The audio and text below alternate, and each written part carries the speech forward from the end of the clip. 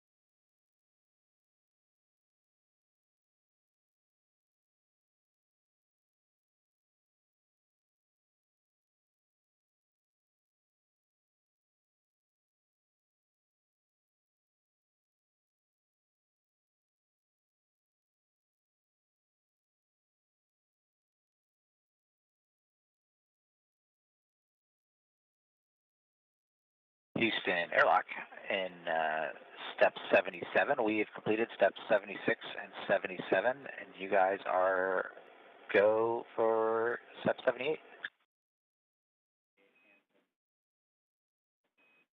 We copy, Jack. Steps 78 and 79 are in work.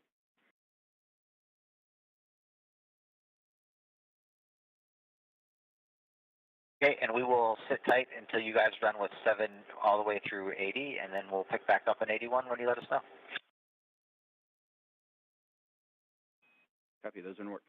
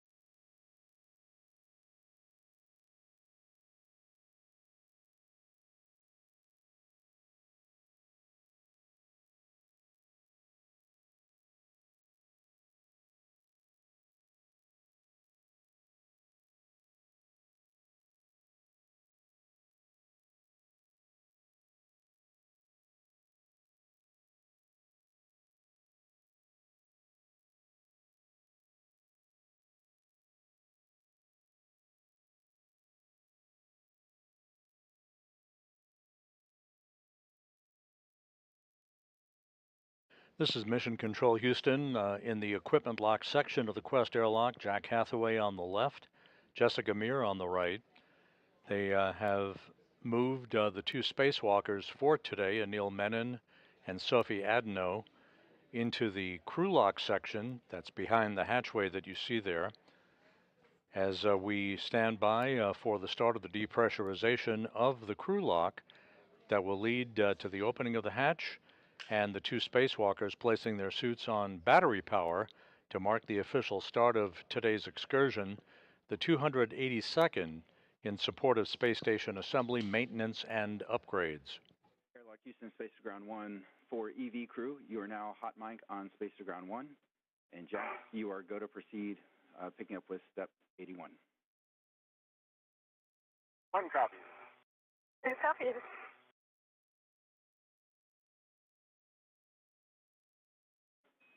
And we hear you both.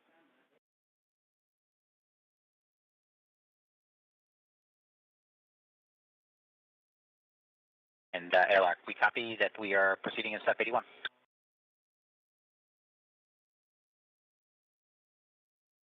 right, Sophie, I want you to just look and not touch.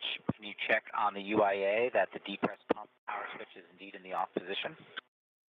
Depressed pump power off OFS. Verify that the depressed pump enable LED is on ON. Say again. Verify the depressed pump enable LED is illuminated, is on ON. Naval LED is on ON. Okay, and Houston airlock, we're waiting for your go to do the crew lock depressed Q card in step 84. Stand by for about 30 seconds.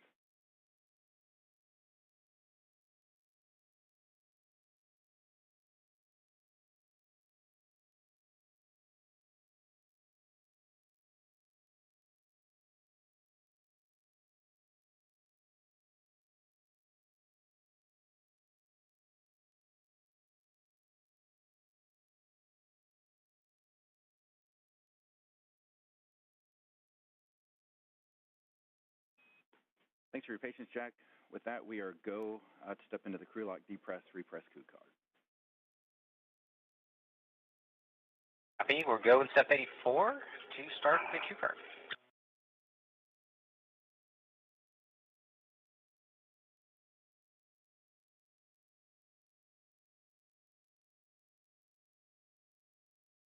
Sophie, I am on the crew lock depress Q card, step 1 on the UIA. Go ahead and take the depress pump power switch to the on ON position. Depressed pump power on ON. All right, we're going to wait for 10 seconds, and then I'll give you your next step. Copy.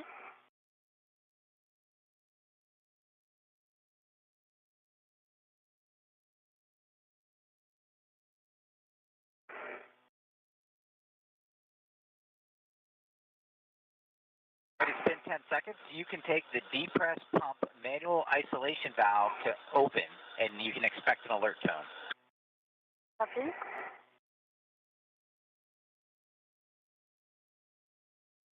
Manual ISO valve open. Copy, it's open. You guys can monitor your suit P gauge and make sure it stays below 5.5. If it gets up there, then let us know. TV2 copy. 1 copy. And with everything going very smoothly, the depressurization of the crew lock now underway. This will be done in a two-step fashion, first down to 5 pounds per square inch of pressure, and then finally down to vacuum. That will enable the two crew members to open the outer thermal cover and the hatch to the crew lock before placing their suits on battery power. So if I turned on my lights just for... Yeah, I'm doing the same. This is my box. Thanks.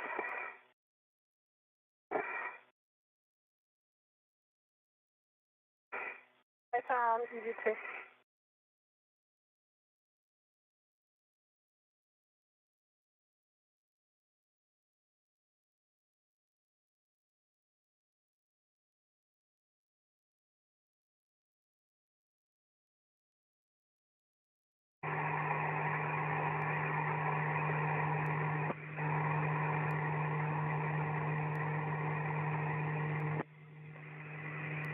With the start of the depressurization of the crew lock underway, we are estimating a start time almost right on the pre-published time of about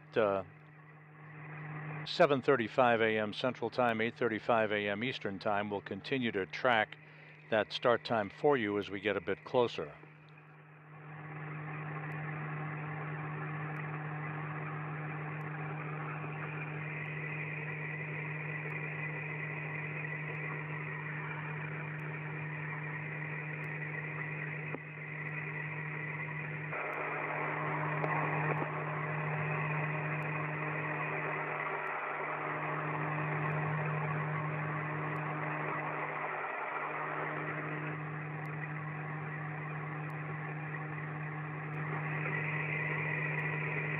The crew lock now passing 10 pounds per square inch of pressure.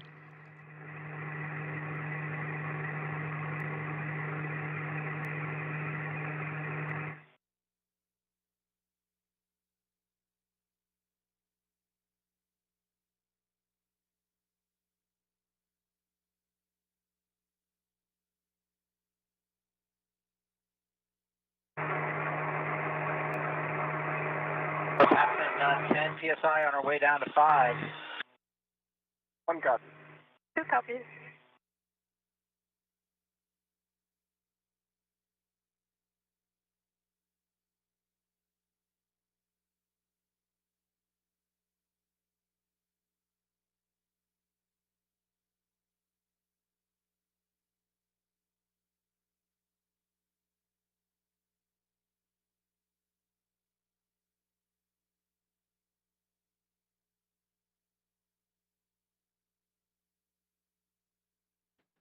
As the depressurization of the crew lock continues, the International Space Station is flying from southwest to northeast across the Pacific Ocean, just about to fly directly over Samoa.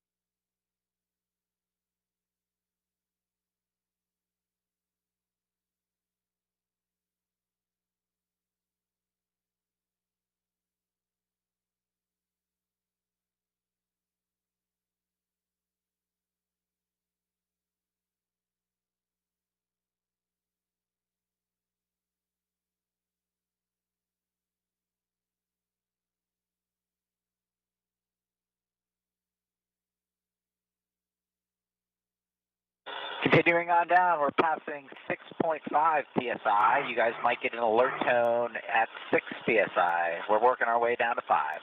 1 copy. Copy.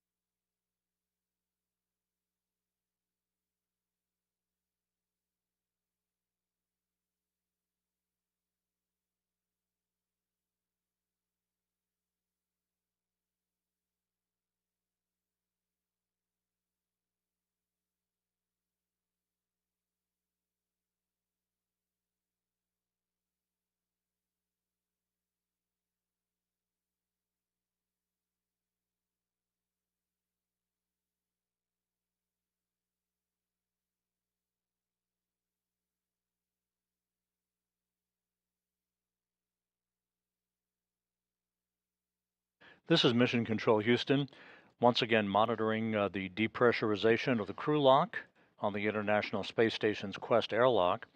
You see Jack Hathaway in the equipment lock as he keeps a watchful eye on the 2 spacewalkers who are behind that hatchway. Neil Menon, EV-1, or extravehicular crew member number 1, soon to embark on the 2nd spacewalk of his career, and Sophie Adano of the European Space Agency, EV-2.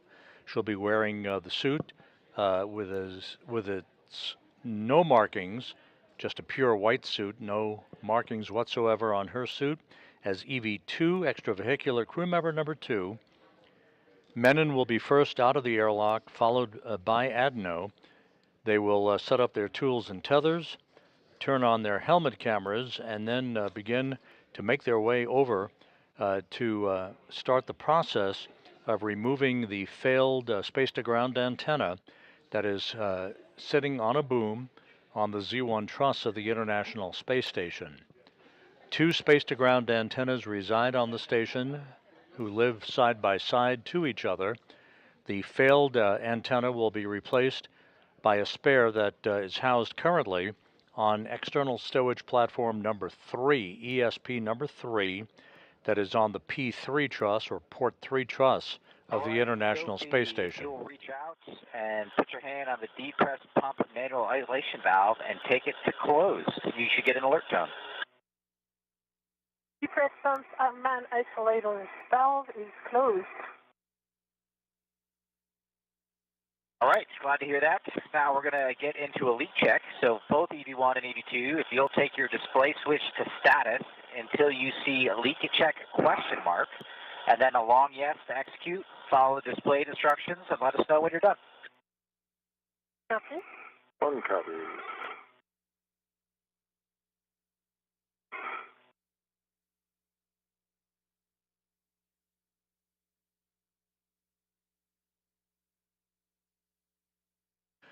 And with the depressurization of the crew lock paused momentarily at 5 pounds per square inch per the procedures, a look at the key players for today's spacewalk.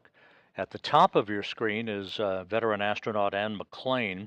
She will be the intravehicular crew member, or IV crew member, who will be talking to the 2 spacewalkers, guiding them through their procedures as they replace the failed space-to-ground antenna outside of the station today. Seated to her left is spacecraft communicator Steven Zenter. He'll be talking directly to the other crew members inside the space station. Flight Director Chris Dobbins is in the light-colored shirt on console. He is presiding over today's spacewalk, joined to his left by Flight Director Chloe Mering, who will be the flight director on August 25th, in charge of what is known as the Triple Jump Spacewalk, which will see a variety of tasks to reconfigure systems on the outside of the station. Action alert. Copy, good leak check for 2. And let me know when you're both in O2 actuator EVA. Copy. 1's an EVA. Copy EV1 and EVA.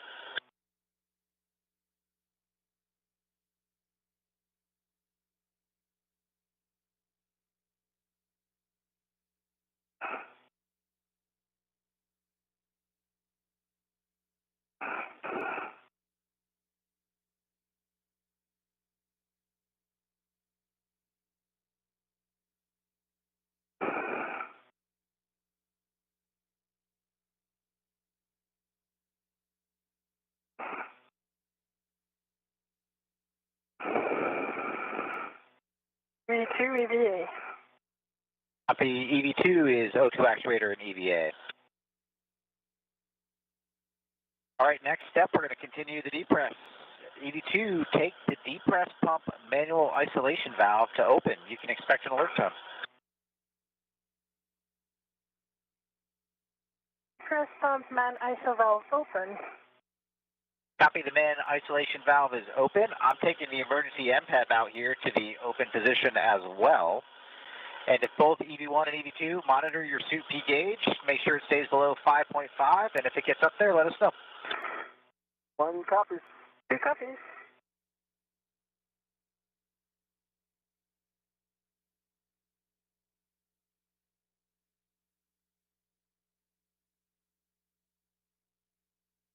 The depressurization of the crew lock once again underway after a momentary pause. This will take the crew lock down to vacuum, enabling the outer hatch then to be open, and for the 2 crew members to place their suits on battery power. That will mark the official start of today's spacewalk.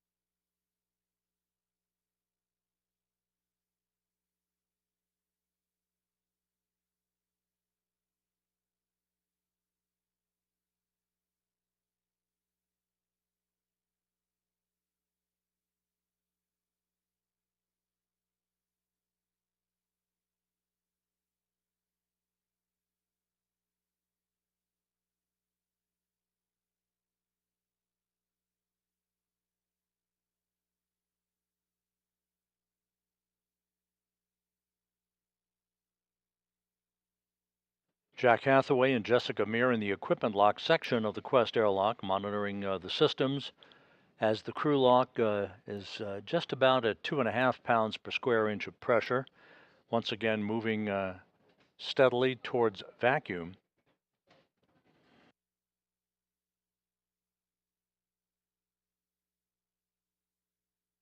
Today's spacewalk expected to last about 6.5 hours in duration. There is a lot of work with pistol grip tools, the power tools that will be used to unbolt and rebolt a number of connectors and points on the space-to-ground antennas to remove the failed antenna from its boom on the Z1 truss of the station, and to replace it with the spare antenna that currently resides out on the port 3 truss of the complex. We are decreasing through 2 psi. It's time to take the depress pump off. So, Sophie, if you would take the depress pump manual isolation valve and take it to closed, please. It is depress pump man ISO valve closed. Copy, the isolation valve is closed, and on the UIA, take the depress pump power switch to off, OFS. In work?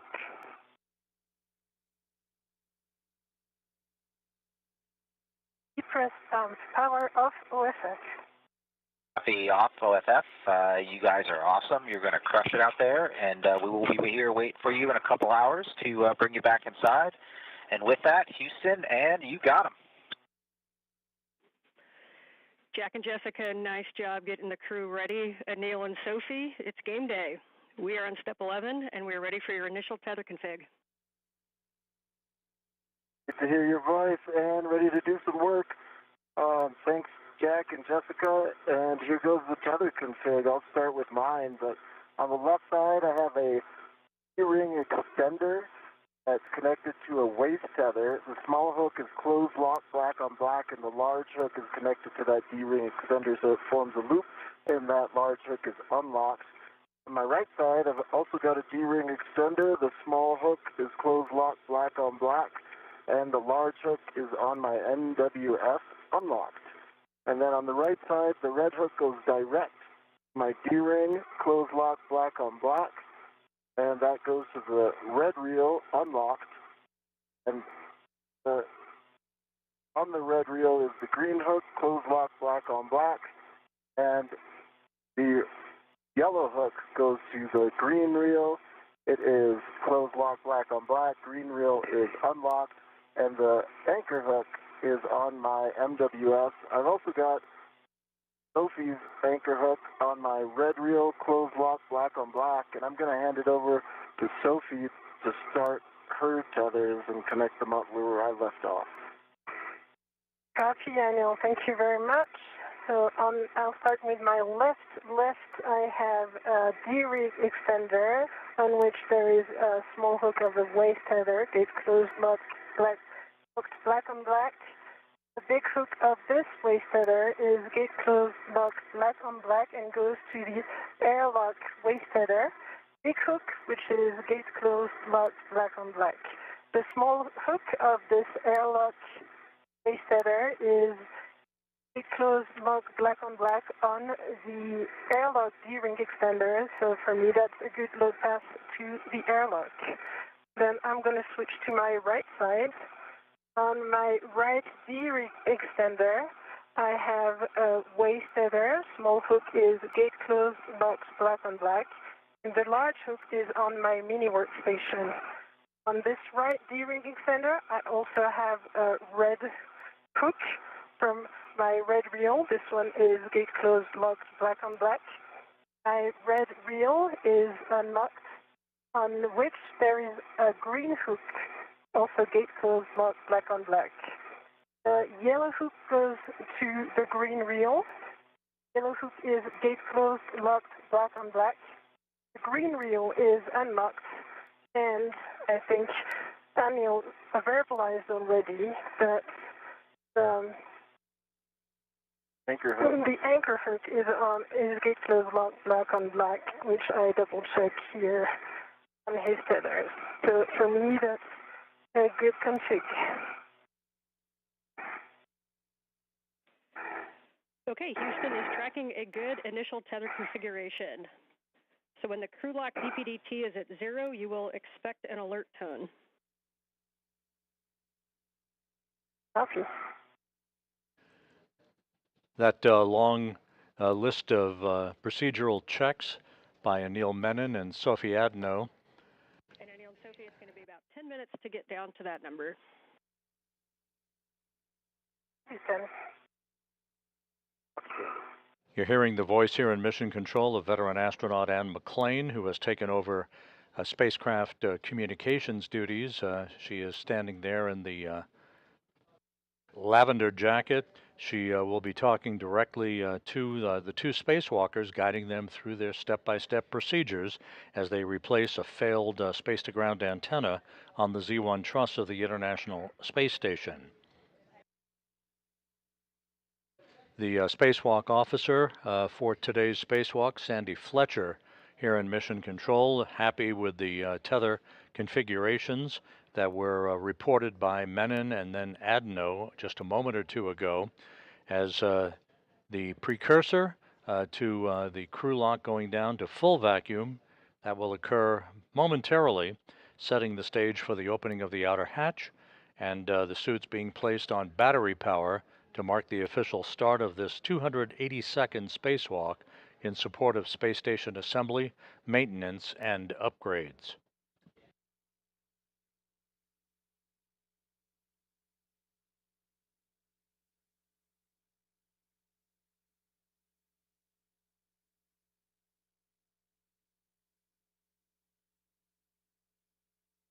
The International Space Station is flying 260 miles over Nevada, moving from southwest to northeast in an orbit inclined 51.6 degrees to either side of the equator.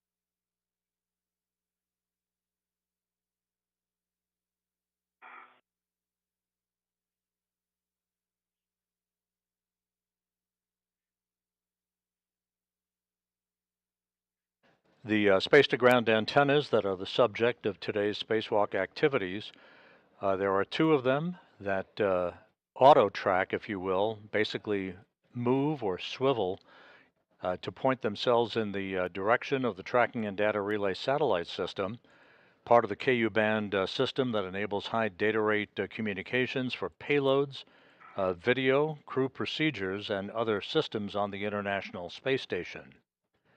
The failed antenna, first identified with degraded performance last November. Sophie, the depress is looking good. We're just under 1 psi, and reports from the EVA group is that was one of the clearest tether configs that they have ever heard. Off to a good start, Ann. Thank you. Thank you. And McLean reporting a good report card for the two spacewalkers on their tether configurations before they venture outside of the crew lock into the void of space. The failed space-to-ground antenna, which first exhibited degradation in its performance back in November, has a failed gimbal assembly, meaning it can no longer point in the direction of the TDRS constellation that's needed for proper communications. So the spare space-to-ground antenna, which is on external stowage platform number 3, out on the port 3 truss of the station, will be brought into play today, first delivered to the station on the STS-127 mission back in 2009.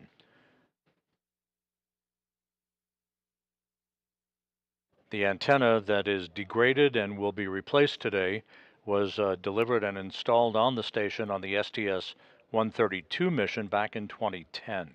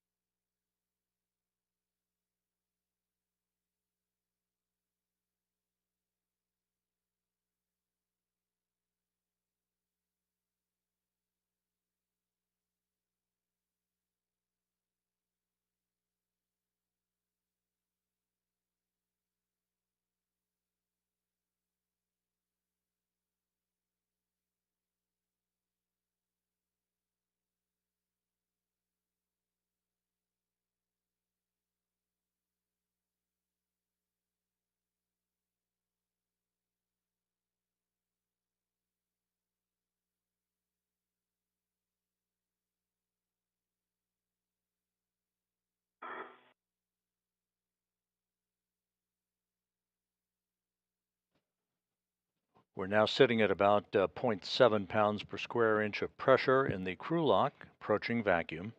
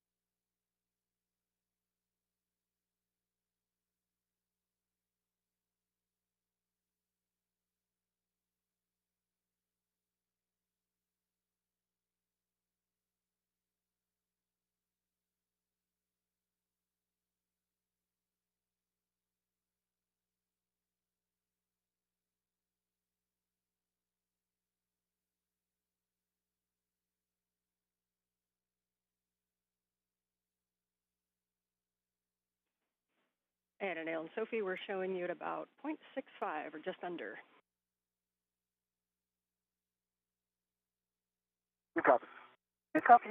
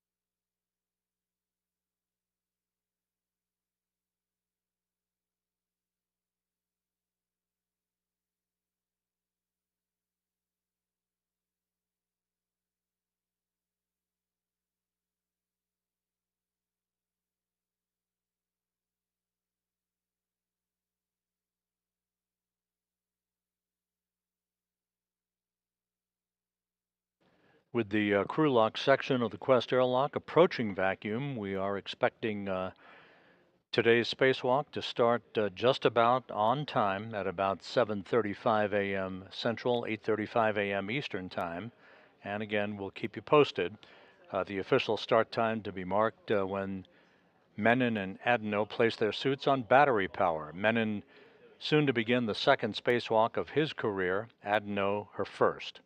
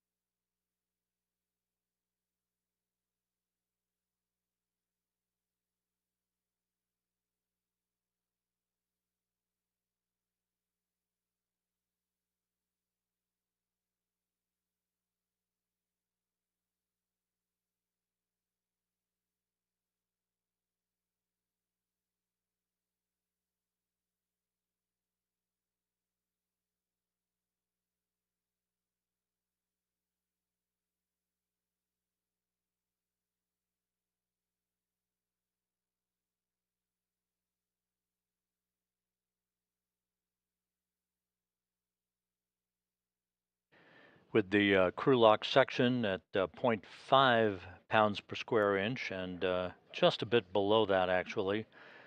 The Spacewalk officer here in Mission Control, Sandy Fletcher, is good to proceed with the next series of steps, final communications and leak checks prior to the time the crew places their suits on battery power to mark the official start of today's excursion.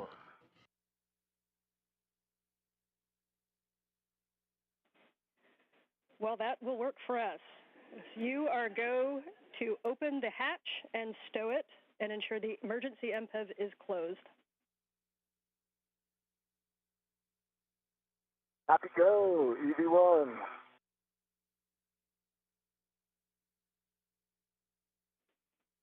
And Anil, you don't have to worry about that. And The MPEV, that's for Jack.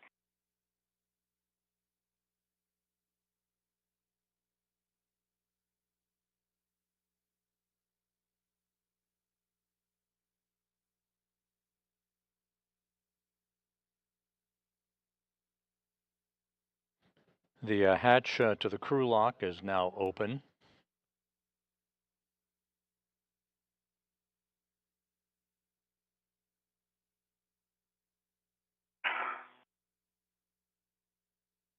All right, open and stowed. Standing by for the crew to put their suits on battery power. I put down my visor. Copy, visor down, EV2.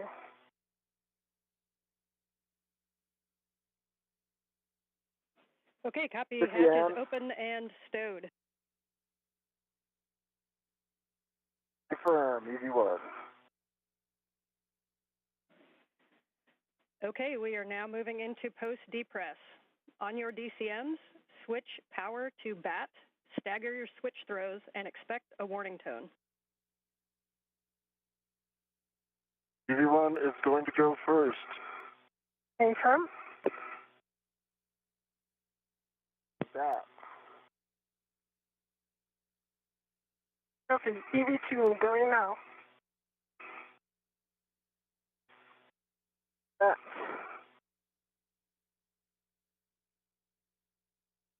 Expected CPI.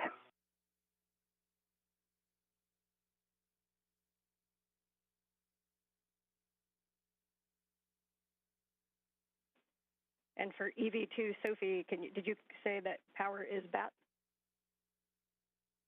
Power is BAT. I have CP high.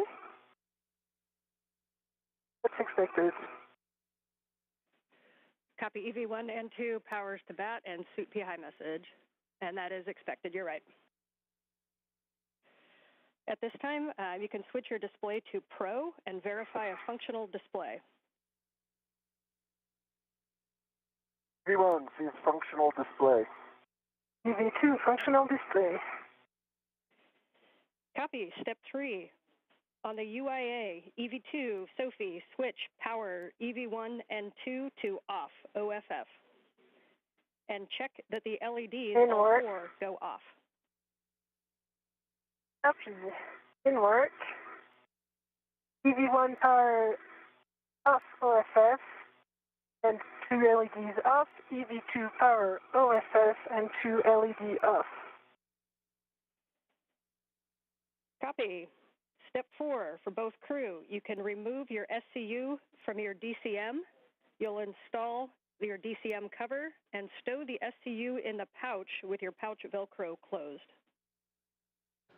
This is Mission Control Houston, with Menon and Adno having placed their suits on battery power. The official start time for today's spacewalk, 7:29 a.m. Central Time, 8:29 a.m. Eastern Time. The 282nd spacewalk in support of space station assembly, maintenance, and upgrades now officially underway. Start time, 7:29 a.m. Central, 8:29 a.m. Eastern Time.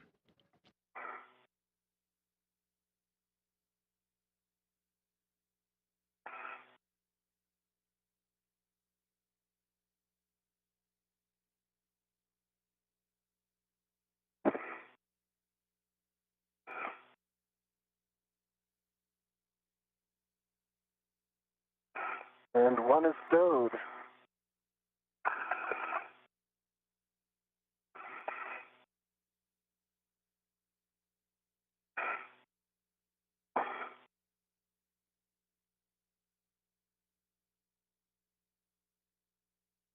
Anil Menon will be first out of the airlock, followed shortly thereafter by Sophie Adeno.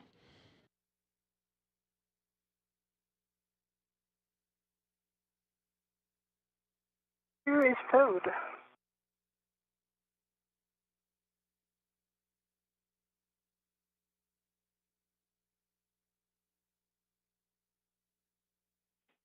For EV2, Sophie, we understand SCU is disconnected and in the pouch. SCU is disconnected and in the pouch. Copy, thanks. And we'll wait on EV1 to proceed. EV1 is disconnected and in the pouch. Copy, and can you both verify that your DCM cover is installed?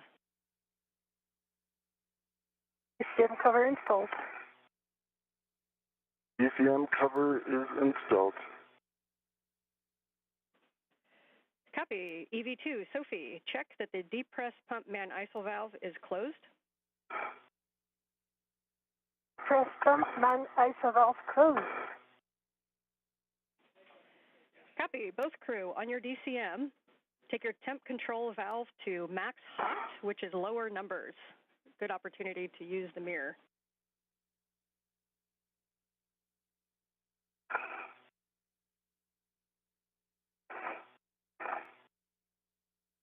What is max hot? Can work.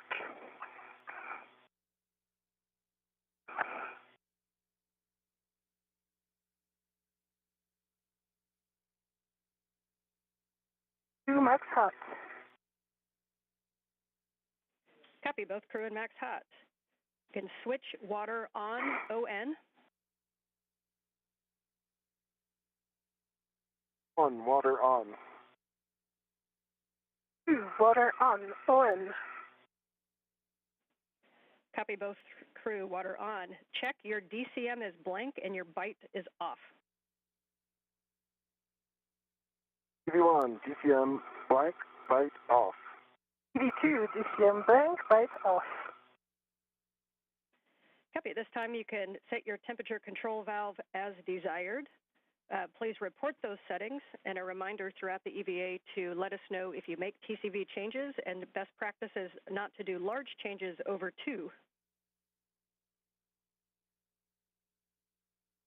2 copies. 2 copies, TCV 5. TCV 6 on 1.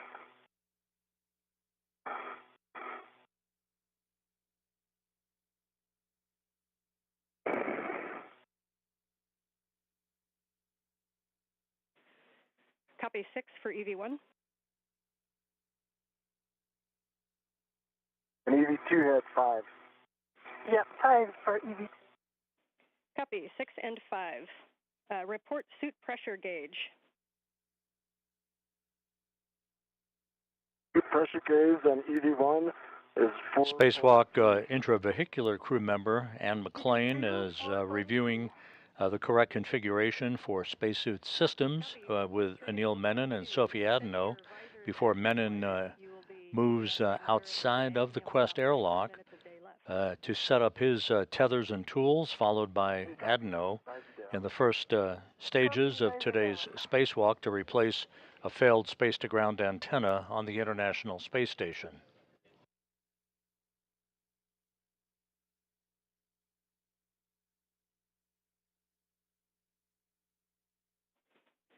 And standby 1 while we check suit data.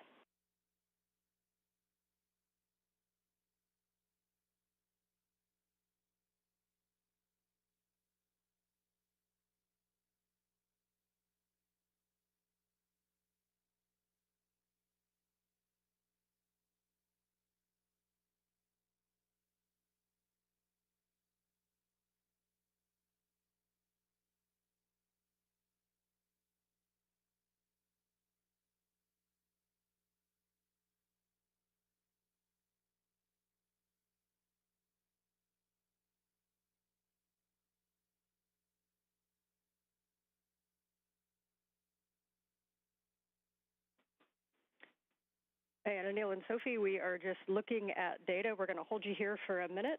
We had an LED on the PSA, so we're going to be running a PSA recovery from fault. So we'll just stand by where you're at for a couple minutes. Standing by. Standing by.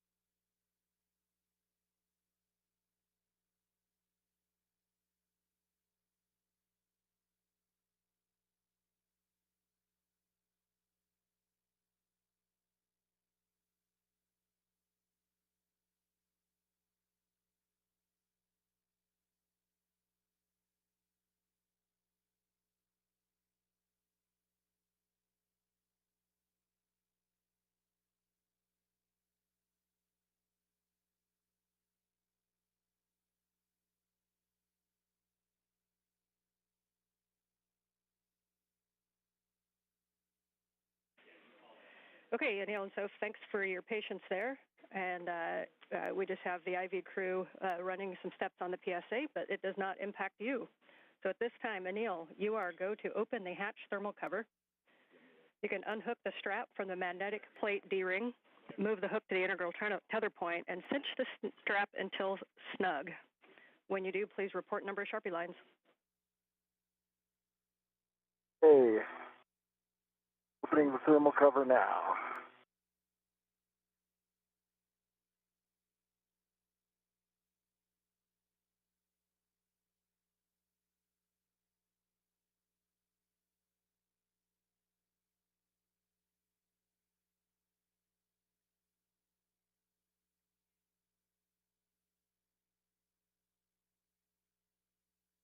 One's got thermal cover open, 6 Sharpie lines.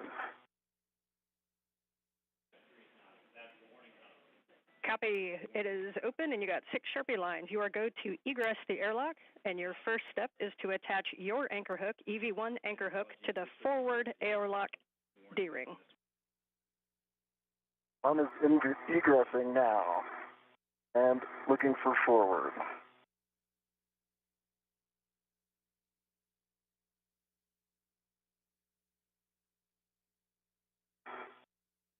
Okay, your tethers are looking good from here and all good. It is. And just about 11 minutes into today's spacewalk, the outer thermal hatch on the Quest airlock is now open. We'll be seeing Anil Menon exit the airlock momentarily, followed by Sophie Adeno, who is now the first French woman in history to conduct a spacewalk on behalf of the European Space Agency.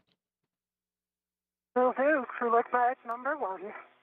Dan, I've got my safety tether in the forward airlock D-ring. That anchor hook is closed lock, black on black, giving me a good load path to structure. Copy and concur. You can now attach the EV2 anchor hook to the aft airlock D-ring. The space station is currently flying over northwest Africa, moving from northwest to southeast.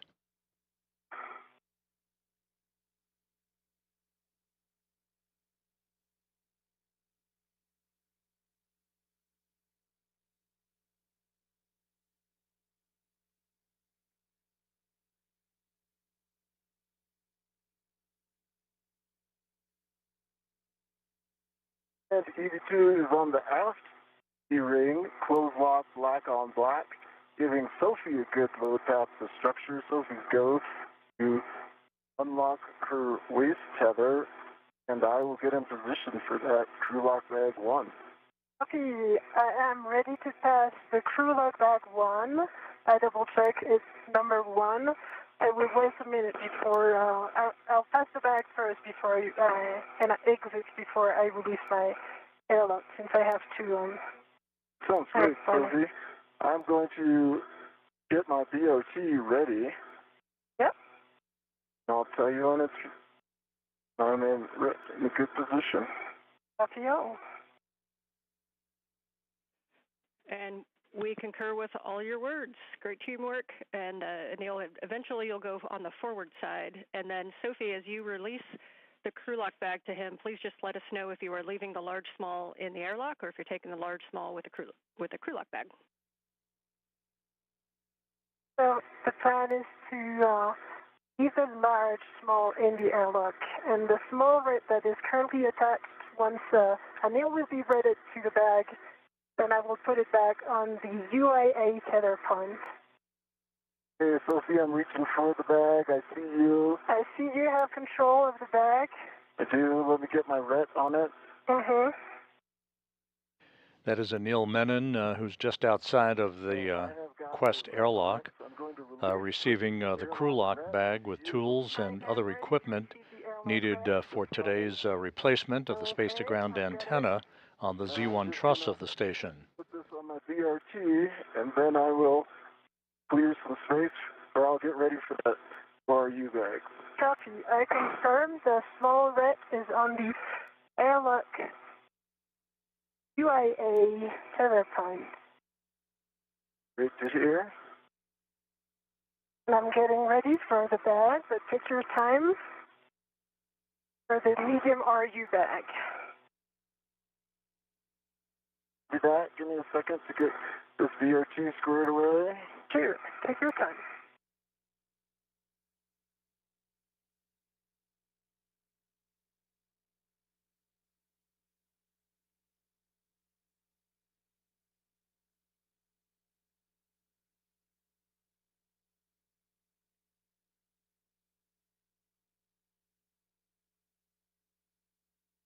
Okay, my BRT is back and away, and I have a ret ready for the medium RU bag. Copy. I'm ready to pass the medium RU bag. Sure, it's clear on my tether. See it? You see it? I have control. Copy.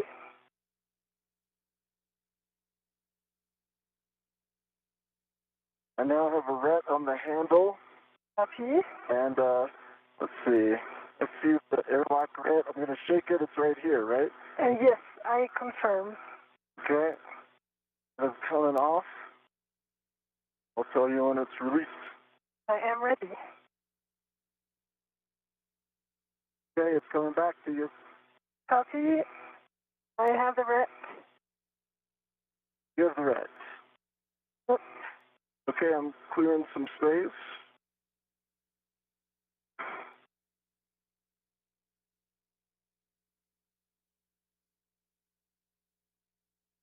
And the ret is on the same tether point, UIA tether point aft.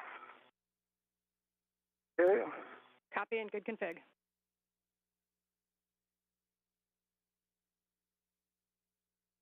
And I am ready to egress whenever you give me the go. You have the go. Copy. Egressing now.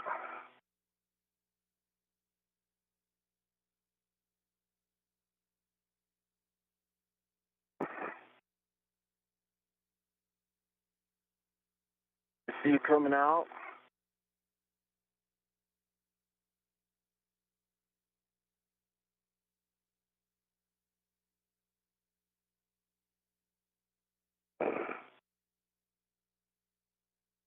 Your hands.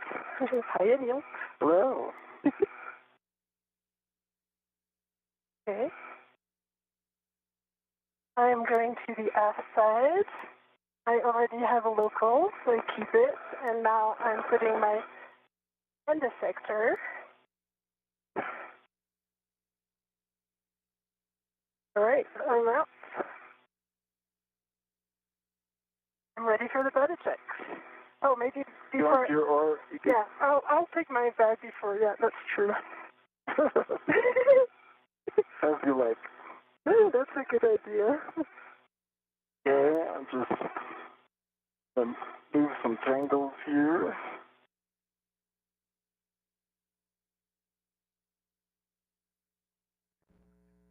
Okay. There's an ORU bag when you're ready. Yep, and work for my VRT. Good time. Nice egress. We can see both of you on the camera, and you guys are looking great.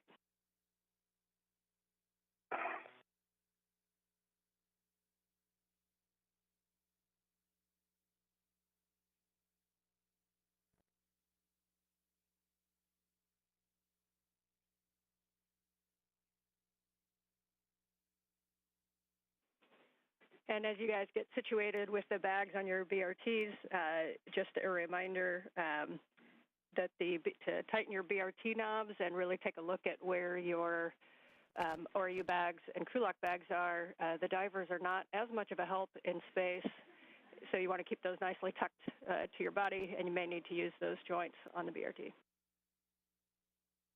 Copy. Ann McLean, the spacecraft communicator here in Mission Control, jokingly indicating the word divers, a reference to those engineers who assist astronauts in their training in the neutral buoyancy laboratory here at the Johnson Space Center in spacewalk practices. Neil Menon outside of the airlock, as is Sophie Adno, Menon wearing the suit bearing the red stripes, Adno with the unmarked suit, as they make sure that they have all of the orbital replacement unit bags with their tools and tethers and all of the other equipment that they'll be using during today's spacewalk to replace a failed space-to-ground antenna on the truss of the International Space Station. I see your red on it. Okay, let me double check. My red is on it. Yeah. I'm just going to put the large hook where I expect it to be. Like here. Here goes. I'll let you release my red. Yeah, I'm ready to release your red.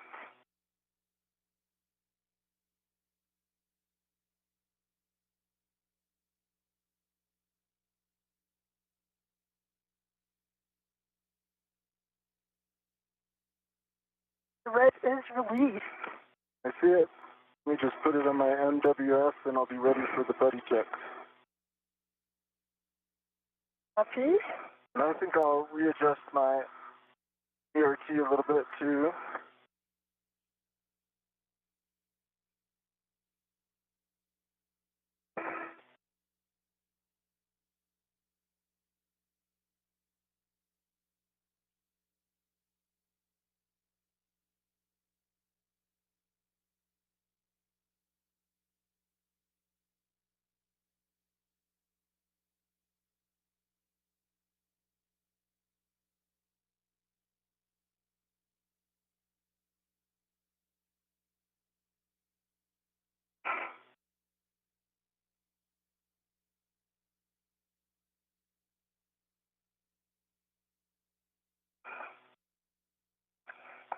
I just want to make sure my tethers are on the right side of the ERT and it's in work.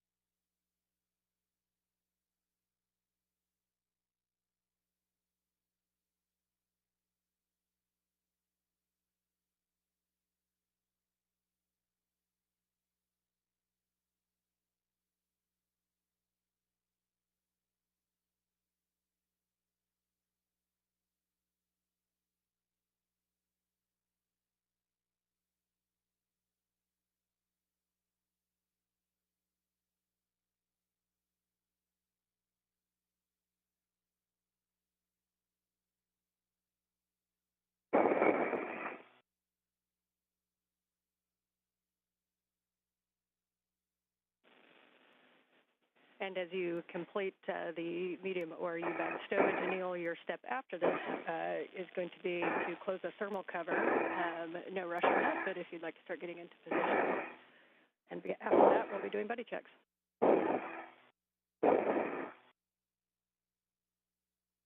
Yeah, in order for him to close the thermal cover, I will need to change my status position.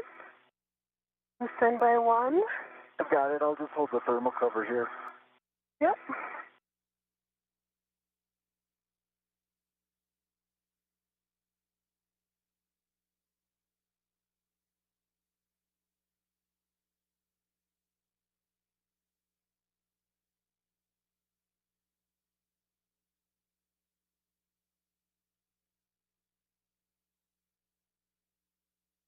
I see your waist tether up. I see the airlock waist tether.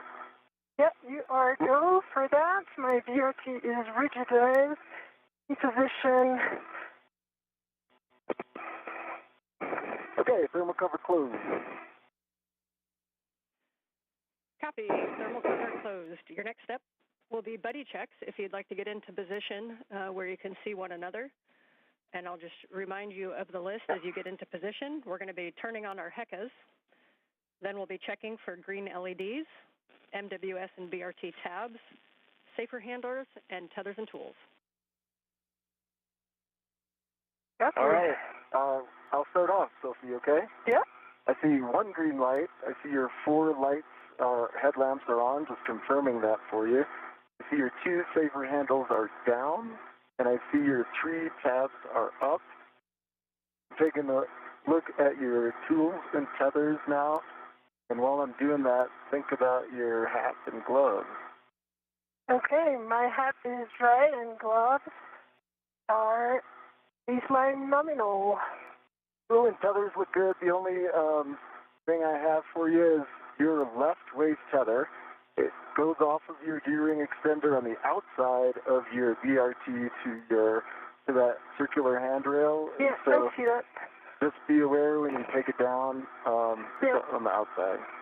Yep, I see that, and for now I will leave it like this because it's decoupled from the tethers. Let me check for you. I see one good green HECA light. I see your 2 helmet lights, nominal. I see your 3 tabs up. I see 1 and, oh, all right. Your left safer handle is up.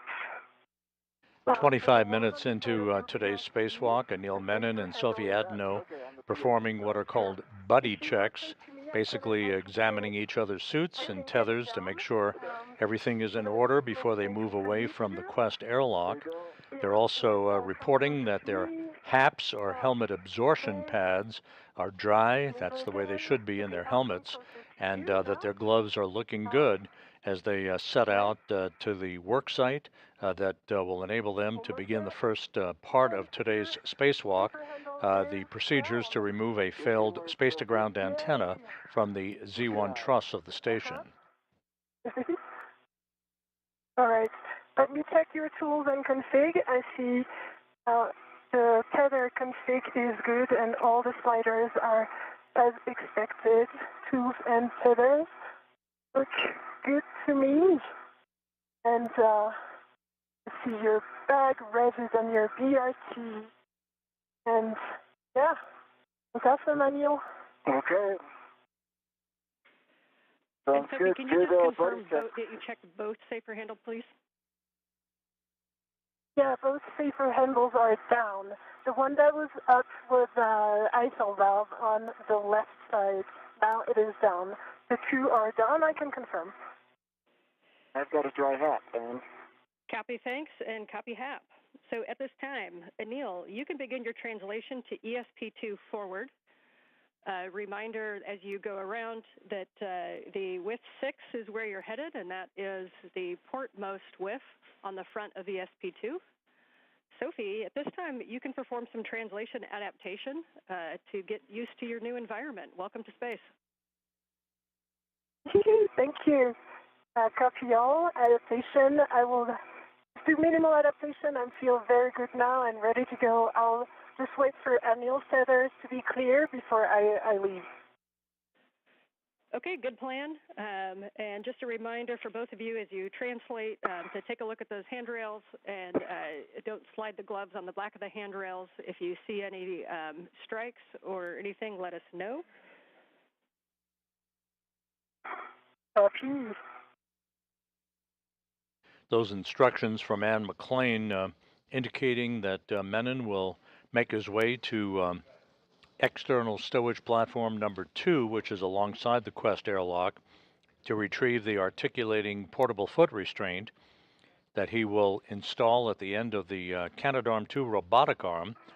He'll be maneuvered by Jack Hathaway, who will be operating from a robotics workstation inside the International Space Station. And Anil is clear, and you're happy with the tethers. While Menon plants his booted feet in that foot restraint, moving around at the end of the arm to maneuver to the various work sites with the failed space-to-ground antenna and then the replacement antenna. So I'll give it a go now, going slow in order to be sure that I'm clear of Anil's tether. Copy, good plan. And if you need to put any fair leads in, just let us know. Anil, as you come around to the front side of the ESP2, reminder not to come in contact with the AGB grapple fixture. That is on the nadir side of the front of the ESP2. It's the center ORU facing forward. I've got eyes on that grapple fixture. All right, eyes only.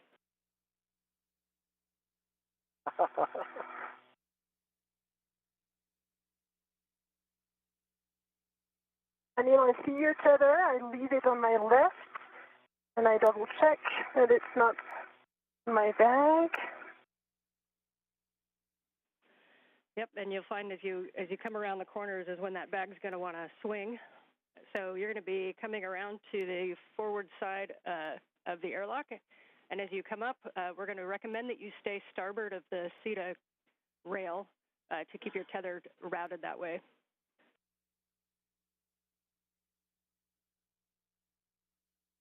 Say again? Yep, as you come up to the top of the airlock, we're going to keep you on the starboard side of the CETA rail, just as you're going right now, just to keep your tether routed on that side. Yes. So you're going to come up the airlock toolbox, and if you see a handrail 0551, you are in the right place. You're going to turn right, hit the wagon wheel, and go zenith. Copy. Up of the toolbox.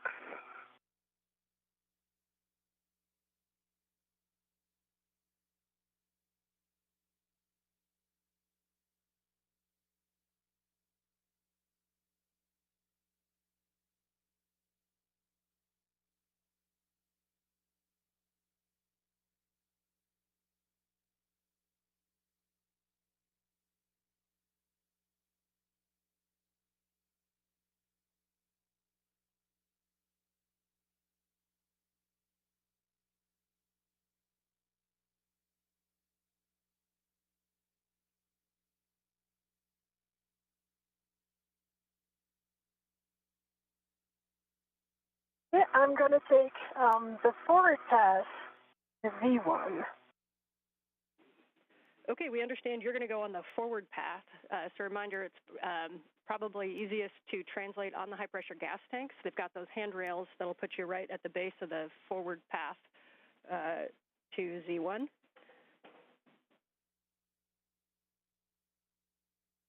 Copy. In work.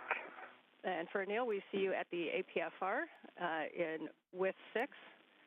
You're going to be bundling the crew lock bag, and as we talked about, you're just going to remove your crew lock bag from the VRT and attach the other crew lock bag RET to the APFR, and then retrieve the APFR. Crew lock bag is on the APFR, so I'm going to move the APFR now.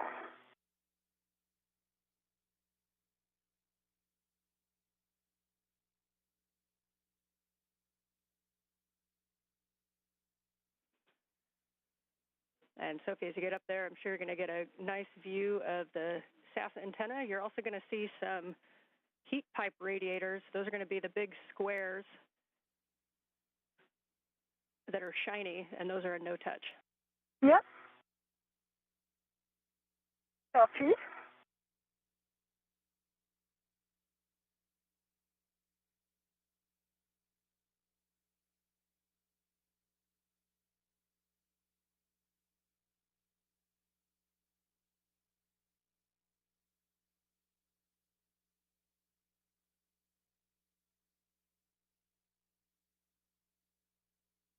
I changed my mind going for the aft side of Z1.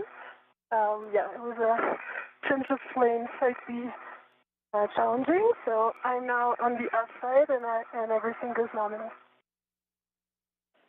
Okay, we are happy with that. So we see you coming to the starboard side, or port side rather, of those high-pressure gas tanks, and you'll be reaching across to Z1. You should see handrails pointing zenith that look like 6001, 6002, 6003 to take you right up to Z1. Yep.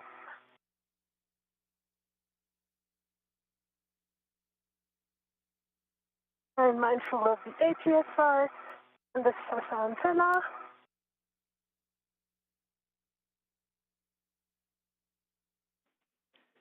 Bill's got the APSR, and he's headed back to S1. Okay, we concur. Reminders, you come back around toward those airlock toolboxes just to keep an eye on tethers. Sophie's going to be tracking up from the airlock to the starboard side of the cedar rail. Sophie, we see you arriving up at the Z1 work site. Welcome. Your first step is going to be to attempt stow the ORU bag on the S-cant boom handrail. Reminder to be slow translating on that Z1 boom and avoid sudden stops or cyclic loading.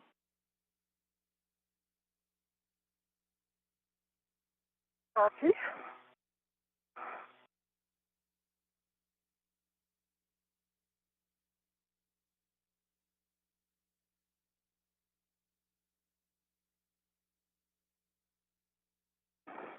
Sophie Adeno is making her way to the Z1 truss. This is the center section of the backbone of the station on which both space-to-ground antennas, the healthy one and the failed one, are located side by side. We think a good config would be to put the large hook onto handrail number 2. Reminded that they're numbered from the base of the Z1 up, so 2, it would be the second one facing aft. And if that large small can move up and down handrail 2, we think the bag access will be the best. Copy. Thanks, Anne.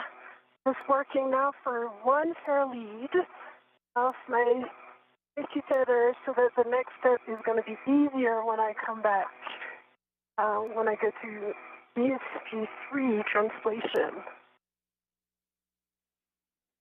We copy, a good plan. And this one fair lead is going to be a four-man fair lead around 605. Captain, I think I heard 6052, is that correct? Yes, affirm. Okay, yeah, we like that plan, and a reminder that's going to be where you put an AET later when you stow the S-cant there, so good recon. Like a good helicopter pilot, you like your recons? Yep. All right.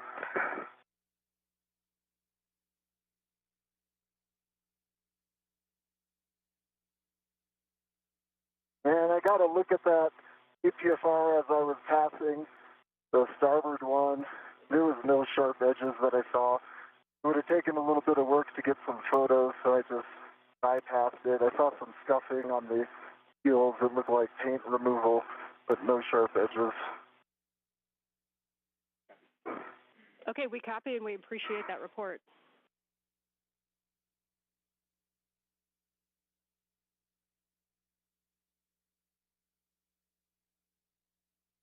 Okay, Sophie is in position for the bag stowage with local on 6051 and end effector on number 2. Copy, we like that plan. Once you do have that down, then you can pause there for a glove and HEP check after your translation.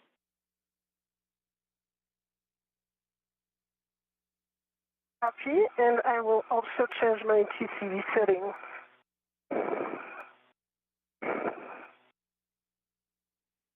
We copy change of TCV settings.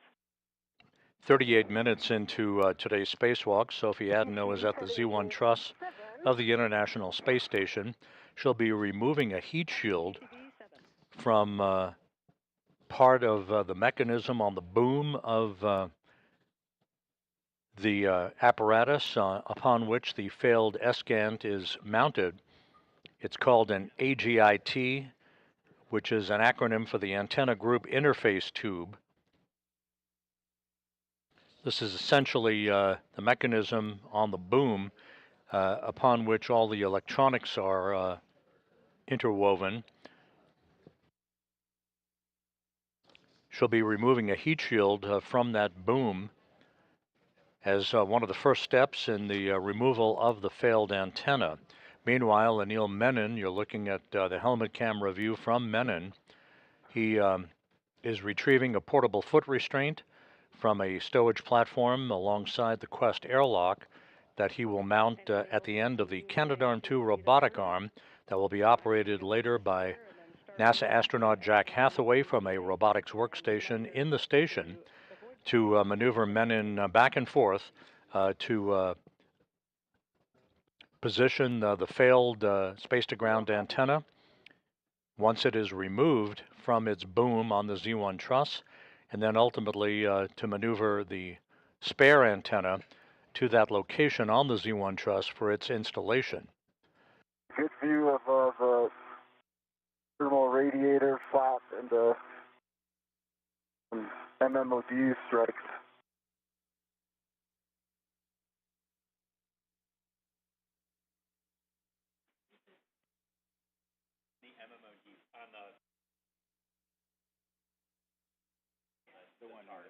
Okay, we copy the report, thanks.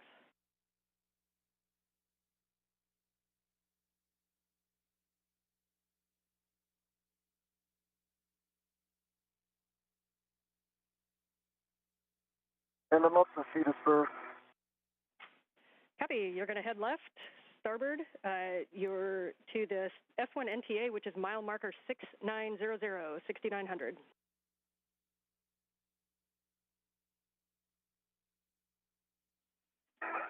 And Sophie, as you get things stowed, your first action is going to be to remove the heat shield. So you'll be opening at that bag, and you'll be tethering to the agate heat shield and to put it in that bag.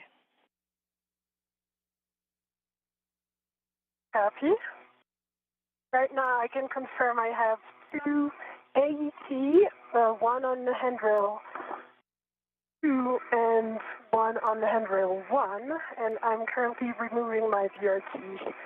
The bag is good config. I'm going to sit it down so that it doesn't fly away. And Sophie, I am in place now, so if you have some comms, Sophie, now's the time. Otherwise, I would start chatting with Jessica. Yeah, got plenty of them. I know my next step is the heat shield, and that's coming right after the VRT stowage. Yep, and for Sophie, just a couple cautions to avoid contact with the S-Gant dish and the gimbals. And the max loads on the S-Gant is 45 pounds, which is 20 kilograms. Your steps that you can go ahead and take is to go up and retrieve the heat shield. You're going to tether to it and release the quarter-turn fasteners. And then reminder that over on the starboard side underneath, there is an elastic strip that you need to remove. And then you can stow that agate heat shield into the ORU bag. For Anil, I can give you a go to speak with M1. Love that. Hello, Jessica. I am in place. I see the arm and I see good clearance. Your go for APSR install. Okay, we copy that your go for the GCA to the published position. This is going to bring the arm toward you, station aft. Copy.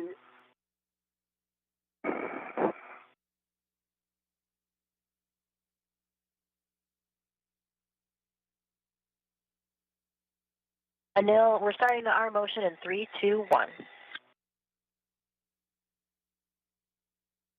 Jessica Meir is accompanying Jack Hathaway at a robotics workstation inside the station. As you can see, Hathaway is the prime robotics operator for today's spacewalk, maneuvering the Canadarm2 into the right position so that Menon can install the portable foot restraint at the end of the arm.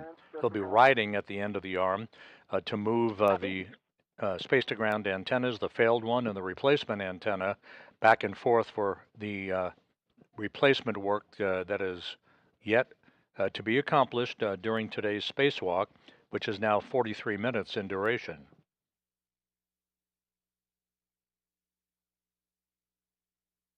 Meanwhile, Sophie Adeno, in the first hour of her first spacewalk in her career, is about to remove a heat shield from the antenna group interface tube. That is the tube on the boom of the failed space-to-ground antenna on the Z1 truss of the station that houses the electronics for that mechanism.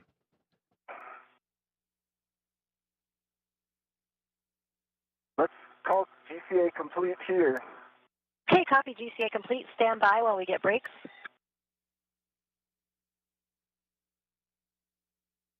Anil, brakes are on. You go for APFR install and ingress. Copy, go for APFR install and ingress.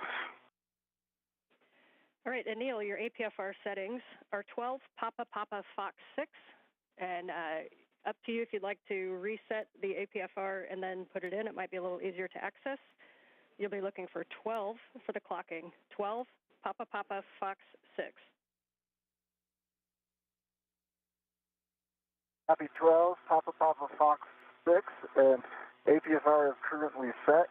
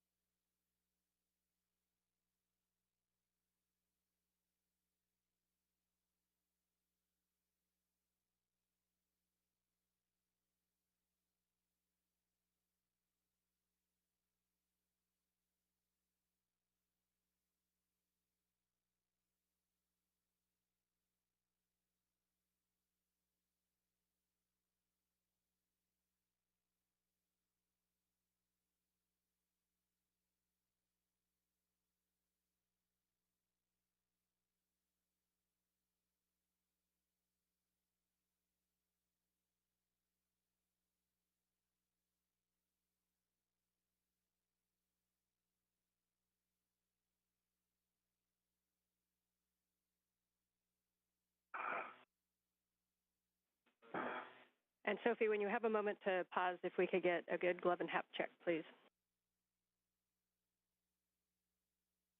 Sure. Pausing right now, and hap is dry. Those are nominal. Some dark spots on the RTV of my left hand. I put it in front of the HECA. But really minor dark.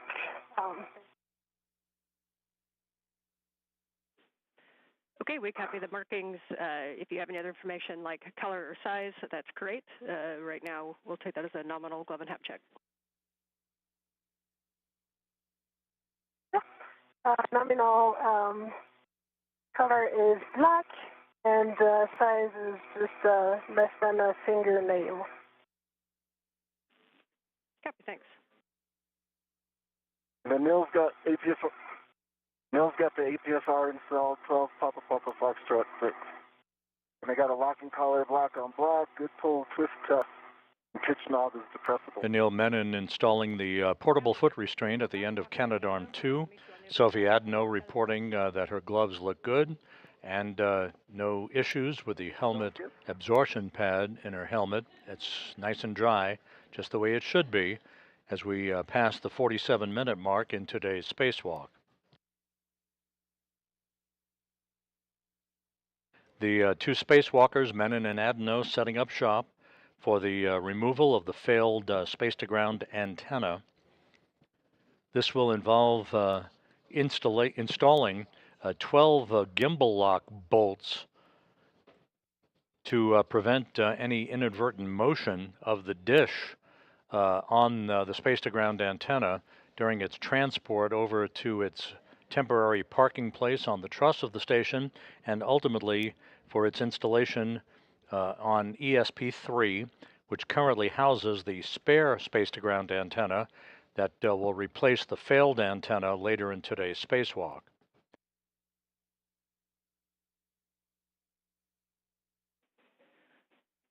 And Anil and Sophie, I'm back with you on comm. We're waiting for video to come up. Copy. It's come.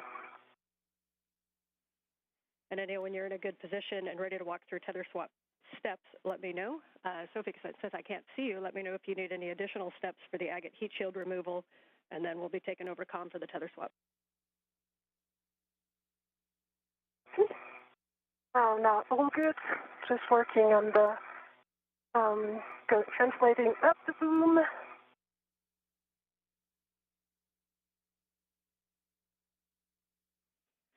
Okay, copy. And since we are in our first night pass, as you can tell, reminder that your helmet lights have 3 settings: off, spot, and flood. And each time you push the button, you get a different setting if you need it.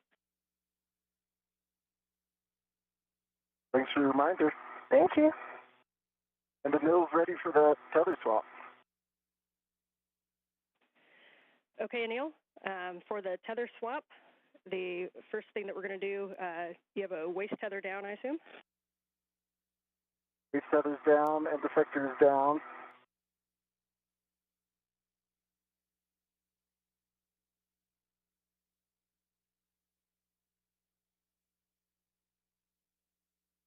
Waist tether is down and defector's down.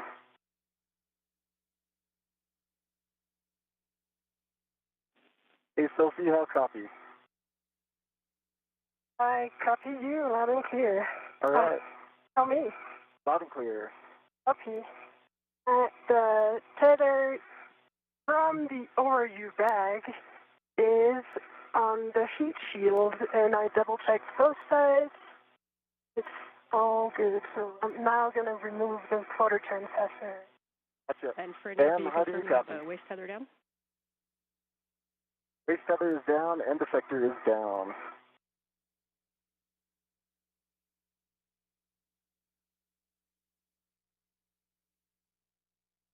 How copy, Ann? We hear you, Neil. Ann is troubleshooting a headset issue. I hear you loud and clear. I can relay some information if needed. Anil, I hear both Anne and you. Okay, Yeah, I Anil, hear Sophie, Ann comm and check. you. Loud and clear, Ann. Loud and clear. Great, let's keep going. So Anil, you got your waist tether down. Your first step is going to be to lock your green hook on your red reel. Green hook is locked on red reel. You can now retrieve your yellow hook from the green reel, and you're going to stow that on the SSRMS lee tether point. Yellow hook to the SSRMS lee tether point, and that will be locked. Okay. Yellow hook is on the SSRMS, right?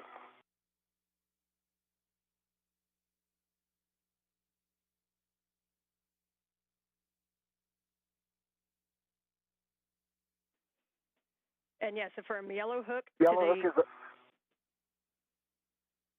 it's on and it's locked. copy, understand gate closed and hook locked on the lee tether point. You can now, It's closed, locked. all right, and then check that your red reel is unlocked. Red reel's unlocked. Copy, you can now lock your green reel, and then you're going to retrieve your green hook, and you're going to stow it on the S1 NTA handrail. So lock the green reel. Okay, I'm going to transfer to truck, then I'll do that and report back. Copy, and if you need it, the S1 NTA handrail is directly above mile marker 6870. And McLean working with Anil Menon to make sure that all of his tethers are in the right configuration. He is at the end of the Canadarm2 robotic arm. Alongside him, Sophie Adeno, as they set up shop for the beginning of the process to remove the failed space-to-ground antenna on the Z1 truss of the International Space Station that began to exhibit degraded performance last November. It is or down. And all the other sides are 100% covered with aluminum shield. There's no risk of FOD because everything is attached, and I'm in the process of removing it. Okay, we copy the report. We do not see it in the camera view. The camera view, just so you know, ends right where the agate handrails start, so just below the heat shield, and we're talking about the report. Okay, let me go up so that I can show it to you before finishing the removal. Do you see it now? That's a good view, thank you. All right. Okay, I'm going to finish the removal.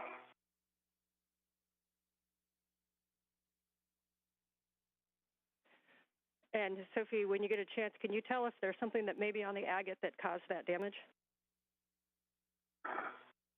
I think my suspicion is that sunlight is intense on this side, on the forward side, and the sun, like the thread that is the cross that is has like the pattern of the thread here is damaged. I would say it's too much sun rays on it.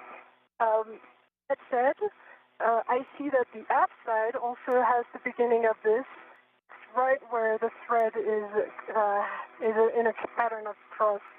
And I can point it with my finger. It's right here.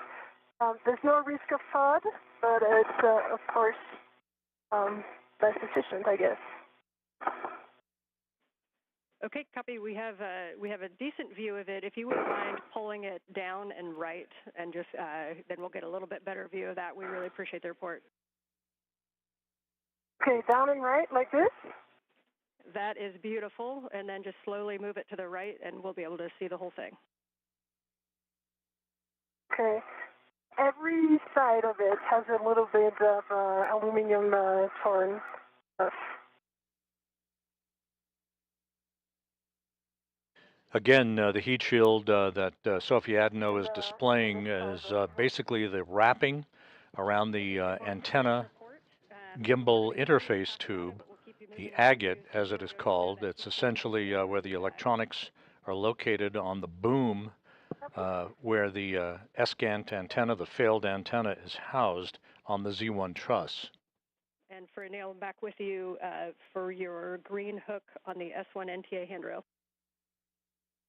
Yeah, I am just unwinding tethers here. I think with the crew lock bag, got them looped, but I have a solution, so I'll be unwound soon. Okay, copy. Just let us know when you're ready to proceed. Will do. For Sophie, as you get the heat shield into the ORU bag, your next step is going to be to retrieve the gimbal locks, and for installation, you can either BRT in position and then grab them from the ORU bag, or if you need to grab them and then translate up and get in position, that's fine too. Yeah, so I'm going to wet myself to the gimbals, and I just folded the heat shield inside out so that it doesn't get more damage. And I'm going to tuck it under the integral adjustable here so that it's really well protected. We like that config. Thank you. Of course.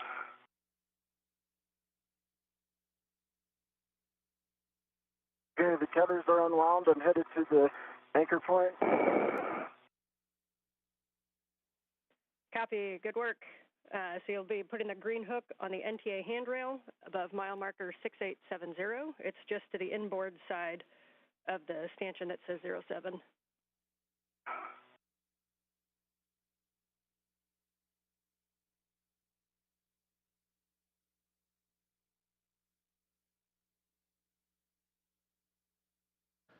This is Mission Control Houston. As we approach the 1 hour mark in today's spacewalk, the reports are very, very good. The crew is right on the timeline as they work their way to remove the heat shield along the boom of the space-to-ground antenna location on the Z1 truss.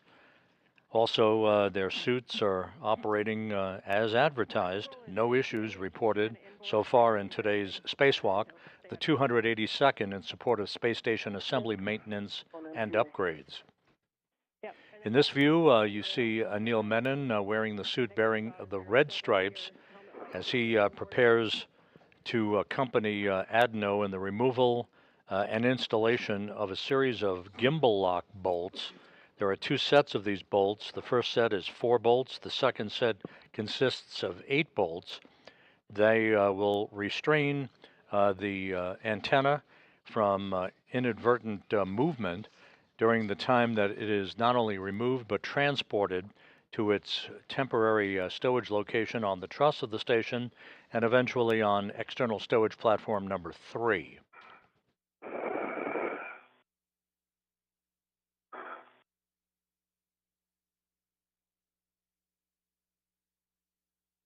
Okay, the green reel is locked.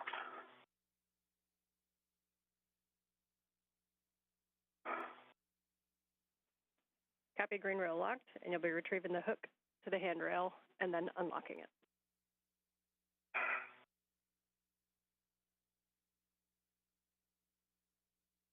Green hook is off.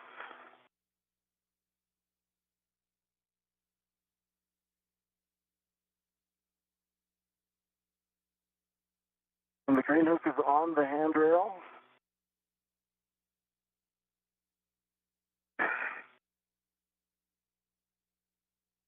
The green reel is unlocked. Copy. Your next step is to ingress the APFR. We recommend you'll be head zenith, and you can use the pump module handrail as to stabilize yourself for ingress.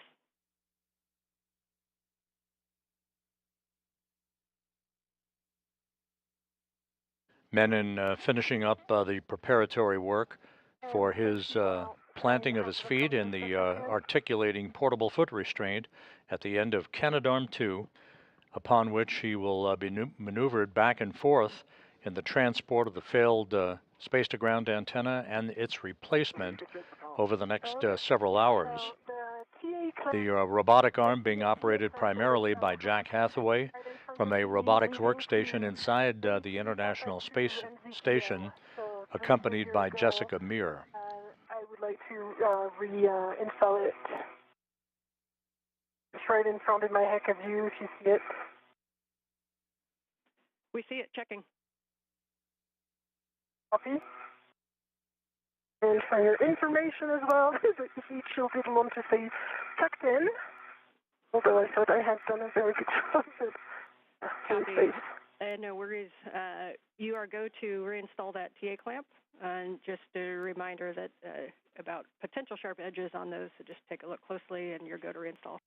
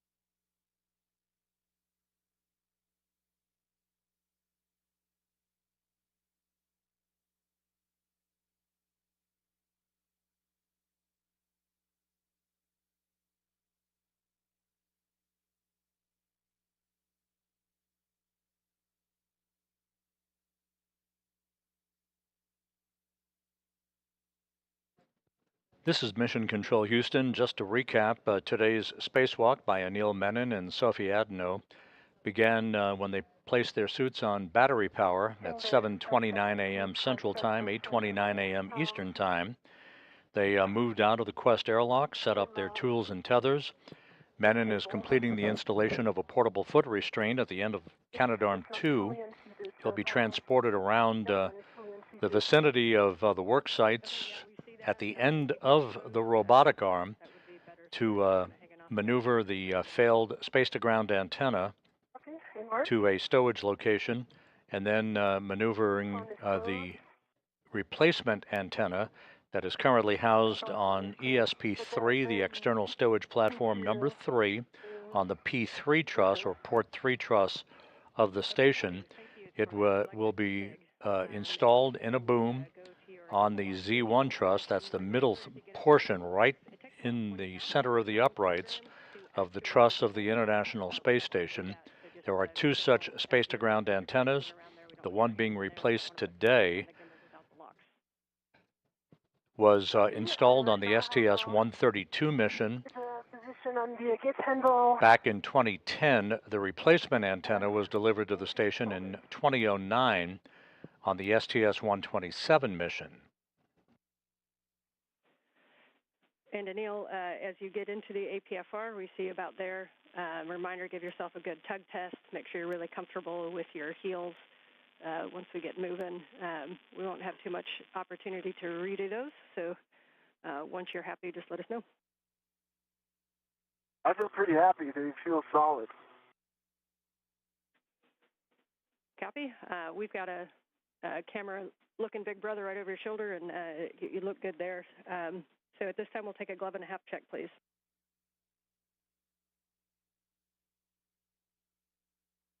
That's dry. Those are nominal. Copy. I'm going to give you the comm here in just a second for your first, to build your frequent flyer miles on the arm. But for Sophie, for the gimbal locks, we're going to have you, once you get into position, I'm going to give you a couple steps so Anil can take the comm. You'll take gimbal lock number 1, which is the one with 4 bolts, and that's going to install on the aft side, so 4 bolts on the aft side, and you're going to manually put in approximately 2 turns in any order on those bolts. You're going to continue to do those. Turn count is important, so please notice and report those turn counts as able with comm. Copy. And McLean reporting to Sophie Adno about the beginning of the work to install gimbal locks on the failed space-to-ground antenna. These gimbal locks are physical locking pins used to secure the antenna's movable joints during launch, installation, and today's transfer operations for the spacewalk. The GCA to the published backoff position. And Jessica, how copy? Got you loud and clear now. All right, let's do it like we practiced. I'm ready to go to the back-off position. Okay, we copy. You're ready for the backoff. We'll get set up. And Jessica Meir working with Jack Hathaway at the robotics workstation inside, ready to move the Canadarm2 away from the truss of the station now that Menon has planted his feet in the portable foot restraint that he installed just a few moments ago. Anil, we're going to bring you station forward, starting motion in 3, 2, 1. I see motion, good motion. I've got good clearances, as I know you do.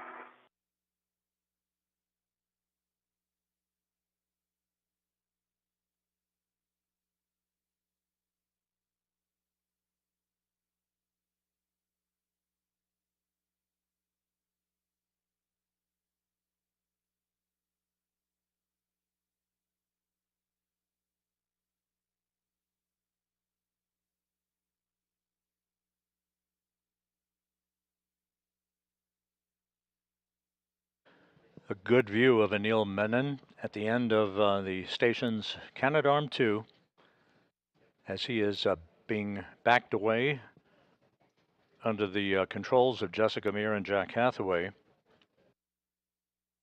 He'll be maneuvered to the Z1 truss to join Sophie Adno For the procedures to install gimbal locks, these locking pins on the failed space-to-ground antenna before it is basically disassembled from the boom upon which it has resided for the past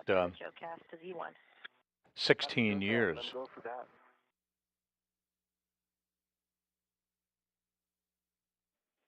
And ground concurs.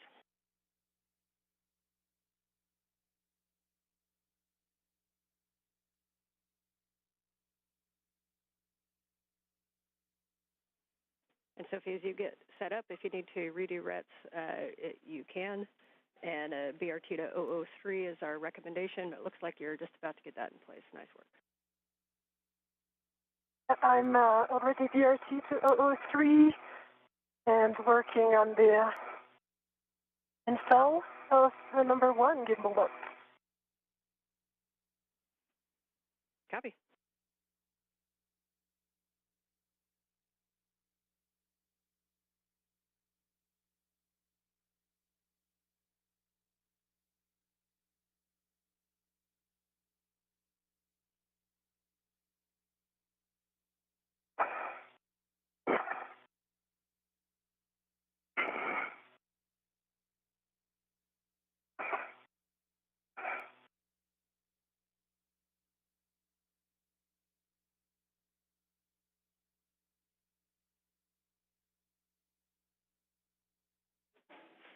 And Anil, for both, a couple words on HECUS for both of you. Anil, it appears that maybe he may have bumped a button. If you don't mind cycling that and turning it back on. And for Sophie, no rush, but when you have a free hand, we think maybe your HECA got bumped downward. So we kind of are looking down at your MWS. Still a great view. Don't stop what you're doing, but when you have a chance, we're going to move that back up. And then my green light was on, but I'm power cycling it. Copy. Thank you. Good info. Copies.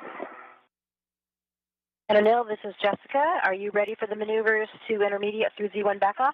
Anil is ready. Okay, that'll be about 3.5 minutes. Starting motion in 3, 2, 1. I see motion. Good motion.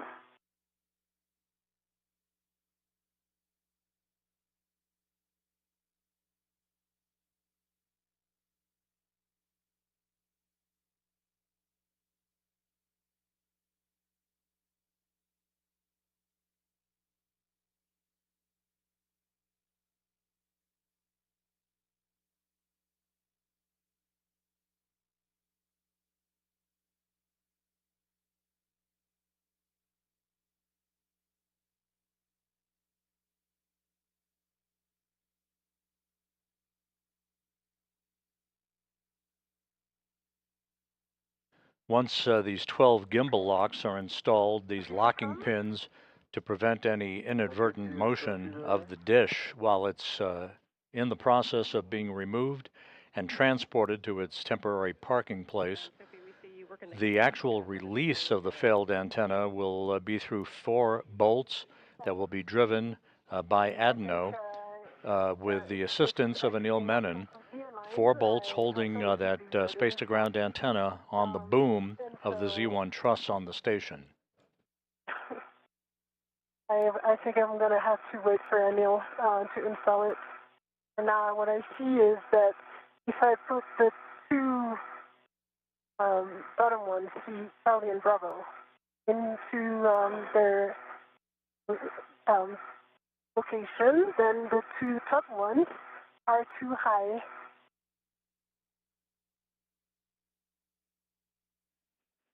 Okay, we are tracking. And if we wait for Anil, that's okay. If you'd like to continue troubleshooting it, just make sure that there's no side loads pulling on it. Maybe one of the AETs, or if gimbal lock number 2, it looks like it might be kind of stuck behind one of those NZGL cables. And if you free that, it might give you a little bit more of a push. I think from what I observed, I'll try this, but from what I observed, it's distance between the top and the bottom bolts, which is not good right now.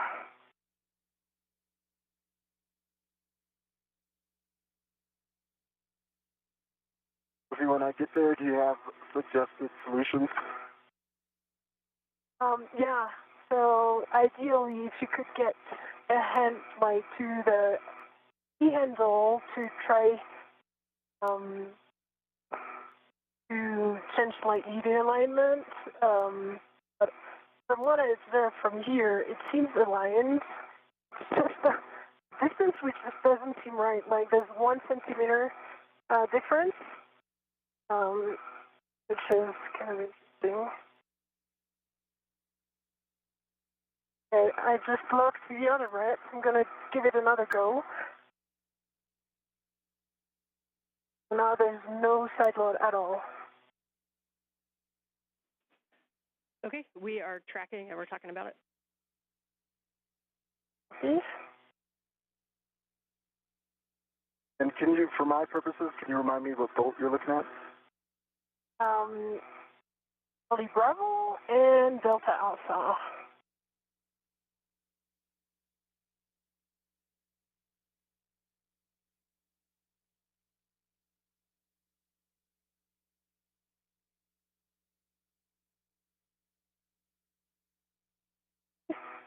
Yeah.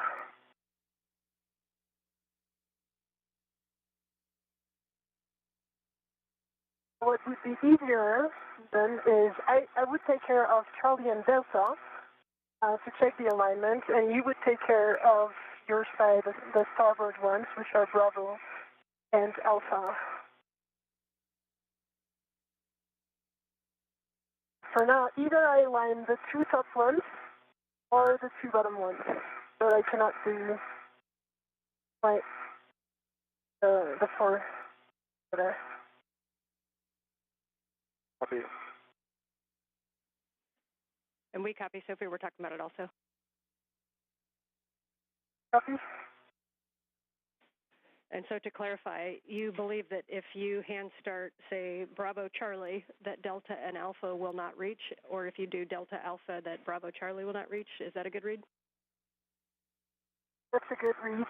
But I'm slightly too beta oriented, so I would be able to confirm only if I move, which is kind of tricky right now because I have the 2 gimbals and all the equipment, so it's better to wait for Anil in that position. I tried to, yeah.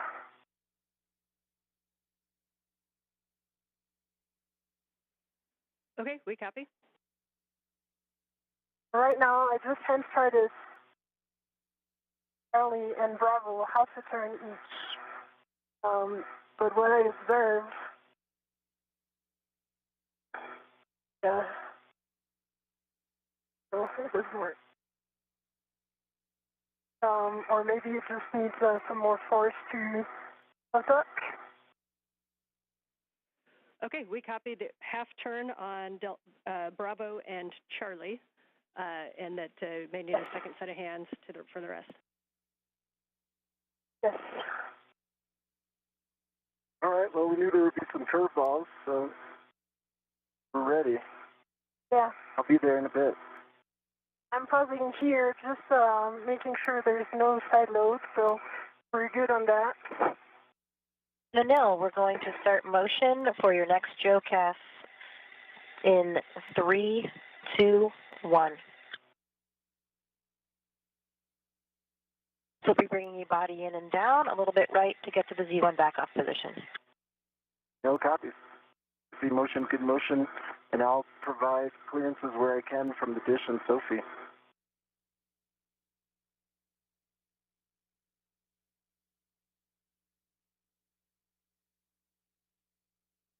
I see the day is coming, so I'm going to turn my visor.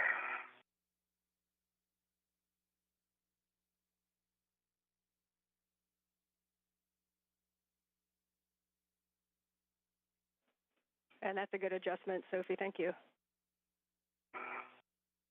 Okay, welcome. I can even point it better so that you can see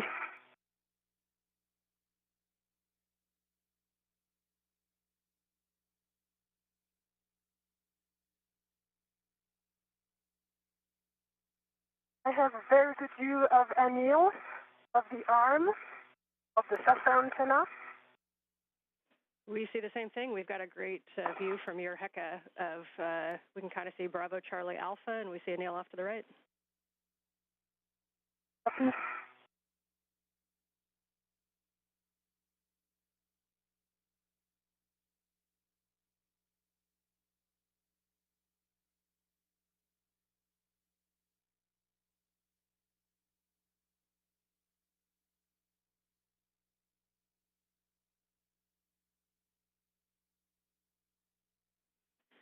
And Sophie, if you're able, we understand half turn on Bravo and Charlie. If you're able to go to the full 2 turns, we think it'll be a slightly better config for those 2 bolts. Copy.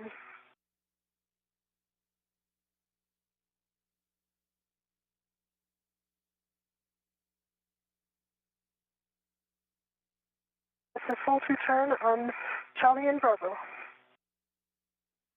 Copy 2 on Charlie and Bravo. Thank you.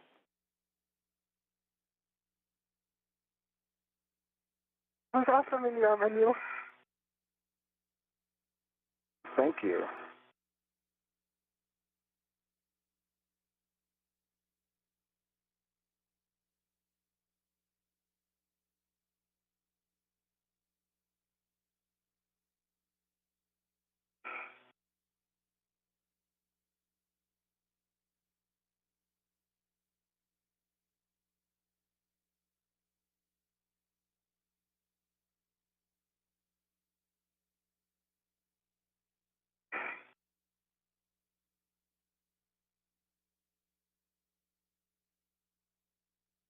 All right, I got good clearances here still.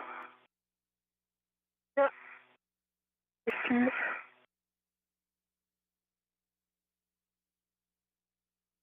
Yeah, I mean, I see the issue here from this angle. I don't know if you guys can see that in the Yeah. head. Basically, it's Way too low. Can you guys see the HECA? As you said, Ann, a picture's worth 1,000 words, but I can describe it. We have both of your HECAs. We're not quite close enough with your HECA, Neil, to make out the detail. We can see Sophie's pretty well. Okay, I think what I'm seeing is the scan body where she's trying to soft off. It seems like it's about 15 degrees angled away from the gimbal lock. The gimbal lock seems like it's in the right place, like it is parallel with the boom, so that when you get to the F-scan, it angles off from it. Let me see if I can turn some.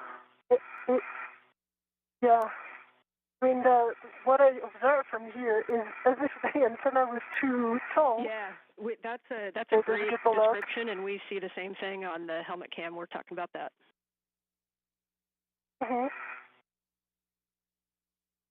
I wonder if it would help to position the forward side as well. Just Well, I think if I can get also. the antenna moved purely. This is Mission Control Houston, 1 hour, 21 minutes into today's spacewalk, and Neil Menon at the end of the station's robotic arm, along with Sophie Adeno of the European Space Agency.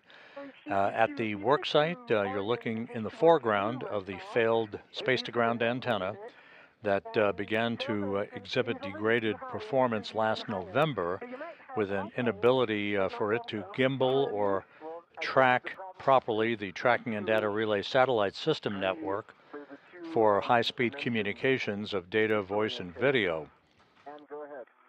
It is stuck basically in what is called the birdbath position. In the background at the top of your screen is the operative SGANT-1, or the Space-to-Ground Antenna number 1, that has taken over the lion's share of work. The Space-to-Ground 2 antenna is in the process of the early stages of its removal and replacement by a spare that currently resides on a stowage platform of spare parts on the P3 truss of the complex. And I'll hand you to...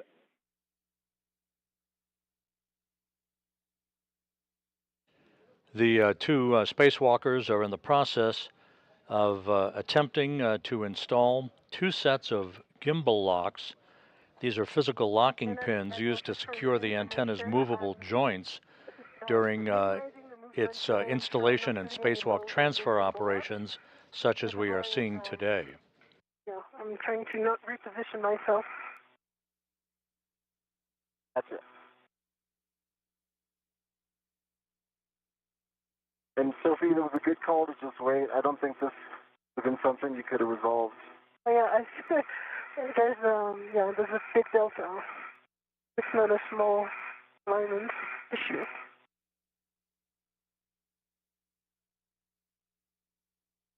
And Anil, we are at the Z1 backoff position. As you know, we're ready for the GCA to the bolt access position on your go. Yeah, go for the bolt access. Okay, we are going to be bringing you body in, and we would like you to help keep your clearance from the SCAT antenna. Okay, ready for body in, and I'll keep clearances primary. Starting motion in 3, 2, 1.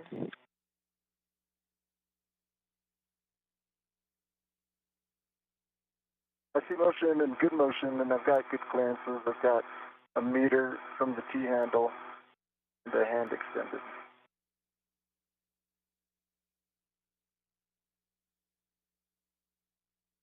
Good clearances.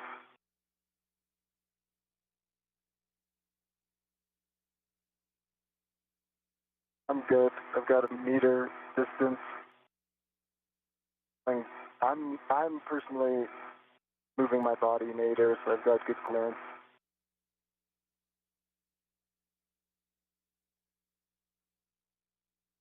I've got half a meter clearance, good line of sight.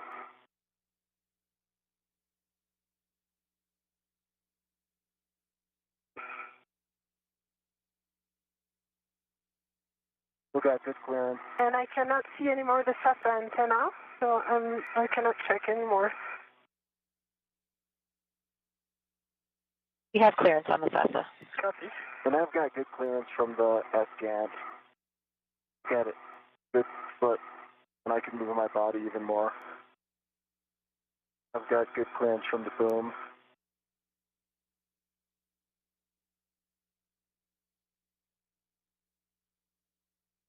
Got a foot, I've got a lot of body travel I can put into this, create more space, plenty of room.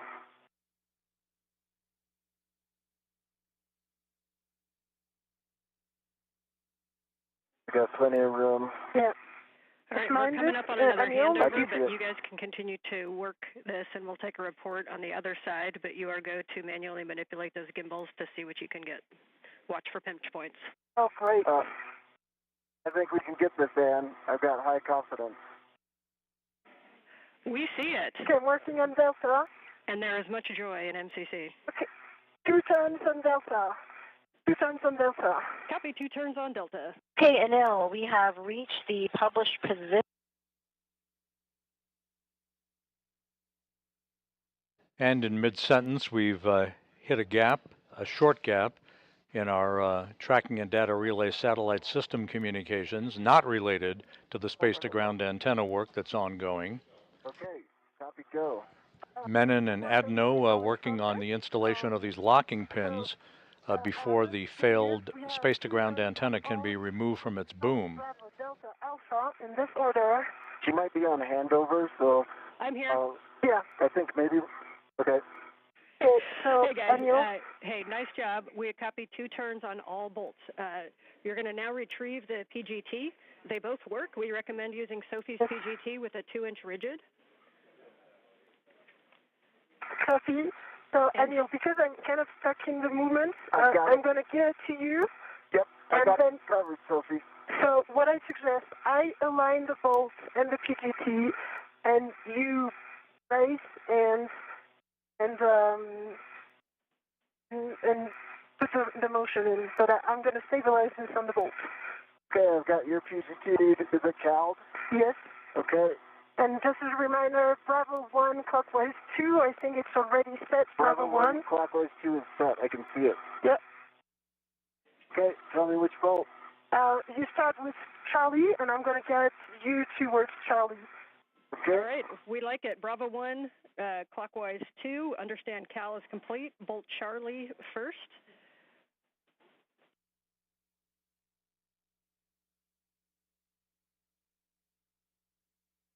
Charlie first.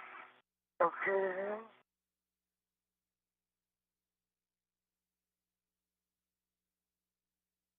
Okay, it's in. Yeah. And then I'm going to turn to motor. Wait, can you hold the PGT?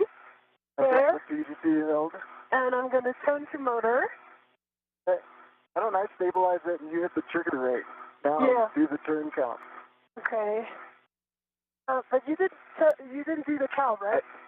I had heard it was cowed.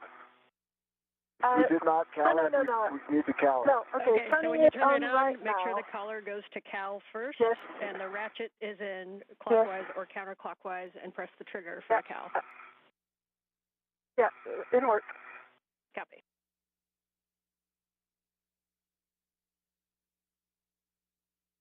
We'll cow it and give it to you, Sophie. Copy. Okay. Good cow. 41 volts. Copy. Copy. Verify settings. Bravo 1, clockwise 2. Good work. Bravo 1, clockwise 2 is Bravo 1, clockwise 2.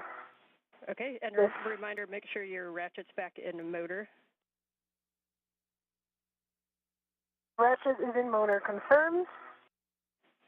Okay, you are go to drive Bolt Charlie. Okay, Anil, can you, do you have access to this PGT? For me, it's, I'm not in good position right now. I'm going to turn like this. PGT? We have the LED test right now, so clockwise 2, sorry. The collar is out of Cal. Yeah, we are now in clockwise 2, Bravo 1, clockwise 2 confirm. Okay, I'm pressing. Can you activate the trigger? I sure can. Are you going to do the count? Reminder that turns are very important, so if one of you can give us the count at the bolt.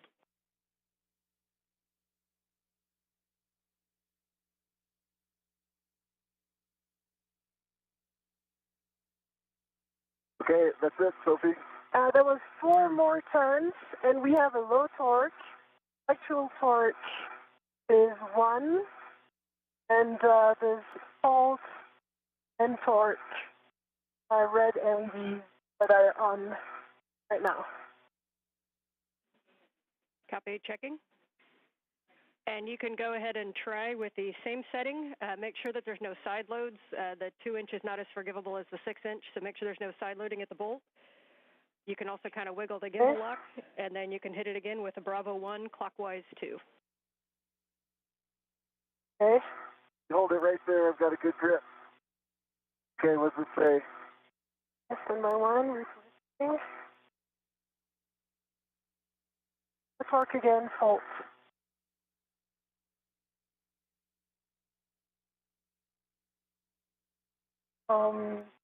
There was initially I had 2 hand turns, and then we turned 4 turns, but 6 total, and low torque. We copy low torque, and we copy that you did get no additional turns on that second one.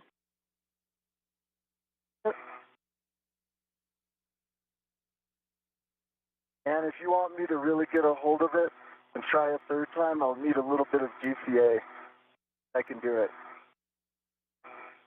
Yeah, we do think you guys can decide if it's GCA or if Sophie needs to reposition. We do think that that the PGT needs to be braced a little bit harder, so maybe clocking it down so that the PGT handle is directed nadir more towards Sophie or in a place where you can have 2 hands on it with your BRT. If you don't think that's going to work, then we'll look at GCA.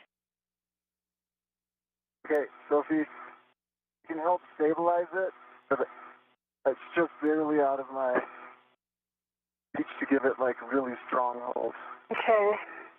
So then I need to reposition. Oh, and it's going to take a while. Would it be easier for me to just GCA in? What do you think? Yeah, it's up to you. Do you think moving the handle to point down towards Sophie would do anything? Okay, just evaluate this. Okay, let me try. Right there. Get you set up. No, it's yeah, where your hand is, overtalking Sophie, again. should help. It should kick to the handle should kick to the right. So the side that you have your hand on, if you could get a strong hand there and manage that kick, that might help. And I can help stabilize it. Yeah, it's also low torque. So no more turns. I tried it 3 times. Could it be a cal problem? That do you want us to recal just in case something went wrong? We do not think it's a cal problem. Standby 1. Okay.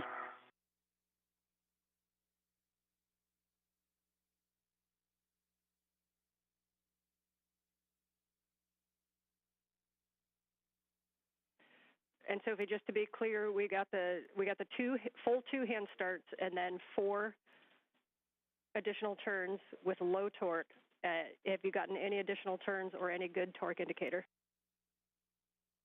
Yeah, okay, so right now we have green torque light, and actual torque is 12, and I pressed 4 times the trigger, and now that was a total of 1 more turn, so that would add up to 5 with the PGT plus 2 hand turns, 7 total,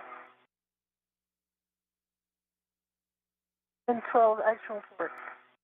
It subjectively looked good to me, and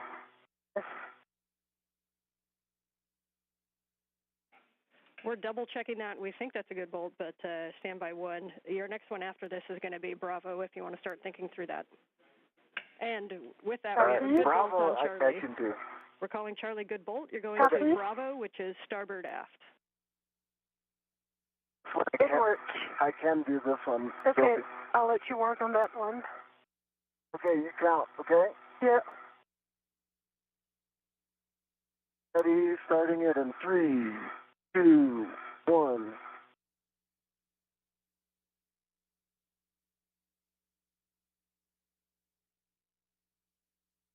That's 4. What does it say? And I can see it's a good green light, 12 tons, 3 actual torque. And that was 4 turns. Copy 4 turns, green light.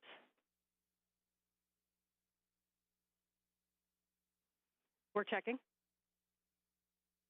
Copy. And while they're checking, I definitely can't get D. So you want to assess D with this? In work. All right, we're going to call that a good bolt. Yes, I heard you guys talking about Delta. You are go to drive Delta, Bravo 1 clockwise 2.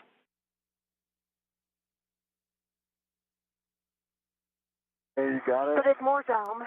Okay. Yeah, okay. Now it's good. I have it.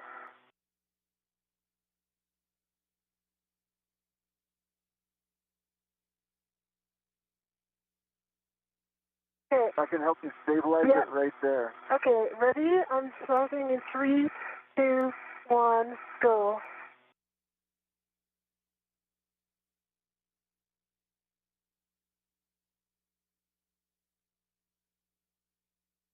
I saw 5. 4.5. Okay. 4.5 probably. 4.5.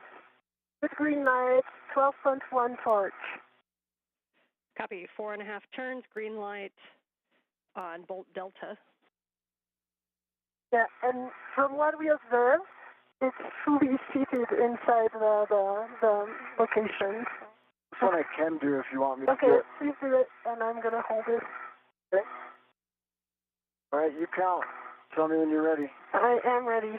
Okay, 3, 2, 1, driving.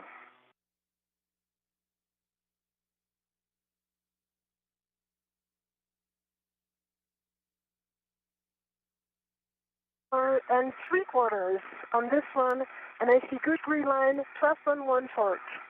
Okay, 4 3/4, 12.1 torque green light, and we'll hold there for a second. Just a reminder between bolts, do me a favor and wait for a go. We've got to do math down here.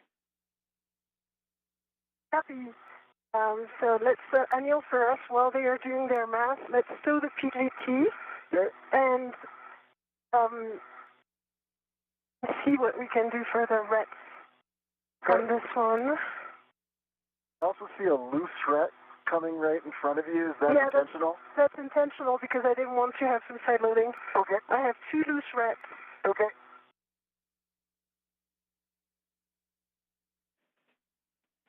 Okay, and for the crew, you can go ahead and move to gimbal lock number 2. Reminder to pull that around to the port side for the AET routing. Yes. And you can get that one, you can manually start all 8 bolts in any order, manually start 2 turns on gimbal lock 2 while we work to confirm the config of gimbal lock 1. So, Anil, copy, Anne, good copy. Anil, can I, before doing that, please, can you release this AET and unlock it? It's going to go back to the bag. That's right, sorry, the ret. The ret number 22 that you see right here. This one that I'm shaking. Okay. Yeah, this one, because this one is one from the bag, and I am actively reretted to the other side of the AT, so we are good. Okay, this red's off. It's coming towards you, okay? Copy. You want to guide it so it doesn't get snagged? I'm going to release my BRT, reposition to the port side. Okay. What would you like me to do with this ret here? Let me get in position, and then I would like you to turn it back to the bag. It should be going directly to the bag. It belongs to the bag. Okay.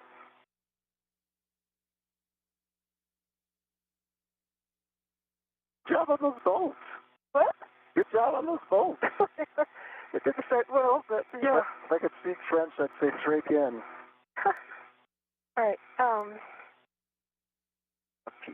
So let us observe what the bag is. Can you? Okay. It's on your camera. Yeah, I see that. Okay. I can actually fix this. There we go. There we go. That's good. Will you unlock it so that it retracts? Unlocked. You want me to let go? Let go to the bag. All right, it's in the bag. It's in the bag. Hold on. All right, now I'm going to go around. And there is a gimbal lock right above your head. If you wait 1 second. Yeah, I am waiting 1 second. I will move over. I've got control. You got control. My hands are on the agate handles.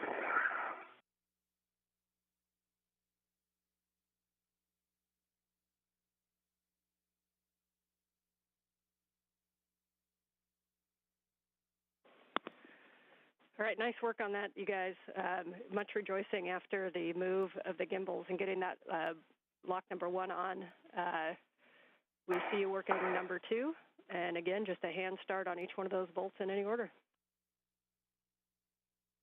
Copy. I'm working on my BRT for now on the forward one. This is Mission Control Houston. 1 hour, 42 minutes into today's spacewalk. As you watch the work of Neil Menon and Sophie Adeno outside of the International Space Station, Menon, his feet planted at the end of the station's robotic arm, wearing the suit bearing the red stripes. Adeno is in the unmarked suit.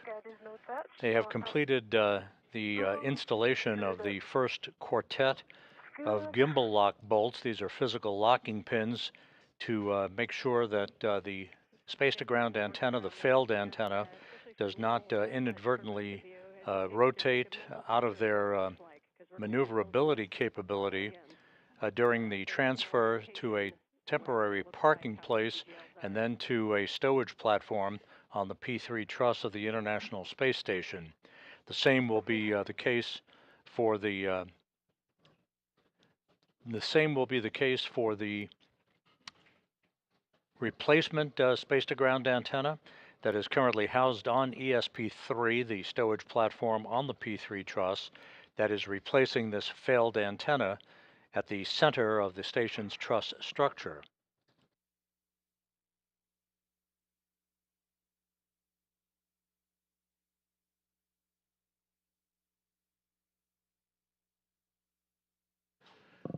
The crew is continuing to work just about on the timeline. The first order of business, of course, the removal of a heat shield at the base of the boom upon which the failed space-to-ground antenna resides.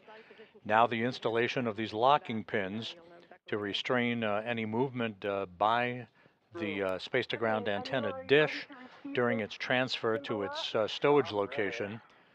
This will be followed by the removal of the antenna itself and Anil Menon carrying the antenna at the end of the robotic arm to to the external stowage platform number 3 on the port side of the International Space Station. The station and its crew members are currently traveling 260 miles above the Earth, moving from northwest to southeast, about to move directly over the Cabo Verde Islands. So that's 2.5 turns on Gulf. 2.5 turns on Bolt Gulf. 2 turns on this one. Sophie, which one's this? Foxtrot. Let's go, Anil, now to Echo and Hotel. Second for to the top one, yes, affirm. It works. She's directing me. We haven't put the turns in yet. Yep, and Anil, I see you on Echo, and Sophie, I see you on Hotel. Yeah, 3 turns on Hotel. 3 turns on this one. Yeah. Okay, understand. 3 tell me turns what on this each. one Please is? stop at 2 Echo. turns on the hand start bolts. But we got 3 turns on Echo, 3 turns on Hotel. And now you work on Kilo, Anil, and I work on the mic. Yes. Yep, and we can see Mike and we can see Kilo. Okay, that's 2.5 on Mike. 2 turns on Mike. No, Turn. 2.5. 2 turns on this one. Hello. 2 turns Kilo. on Kilo, 2.5 on Mike. Yes, now working on Juliet and Lima. 2.5 on Lima. 2.5 turns on Lima, and reminder we want about 2 turns. And go ahead, Anil. Yes. 2 turns on this last. Juliet. Thank you. Glad you got them memorized. I can't see them. I can Okay, see them. and Fox, did we get Foxtrot? That's the one that's closer to you, Anil. All, And Oh, that that one one with was track in 2. 2 turns. We can go for the PGT. yes. Let's go with yours, Anil. Hey, get my PGT now. It's already cowed. Okay, It has and 41 volts. we think Sophie's PGT with a 2-inch rigid might be easier. You're welcome to use either. The first bolt is Bolt Foxtrot. Yeah. That is the one that is, yep, Sophie can see it right there. It's closest to you, Anil. It's one of the bolts that goes to the SGAT, so it's the lower It's here. one on your right. Okay, I'm going to guide Anil on the bolts. I have good view, and I'm aligning these. It might be right about yours being easier just because. The 2 spacewalkers are working in tandem to complete the installation of these gimbal lock bolts. These are physical locking pins used to secure the antenna's movable joints during its transport. In this case, it's transferred to a stowage location once it is removed from the boom. This is the failed space-to-ground antenna that the 2 spacewalkers are working on at the moment. We are 1 hour, 47 minutes into the spacewalk. Everything is proceeding on schedule. And we got Bravo was clockwise 2. Yeah, Bravo 1, that's good clockwise 2. setting. We are happy with that. Bolt Foxtrot. Okay, I'm on Foxtrot, right, Sophie? Yes, you're on Foxtrot. Let's go. 1, 2, 3. You count turns, okay? Yes.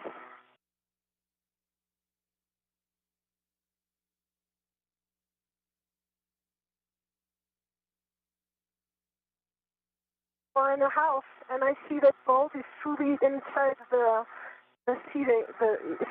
fully seated inside. And I got low torque, 10.8.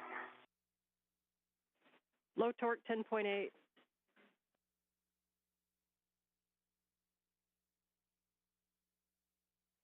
Okay, let's hit that bolt one more time. Just a reminder, try to be in a real good bracing position, no side loads. If you need to wiggle the gimbal lock at all, this first bolt might have a tendency to side load more. And bolt foxtrot. All right, I hit it again, and I got good torque, green light. It only turned maybe an eighth of a, I don't know, it could have been 0, but it's at 11.9. A really small turn, basically, almost nothing. Okay, we will move to bolt Gulf. Bolt Gulf, that's the one closer to Sophie on the other side, while we let MER determine what 4.5 plus an eighth is. All right, I could do this one too, Sophie, if you want. Okay. Okay, you ready to count? The space-to-ground antenna that the crew is currently working to install these locking pins on, this is the one that exhibited restricted motion beginning last November and a degraded performance in its inability to auto-track, or gimbal, if you will, swivel, to point itself toward the That's 5. tracking and data relay satellite system satellites that orbit the Earth in geosynchronous orbit in a constellation as the hub of NASA's communications system. 5 turns. Your next bolt will be bolt Echo. Echo. This particular antenna was launched and installed during the STS-132 mission back in 2010. So after 16 years of yeoman's work, it is being removed and is being replaced by a spare that has been housed out on a stowage platform on the port side of the truss of the International Space Station since 2009. Right, green light, 12.1.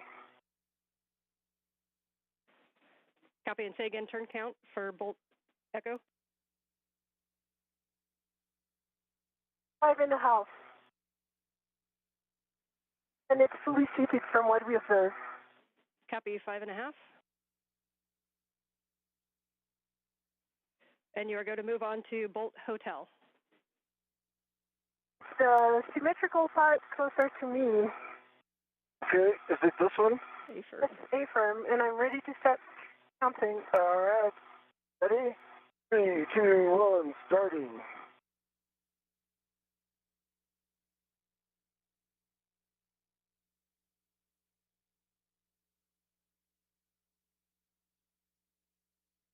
Five and 3/4.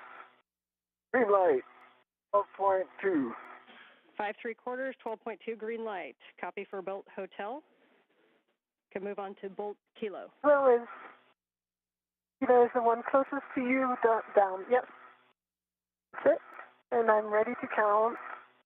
Hey, 3, 2, 1, turning.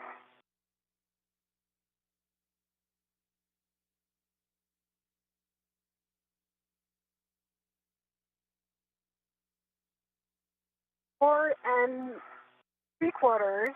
Green light, 11.8.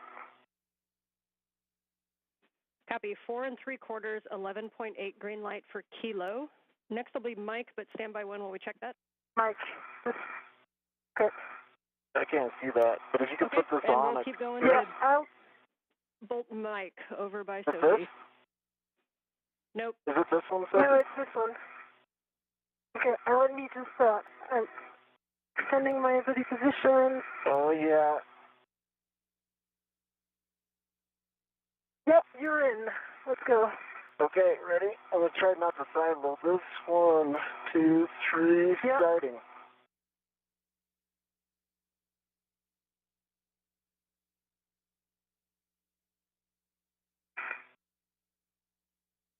Four and 3/4. Woohoo! Green light, 12.1. Well done. All right, next one is Copy. the 4 top one 3/4, closest to you. 12.1 for Bolt Mike. You can move on to Bolt Juliet, which is over by Neil. Yeah, no, not this one. Yeah, the one closest to you, that sense. Okay. Ready, Sophie? Ready? 3, 2, 1.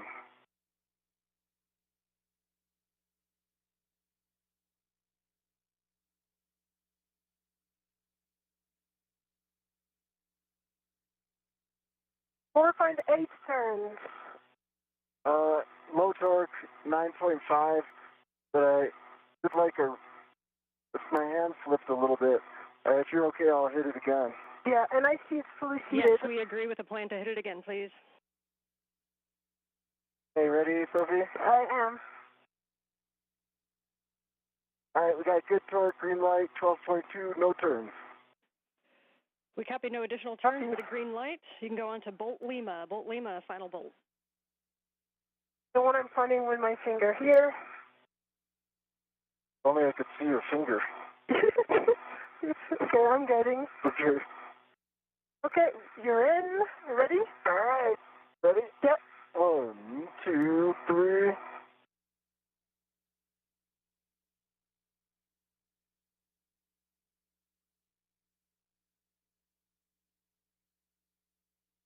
It's 5 turns. Lights, 11.4. Copy. 5 turns and 11.4 green light. Nicely done. Folks are going to discuss that down here for a little bit, but at this time,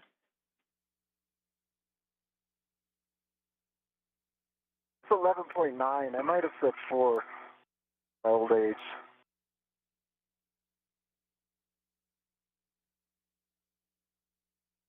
What we observe from here is that all bolts are fully fitted into the golden part.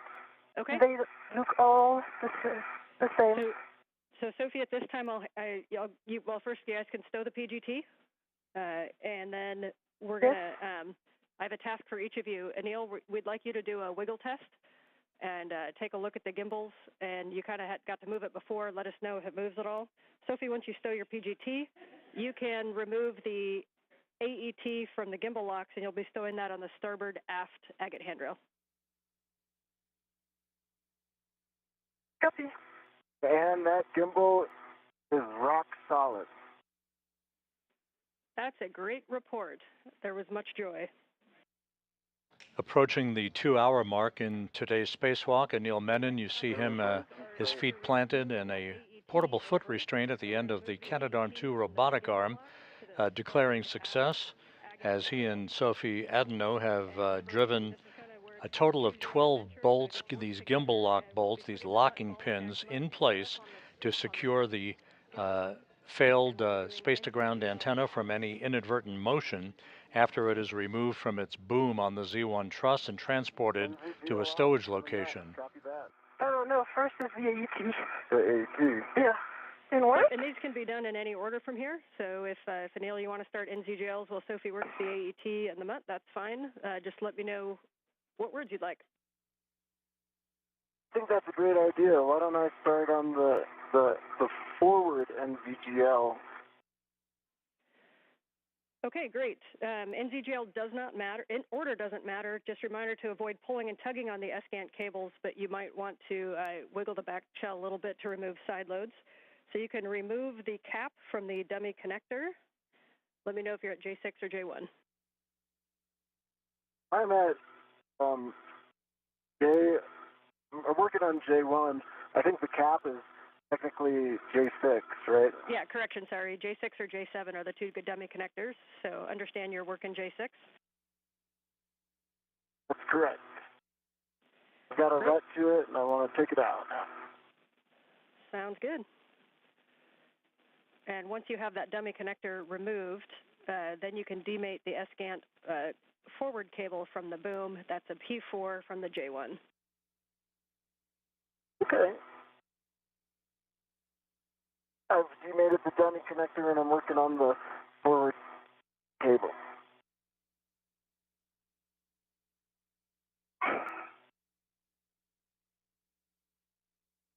It's aft over center now, and it's off. The O-ring, there's a pink O-ring in the plug that looks to be wedged in by friction. I'm trying to get a heck of view on it. Otherwise, okay, I understand you're looking at the dummy connector O-ring? No, the dummy connector's off. The dummy connector O-ring is pink, and it's seated very deeply inside. When I look at I just took off J1.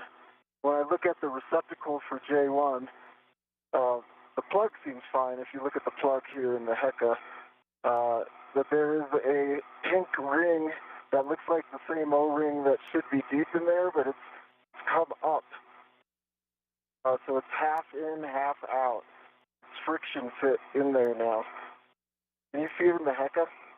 I feel like I could probably push it in with the right tool, or I could ret to it and take it out. Okay, we are discussing. We don't have a great view on it. Can you see it? Okay, I can get you a good view. Let me see. Okay. If you can give me a progressive taxi to the A1. Yeah, J1 is just on the left side of your helmet cam right now. So if you look to your right or twist to your left a little bit. Yep. And now it's behind the cable. If you can move that cable out of the way, we'll be able to see it. Can I help, or am I good to go retrieve the metal segment? Hey, go retrieve the metal segment. This is the analysis thing. And I know we can't quite see it because of the shadowing. Can you confirm, is the whole thing offset but symmetrical, or is it angled inside of that connector? It's angled inside. But gosh, I wish I could get you a good view. It's like my helmet's right there. All right, I will just describe it. Oh, I'll be quiet. Let me know if you need more words. We like that. Thank you. We like your voice too, but we appreciate the time to think.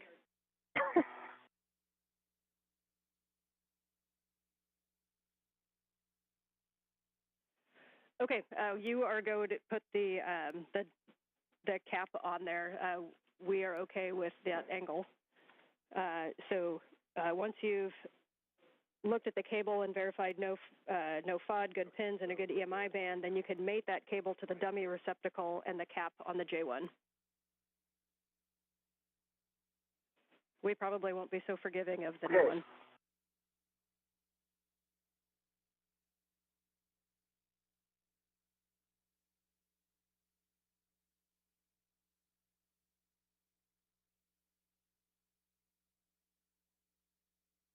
And I think there may have been a miscommunication.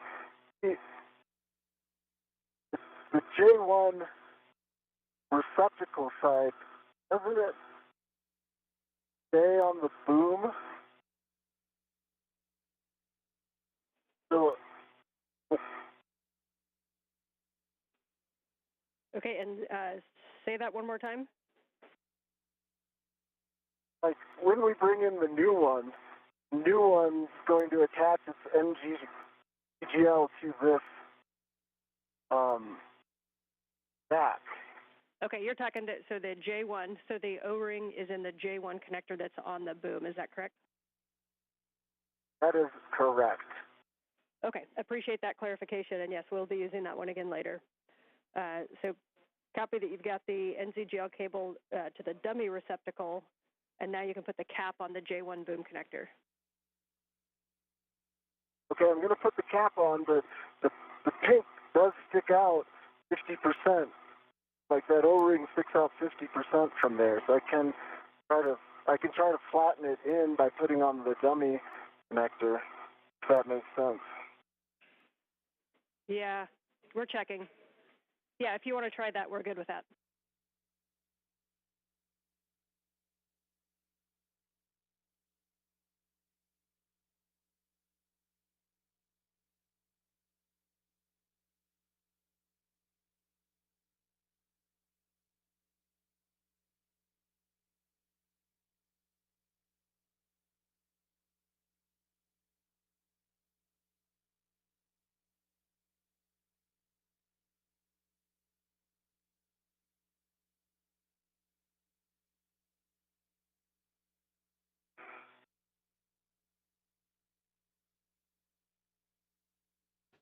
This is Mission Control Houston, 2 hours 3 minutes into today's spacewalk by Anil Menon and Sophie Adno, the 282nd spacewalk in support of space station assembly, maintenance, and upgrades.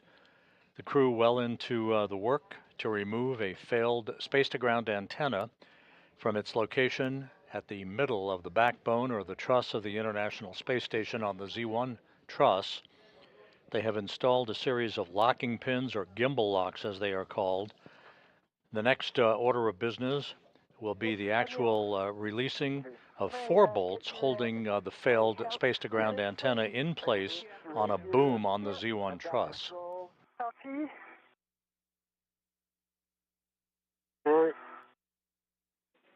And we came back from a handover, so Neil, if you had any other words that we may have missed them on the J1. I said if, I don't know if you caught it, but if we put in the plug, it's gonna be hard to get the, sorry, I went to go get something and, sorry, if we put in the plug, it's gonna be hard to get that pink rubber O-ring out again.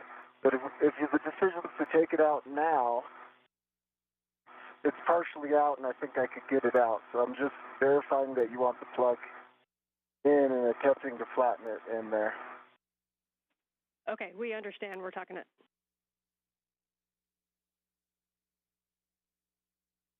Okay, Anil, I think we can work together on this install. Okay, I think I need to hand this to you so I can secure my ADFR position. Yep. The reach got me out of place I've got a little this. bit. Anil Menon is referring to the demating of the acronym is NZGLs. These are NASA zero-G lever locks. The lever-actuated electrical and data connectors that have provided the electrical and telemetry capability for the failed space-to-ground antenna. Side loading of this thread from the bag. Okay, you want me to put the scoop on? Yeah. Okay. And I'm releasing the side loading with my hands on the red. Almost there. Yes. Okay. You're in. Son, do you want me to lock it? Yes, please. Space station currently flying 260 miles just south of South Africa. And I see it locked. Is it locked? Is it set itself? It is locked. Okay. Yep. And you so, get the good wiggle. just yep, we so recommend before keeping I the ball release the stack red, loose. so I can. Yes. So the ball stack is loose. The first jaws on the scoop are locked. The ECOM 1 and 2 are locked, black and black, and the second nut is jaws open and unlocked. So for me, it's good config. I can release the red from the bag. Do you concur? Yep, we concur that that's a good config, and you can release that red. If you want to put the O-ring on that red, Neil, you can. Otherwise, we'll remove it and put it in a trash bag. Oh, yes. Put it on that rat, Sophie, so give me that rat. Yeah. I can try to get it if... Got it? Okay. This is it. Orientation. Okay. Second hand. And hey, for the crew real quick, if you could just hang on to that O-ring, we may be using it again. So just keep it in an accessible position, please. You can just put on a ret back to a workstation if that works. I should keep it on my person then. Okay. Okay, we like that plan. Good config. Nice work on the scoop and mutt ball stack. That looked pretty simple in the scheme of things. And we'll be going for the second connector.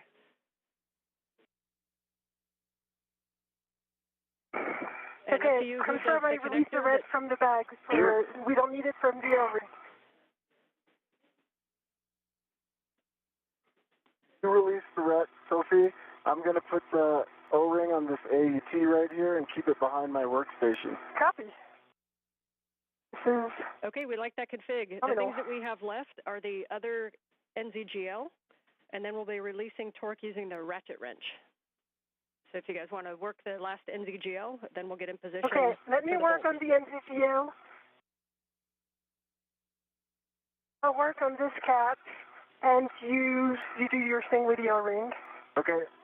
Okay, so you'll be removing the cap from the... Again, the acronym NZGL refers to a series of electrical and data connectors that have held the space-to-ground antenna in place on the boom and relayed both power and telemetry capability during its functional days. This antenna began to display a degraded capability last November in its ability to auto-track the tracking and data relay satellite system satellites, the constellation of satellites that orbit the Earth in geosynchronous orbit about 22,300 miles above the Earth.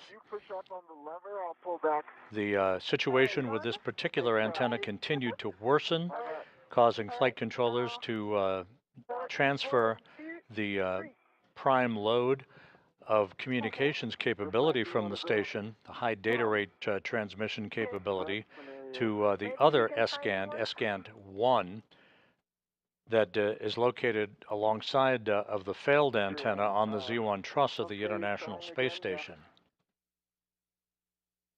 Yeah, okay, it doesn't work. Now with the two of us. Okay, ready? Yep. And we're sure we got it up, yeah. Yeah, lever aft over center. So okay. You're good. Okay, I've got good leverage here. Yep, and me here. Okay. 3, 2, 1. Steady pressure. Okay. I think this is a RET scenario. It is a RET scenario. All right, and you can wiggle the back shell, making sure there's no side loadings on there. And then reminder, if the sun comes up, you can keep it shaded, might help too. Oh. Okay. Now let me go in front of it. Okay. And put some shadow. It is. Okay, if I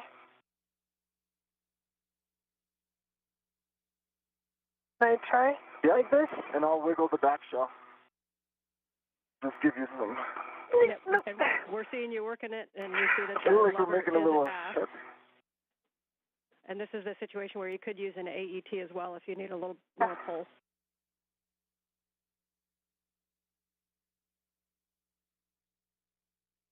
I think why don't you put the large trick on the backside and see if you can... Try? Yeah, see if you can push out. So, would you take the large trick on my... Yeah, you can bring that large hook, and I'll do it. Okay. It is? Okay. Got it. Yep. I have it. You've got it. And then we'll go like this. Yeah, and still some shadow.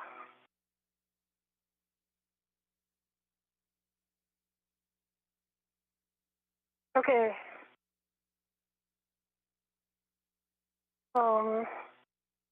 Maybe we can also put an AET around. And pull. And pull. Yeah. Okay.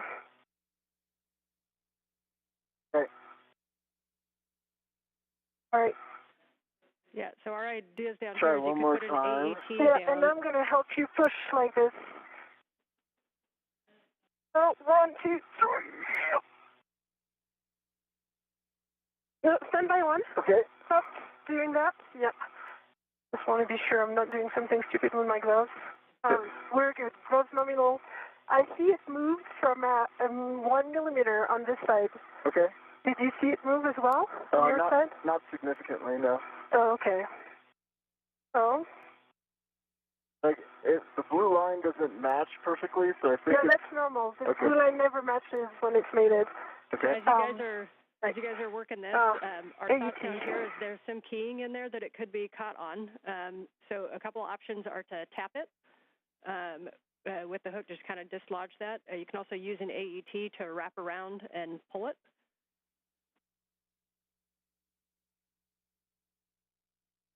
Do you think the night time would make it easier? Well, if we haven't gotten it in 2 minutes, we will find out. Okay. Okay. So I don't have a red. Yeah, I do have this red. Okay. I'm going to use the AET from my mini workstation. Yeah, we do think the AET is going to be maybe a good option to try, wrap around and pull it. Copy.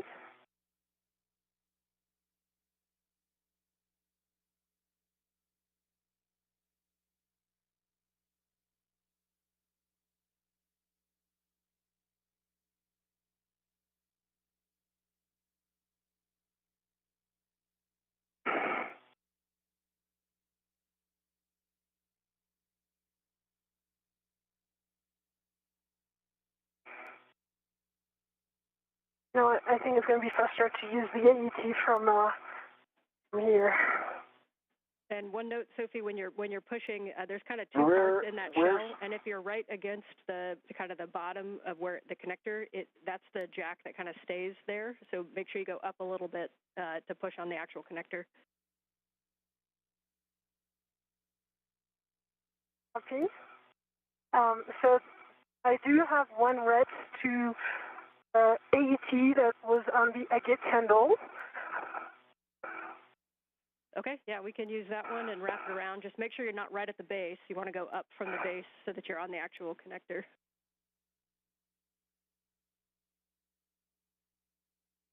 This is Mission Control Houston. Once again, the conversation between spacecraft communicator Ann McLean and Sophie Adno, as well as Anil Menon, referring to the current tasks of demating a series of electrical connectors that have held the space-to-ground antenna in place on its boom on the Z1 truss of the International Space Station.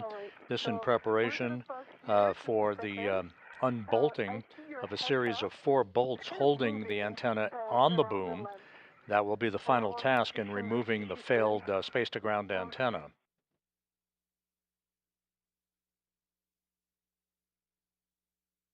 All right, Houston, do you see Anil's Heka? We do see the Heka. We see a green light, but we don't see his video right now. Just got a little bit of play in it. No, I mean, look in my Heka, the Heka view. I'm going to show Anil's helmet. And there's some play here. We see the play. Okay. And we'll talk about that if you want to keep working the connector. And it's kind of significantly going to the right. They're going to look into it. Let's tackle this, and then Ann, please give me a reminder to put the plug back into the J1 place. I have not done that yet. It's on my person. Copy. We will remind you of that.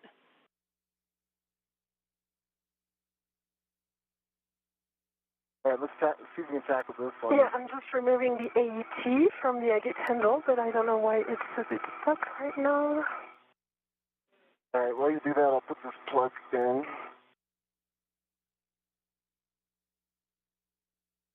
All right, the plug's in.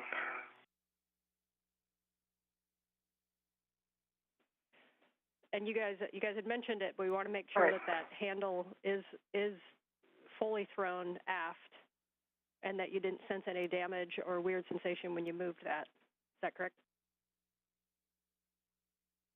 I did not. Aft. Is there any utility to moving it forward again and then aft? But aft, it's full aft over center. No weird you sensation. can try that if you want to verify aft.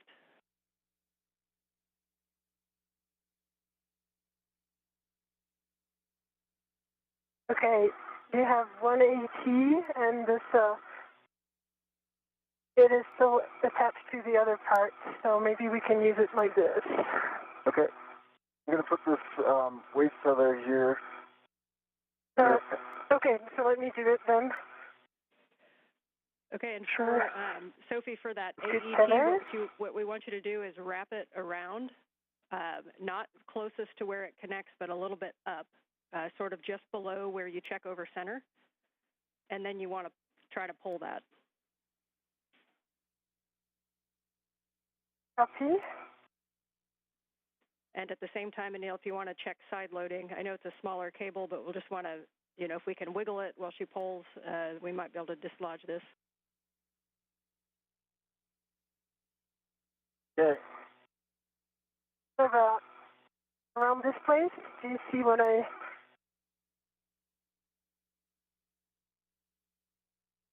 Okay. I'm in good position. 3, 2, 1. 3, 2, 1.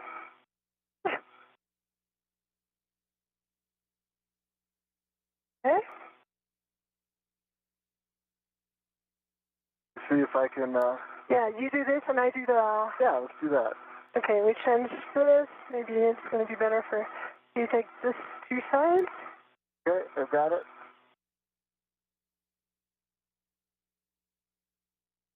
Take this. You wanted me to get both sides, It's happy medium, but yeah, you take if you both want to go sides back down and just a little bit.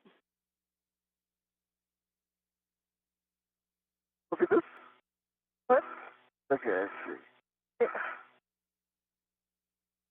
think we need to unlock it from the agate handle there. Yes, it makes it easier for you. Yeah. It is read to me, so we are good. All right, and Sophie, for the positioning of the AET, if you put it kind of right over the linkage, then that's going to be a good position. Right over the linkage. Yeah. You agree this is right over the linkage? So close to the blue line? That makes sense. Yep, we think that's a good position where you're at. Okay, you ready? Yeah, I was just like at the limit of my APFR. Okay. 1, 2, 3. Yep. I would need a GCA to get like my legs into this. You're still able to pull some force, and me too. I could put about like, I don't know, I feel like that was maybe like 20 foot-pounds. Yeah. Okay, let me go in another body position, like this, and hold the AET. Okay. And then we'll try this. All right, and Neil, if you need a GCA the to wiggle get part. it better into position, you can work with M1 to get yourself into a better leverage position if needed. One by one, we're trying one more thing. Okay, I'm going to push against this and pull like this. 1, 2, 3.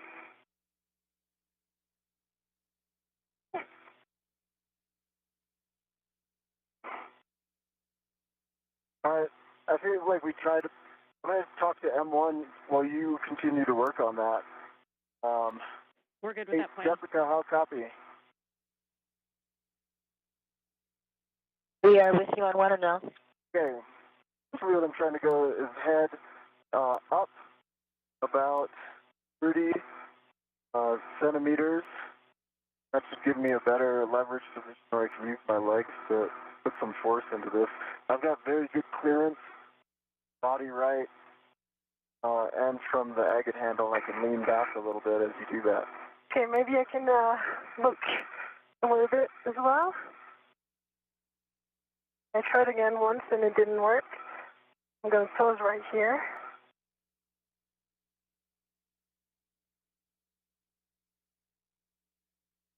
We copy, Neil. Head up 30 centimeters. We're evaluating.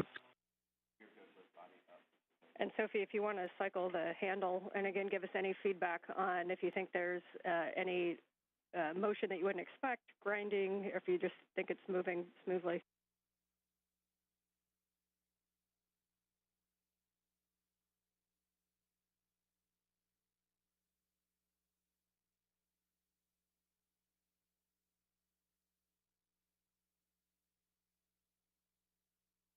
And no, brakes are off. So, Yeah, you just around.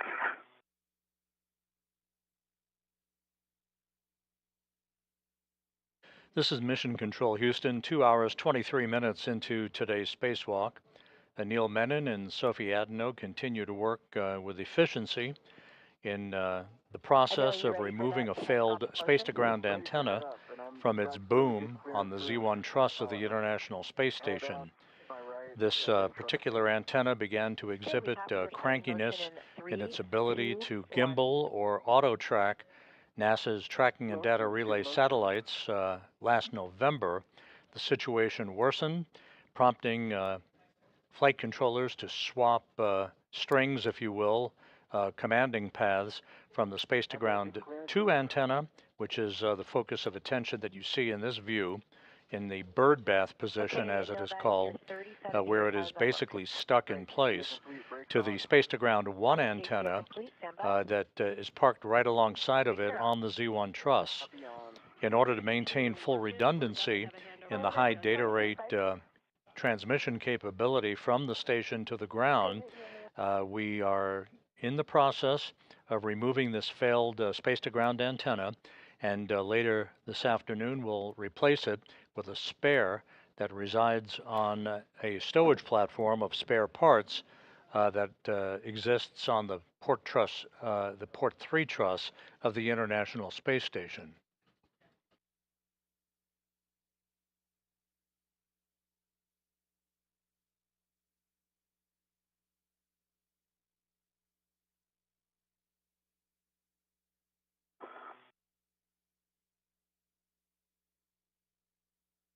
Okay, I'm going to do the pry technique as well as you pull. Okay.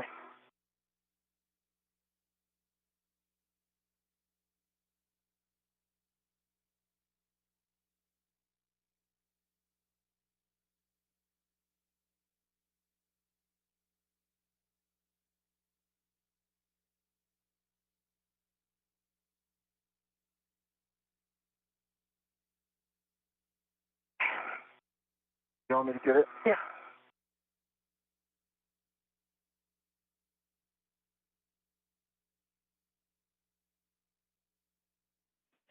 One thought for the AET, if you hook it back to itself on the D-ring so that instead of two free ends, you form a loop, and then you can put your hand inside of that loop and you may be able to get more leverage on it. Great idea. I think I put, by the way, I think I put maybe like 40, 50 foot-pounds into it with no joy, and we were also trying to do the remate at some point without trying really hard, but it was difficult to remate, in case that helps. Okay, we understand difficulty to remate. You can also tap like you would a sticky jar on your counter. You can kind of tap with a ret around the circumference of it. We're obviously still talking some options, but you guys are going to just continue working it. Okay. Okay, 1, 2, 3. Yeah, we did it. Yes. Yay! You just got a whole round of applause. Nice job, you guys. All right, then let's move on. You can now mate that cable to the dummy receptacle. Copy. I'm just going to reinstall the AET because it's the one from the agate handle. Copy, thanks. That was probably 100 foot-pounds. FYI, that was probably like 100 foot-pounds. You heard applause here in Mission Control and the response by spacecraft communicator Ann McLean with all of the electrical cables having now been demated from the failed space-to-ground antenna. No FOD, good EMI. Okay, and we're mostly concerned with the boom side where we'll be putting the cables on. So you're looking at J2. Yeah, that one's J2's good, you know, holes, pins, no FOD. There is no rubber O-ring in there like there was the other one.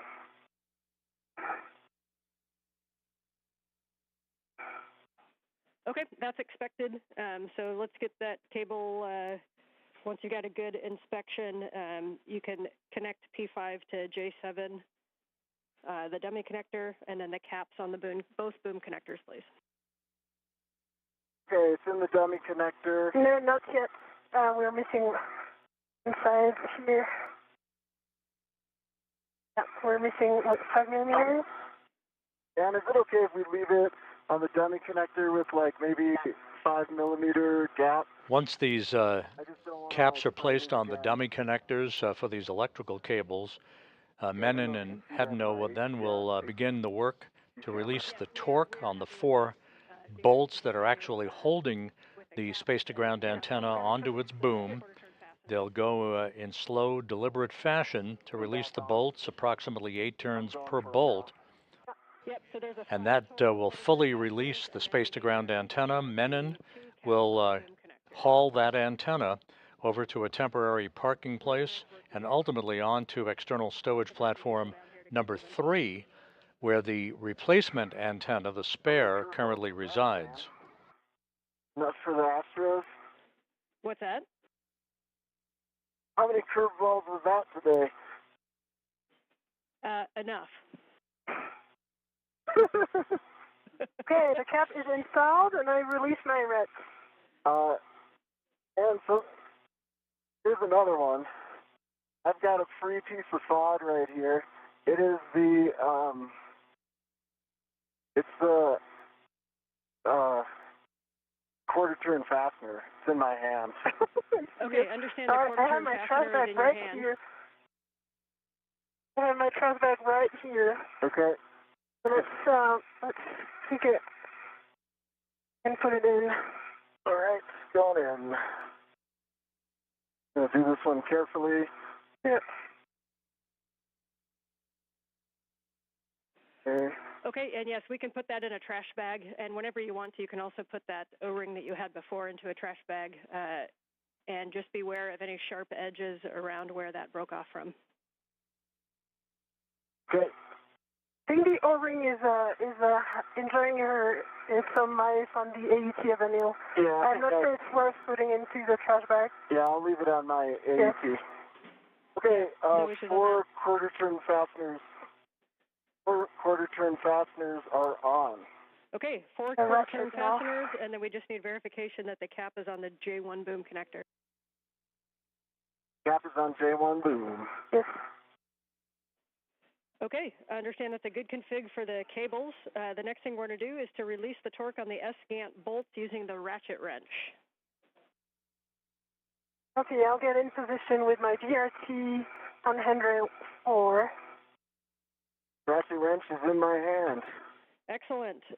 Reminder on the ratchet wrench and these bolts, you can go in any order to release the torque. We'll go in order to fully release, but you can release the torque less than 1 turn in any order, and this is where we want a slow ramp up of the torque. We don't want any impulses into it, so we need you to be like a nice human PGT and just slowly ramp up your torque to what you need to release the the bolt. We're going 1 turn? Less than 1 turn, so as soon as the bolt moves, you'll be good. Okay. And just call out, you can either give me forward, aft, port, starboard, or 1, 2, 3, 4 as you do each one. Any order. I'm starting on the aft. If you watch your hand. Yep, on my 1.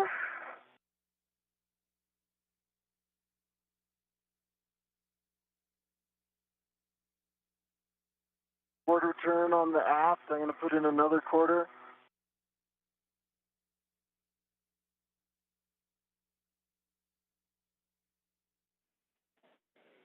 Copy.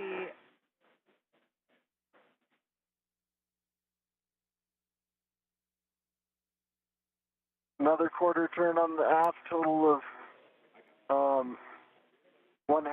I'm going to put in another quarter just because it does feel tight. Okay. We're okay with that on the aft.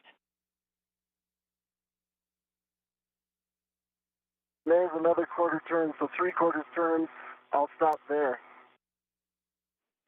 Copy 3/4 turns on the aft bolt. I'm going to go the starboard bolt.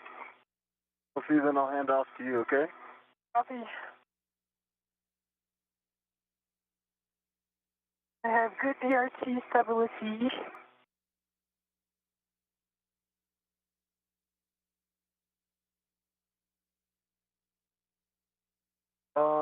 Sophie, I'm going to take the palm wheel off interfering. Okay. Need help? I think I can do that. I've read it to it. Coming off.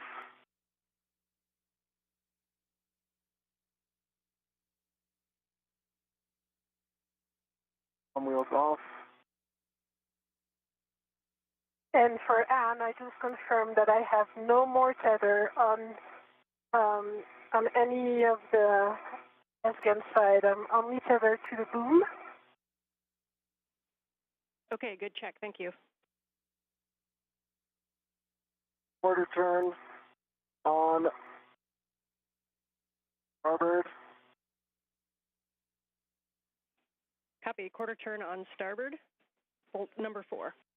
So if you're, are you going to be able to get both of those? For sure, number 1, and for 3, yes, I'll make it work. Okay.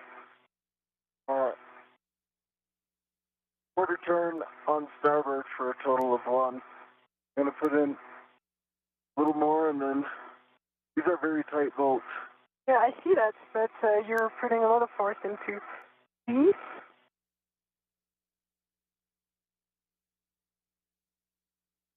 Okay, I'm going to hand this off to you. Got it? Question for you. If I'm going to get that bolt 2, yeah. I'm going to need to take out the GCA. Do you want to do both of those bolts, or do you want me to start talking to Jessica now? Bolt 3, sorry. Yeah, both 3. I think I'm going to be in good position to try. Okay, I'll stay here. Yeah.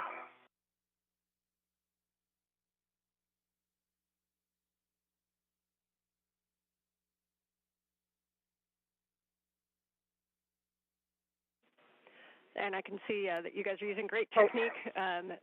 Just wanted to really make sure on all these bolts that the socket is fully engaged on the bolt head. You guys are doing it right, but just want you guys, asking you guys to do an extra check because these are the only bolts we have. I love the extra advice, Anne. Keep it coming. It's unexpectedly easy to do. It could have switched its rotation on the head, perhaps.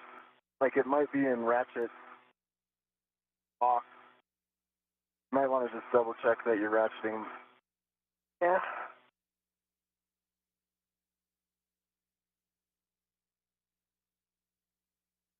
Oh, that was good.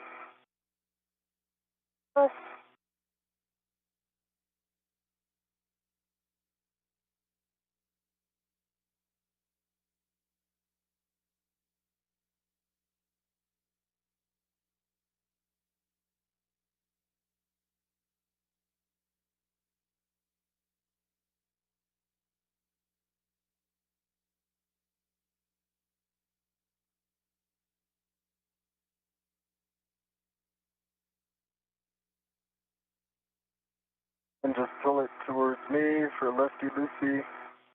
Yep. Yeah. Actually, I can probably reach it. Okay. Need extra. Yep. All right. I've got it. Because my DRT is not enough. Yeah, I understand. I got it. Yeah. So that's quarter turn. Okay. Move into my hand. Good night. Another quarter turn. Good strength, Sophie.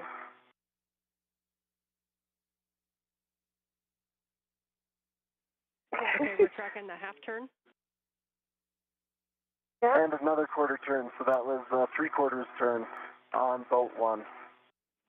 Copy, 3/4 on bolt 1. The one.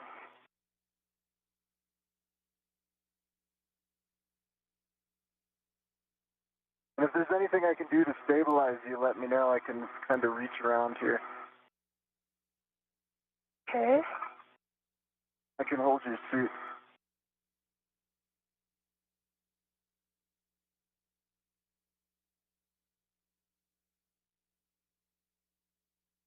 All right.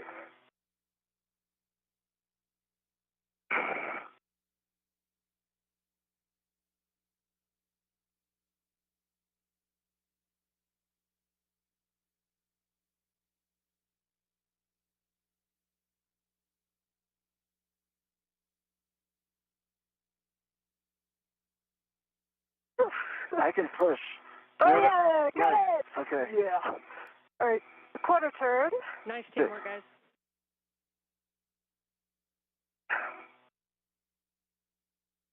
Second quarter turn.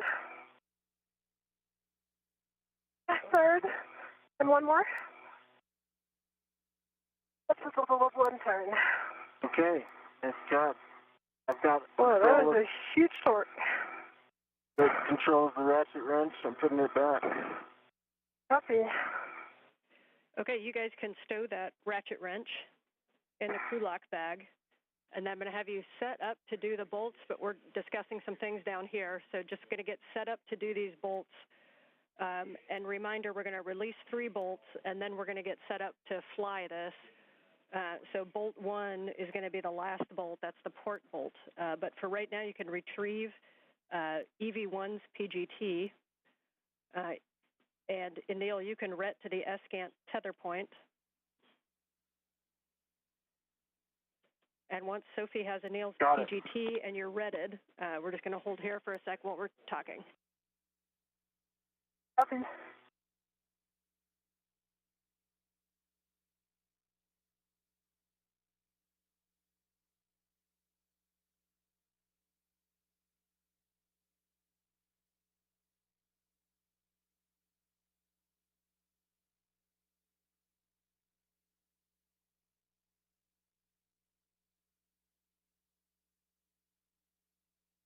Okay, ratchet wrench is away. I heard ret to the tether point. I'm putting a ret down, Sophie.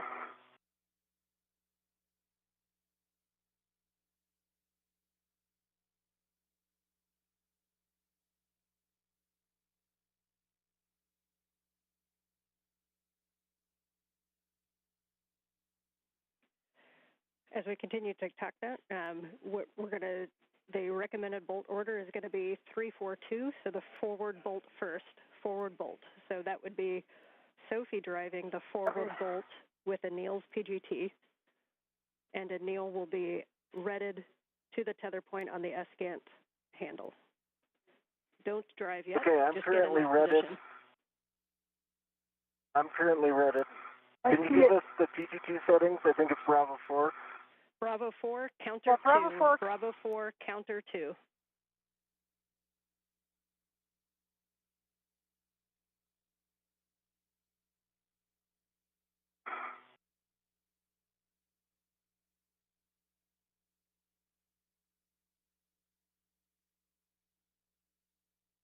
I've got a good body position for bolt number 3. I would like you to send it to me from the forward side. And we have a go to drive bolts for removal. So when you get into position on bolt number 3 with Bravo 4 counter 2, then we'll be releasing that bolt. I have control. You have control. Can you prepare the settings? Yes, Bravo 4, counterclockwise 2 set. Copy.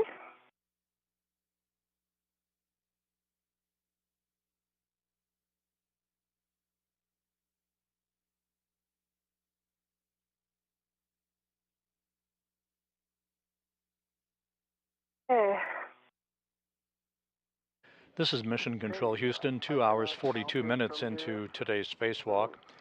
Anil Menon and Sophie Adno are in the process of breaking torque on the 4 bolts holding the failed space-to-ground antenna onto its boom on the Z1 truss of the International Space Station. And we'll expect approximately 8 turns. The crew spent a little bit more time than had been planned in terms of installing locking pins, or gimbal locks as they are called, on the failed antenna so that no inadvertent motion of that antenna dish would occur during its transport to a parking location on the truss of the International Space Station. So we continue on with today's spacewalk, 2 hours 43 minutes into the 282nd spacewalk in support of space station assembly, maintenance, and upgrades. Okay, Cal pass, 40 volts. I'm going to reset you to Bravo 4, counter 2.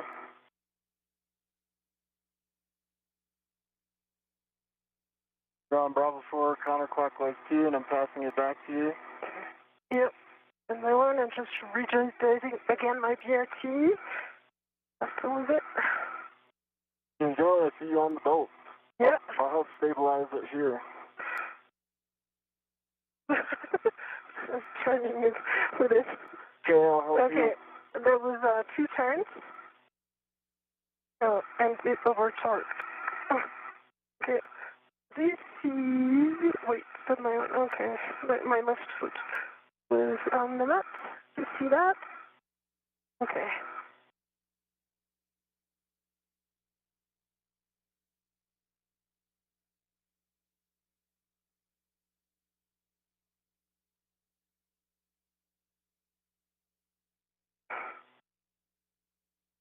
Just confirm it's still on Bravo 4, counterclockwise 2. I'm here, I cannot see. I can see it from here. Okay. Yep. There you go.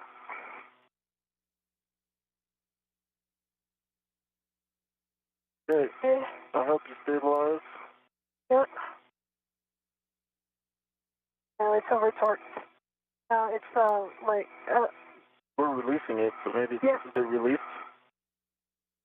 Oh, I see the bolt is still in.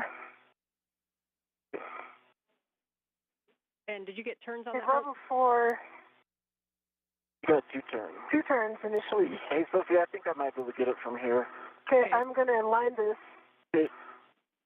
2 turns. Let me work on the alignment. So you should have about 5 or 6 more. Yeah. Okay.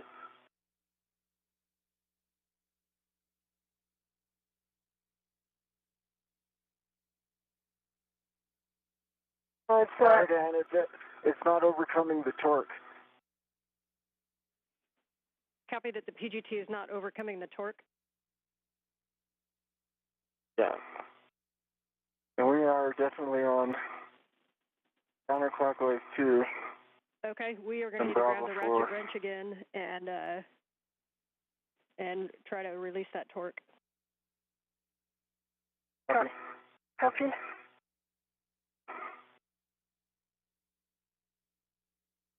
I will say that when I was doing the ratchet wrench, it did feel like a height. Yeah, very high. Like it felt like kind of a more 50 than 20. Even at the 3/4 turn. Yeah.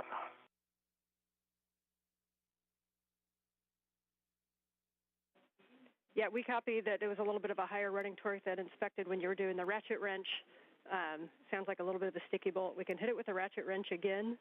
And it may not work with the other bolts still connected, but you might need to do a little bit of a wiggle on the S-scan as we release the bolts if there's any side loading. Okay. I'm getting in position for the ratchet wrench. The other option is to go to a different bolt to release and then come back to this one.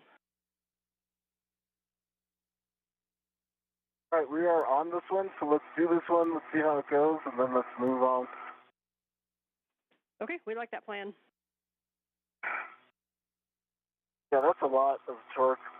I felt that. I'm going to pull towards me, and then I'll push it towards you, and you finish that. And you're going to use the ratchet wrench until you feel the bolt kind of loosen up, and then we can go back to the PGT.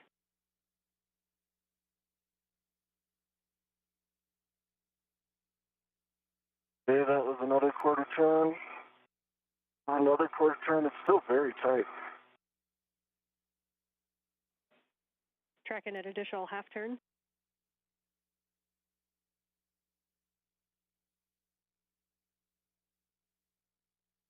Another 1/4 turn, still same level of running torque. Yeah, do you want me to Yeah, you can pull get it. it? Yeah, I'm going to pull it so that we're kind of efficient from that.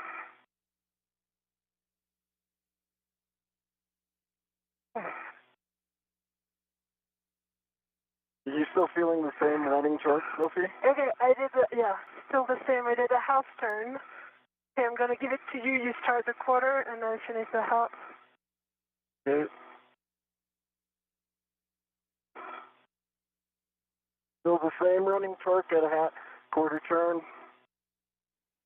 We copy. Do you want us to move on to another bolt, and or do you want us to keep working this one out? We're checking. You can continue to work while we're checking. Okay. Okay. Why don't you just do quarter turns if you have good leverage there? And we can also go on to a different bolt if this isn't going anywhere. Oh, it's easier now. Ratchet wrench is not the easiest to use. If you want to move to a different bolt and try the PGT, you can. That may free this one up a little. Sophie says it's easier now. It's easier now. We probably put another turn into it. Okay, I did one more turn, and now it's very easy to do. All right, let's go to the PGT. Okay. Sophie. Okay, I hold the ratchet. I think you can take this and then just let go of the ratchet, and I'll Okay. I let go of the ratchet, and I align your PGT in the bolt. We're good. Okay. Ready? Yeah. I'm going. You're counting. Yeah.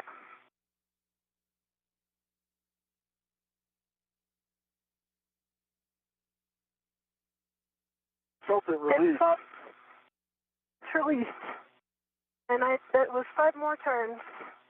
Copy. Bolt 3 release with 5 more turns. You can move on to the starboard, bolt 4, closest to Anil. Okay, starboard bolt 4. I'm worried we might be in the same boat here, but I'll give it a try. Copy, and we'd end up doing the same process. So I saw you kept the ratchet wrench handy, so good plan. Yeah, I see the ratchet wrench right here. Question, Ann, can these bolts be done simultaneously? Because I think the best strategy here is me to go ratchet wrench on bolt 4, and then Sophie to start working on 2. Yeah, good idea, but unfortunately we cannot do dual bolt ops right now. Okay, I'm going to go ratchet wrench on bolt 4 then, largely because the PGT doesn't have a good fit. Okay, I have my visor down. And it has a high torque.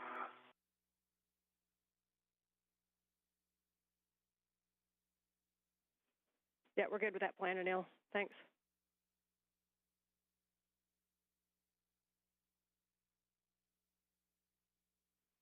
For Sophie, while he works that, we're going to be doing bolt 4 and 2, so that's the one closest to him, and then the aft bolt.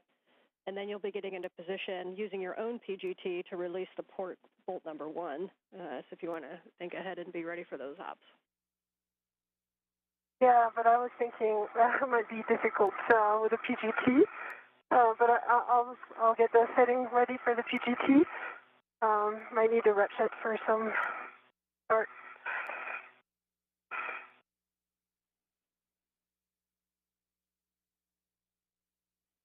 And yes, we concur. We'll see how these ones go if we expect to need the ratchet.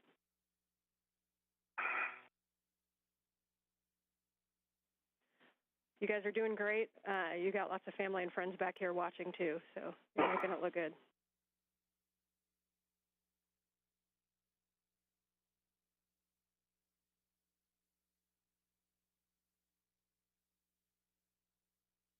As we approach the 3-hour mark in today's spacewalk, Menon and Adno continue to work in concert with one another on releasing the 4 bolts that are holding the failed space-to-ground antenna in place on its boom.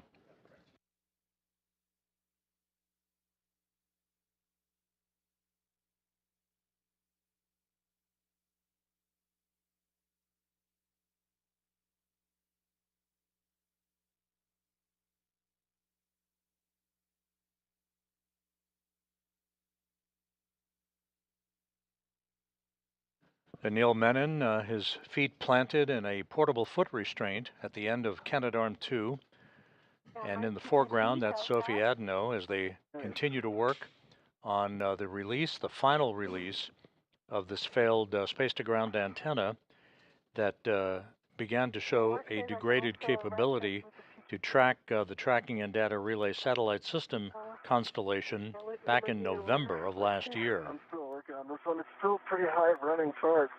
Waiting for that breakthrough moment that you had. I've got Waiting in the wings is the spare space-to-ground antenna that is currently housed on a stowage platform on the P3 truss of the International Space Station. We're putting ARED to work. Oh, yeah.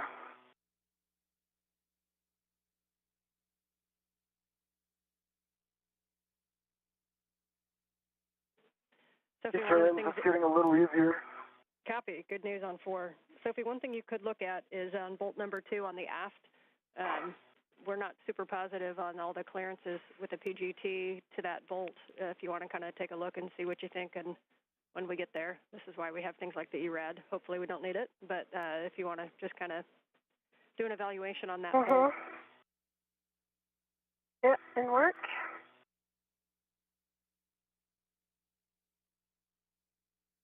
Another turn into this. Copy, another turn into 4.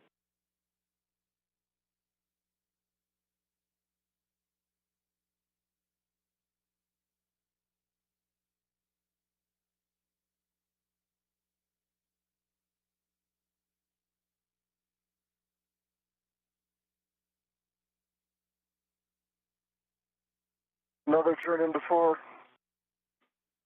Copy, another turn into 4. Here we'll work with a wobble socket on number 3.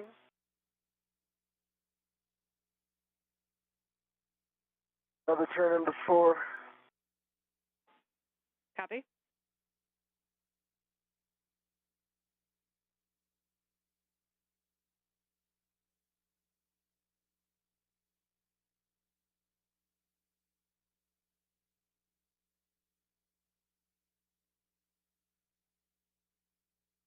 It's easier now, and you? That's easier. Do you want to give me the rat set? Not yet. Another turn into 4. I'm not going to get a good piece. I'm not going to get a good PGT hold, Sophie. Okay. And I'm just protecting here from your visor. Just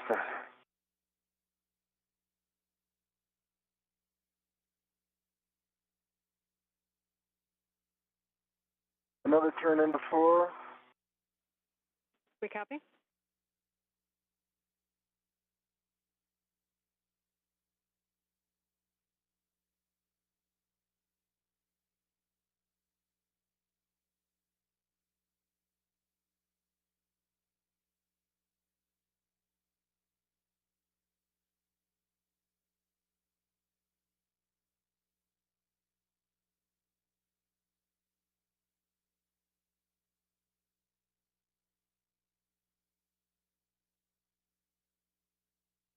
And 4 is released.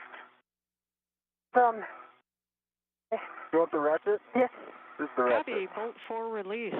And so, Sophie, you can work the aft bolt number 2, and this is a good opportunity for Anil to take a look at the view. We just want to, we're just looking at your met rates. Okay.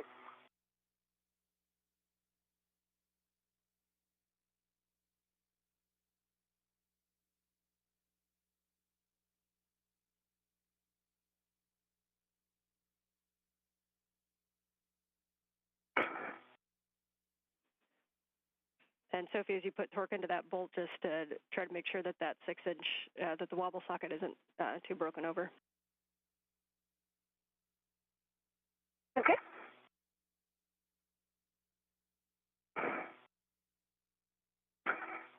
Okay, so we're coming the DRT force. You know, I could do this if I can get my met rates back under control. Yeah, I mean, I did like a tenth of a turn. Let me just change the orientation. I'll try another one. Yeah, it might also work sometimes if you put your hand right at the fulcrum at the 90-degree angle where the socket attaches to the ratchet wrench and counter against yourself. Yep. Okay, I did the third of a turn. Okay. Quarter turn.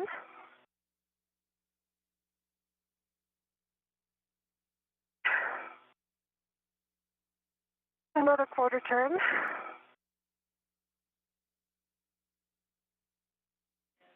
Copy the quarter turns.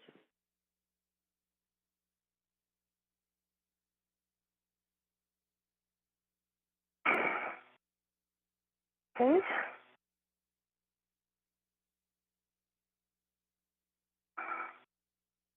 Another quarter turn. We copy. Good work. Is the running torque changed at all? A little bit. Okay. Or maybe not. And I do have a good purchase. If you think my net rate comes back to normal, you can tap me in. Okay. I'm not sure it's a good idea for me to grab the git handle at this point, because soon we'll have only one bolt remaining, and not really like that.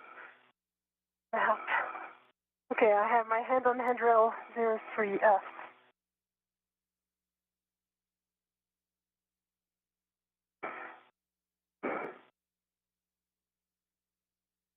Another quarter turn. Nice. And Anil, we just need a few more minutes there in timeout.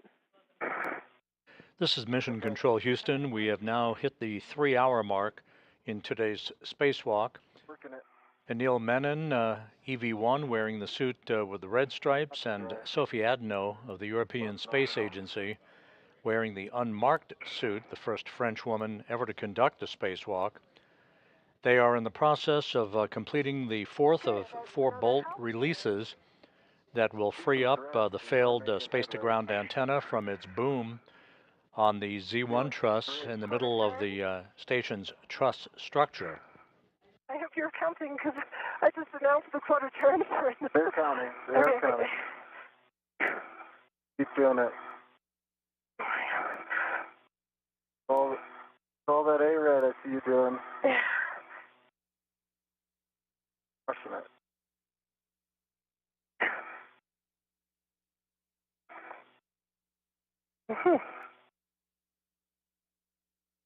Okay, another house turn. I don't even think that we could try the PGT. It's still very high torque. Yeah. The plan currently calls for the failed antenna to be moved ultimately to a stowage location on a spare parts platform on the port truss of the International Space Station. Currently residing on that spare parts platform is the spare S-Gant, the replacement S-Gant that will be installed on that boom that you're looking at to restore full redundancy and functionality to the high data rate communications capability for the International Space Station. I suspect it is.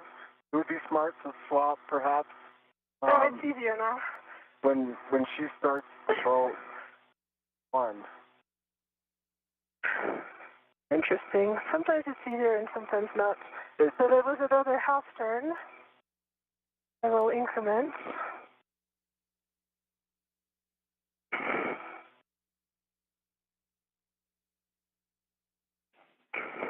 And just for you guys, when we do get to the PGT, we've been given a go to Bravo 7, so you will have some higher torque available. Okay. Do you want me to try to stick this bolt with Bravo 7 and see if it works? Yeah, let's do it. And is it okay if I try that? It's kind of low net rate. And that was another and half you're back turn. in the game if you'd like to assist. Okay, I'm going to go that Bravo 7. Yeah, I think it's easier now. If that does the trick. Yeah, you did all the hard work. You did it before. Hey, let me get it. Okay, I'm removing the ratchet. Ratchet is stuck. I got it. There you go. Okay. Holding the ratchet. Putting in your PGT. Thank you. Yep. Okay, here we go. Bravo Ready? 7, counter 2. It's working. You count? Beautiful So sight. Yep. 3. 4. You're telling me. 5. I think we're good. Yep. Bolt release. Oh, that was 4. Okay. The antenna is only on one bolt. And I see it wiggling, so now I know it's time to be super careful. Yep, so we can, we're going to be using Sophie's PGT for the last bolt. And we're going to make sure this is the one that's going to release the PGT, so we're going to get a nail ready. Your glove and hap check is already knocked out. And you want to ensure a good config before the final release. Double check that your tether is still on the T-handle. You want to make note of your hand position because you're going to reinstall in the same position. What do we do with the ratchet? Should I start with the ratchet? Put the ratchet away or leave it out? If you think you need to start with a ratchet on that bolt, you can. We did break the torque, and it may have less side loading because the other 3 are released. But that is, if you want to test the ratchet and see how it feels, you can. Why don't you test the ratchet first, Sophie, and then I'm going to... Can you stabilize the antenna? Okay. Can you stabilize the antenna? Because Stable. Oh, right. You really need to be careful because I see the side loading is going to be huge.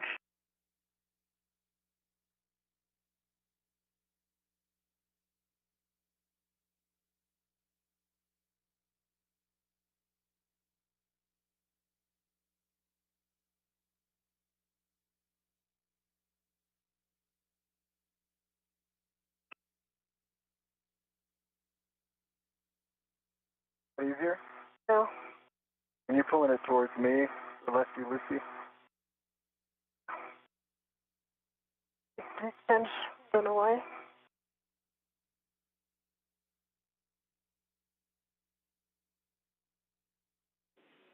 Back with you on comm and just waiting video. Uh-huh. And Anil, once you're in a good position and you're confident with your positioning on the S-Gant, you can give Sophie the go to release that bolt fully. Okay. She's testing the ratchet. It's huge. Huge amount of torque? Yes. Okay. Well, I've got a good grip on this. Wait. What kind of movements on the S-Gant will alleviate things for Sophie?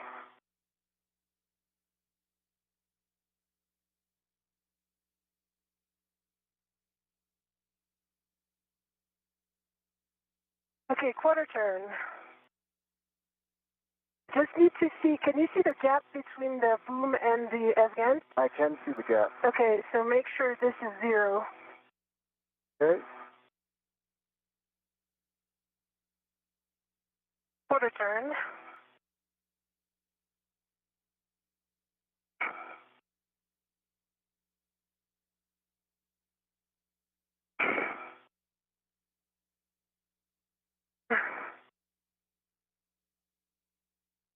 Okay, another quarter turn. Let's try with a PGT. Maybe doesn't feel that bad. Okay. Can you stabilize the S-Gant so I can put the ratchet wrench away? Yes, and my one. To get in good position. You can let go of the ratchet wrench. Okay. You can let go of it. Okay. Why don't we just leave it like this? Because I just want to try. It might not work with a PGT. Okay. But I'm going to have to put it away at some point. That's true. You can put it on my MWF. If you can just stabilize this. Okay, I stabilize this. Okay, ratchet wrench is going to go on.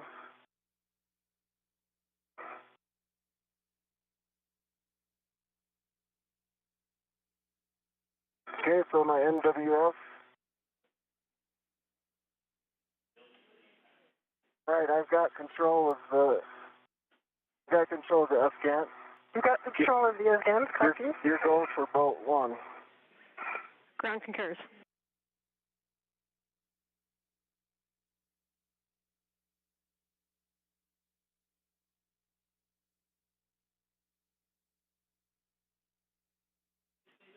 Standby 1 with a bolt drive. Copy, standing by.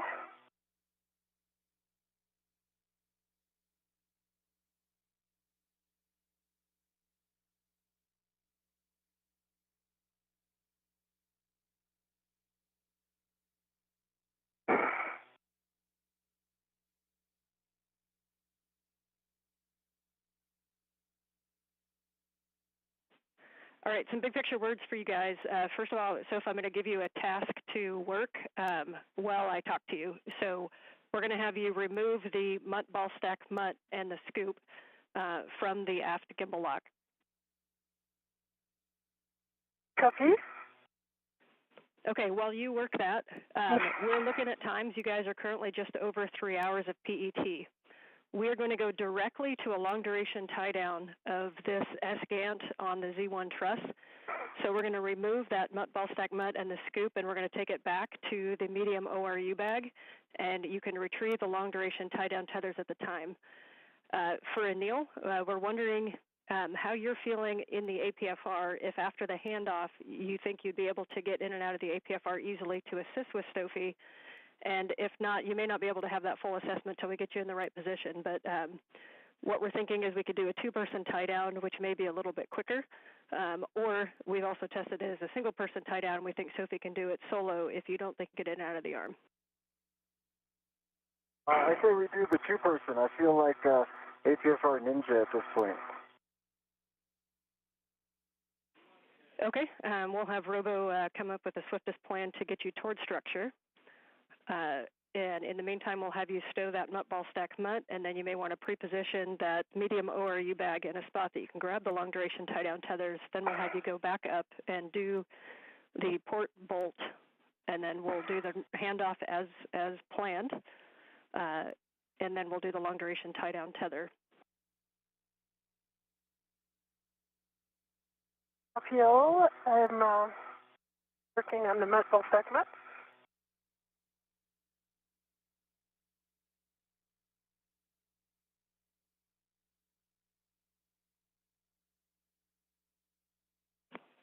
And Anil, what we think you're going to end up doing after handoff is that you'll be coming down the boom. So if you picture that the agate or the S-gant wasn't there, do you think you have a good access to get in and off of the arm? The agate wasn't there. Yeah, I think I need to go straight to the handle that Sophie's currently on, stay away from the waveguide and box. And then there's a handle right under that. Yeah, I think I can work my way down. Okay, we will work that after we get this handoff.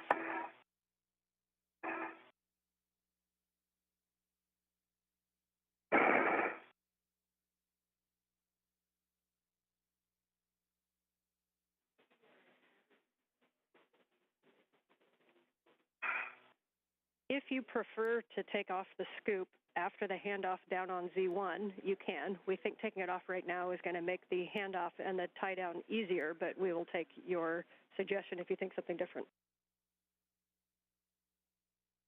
Your call, Sophie. ISS.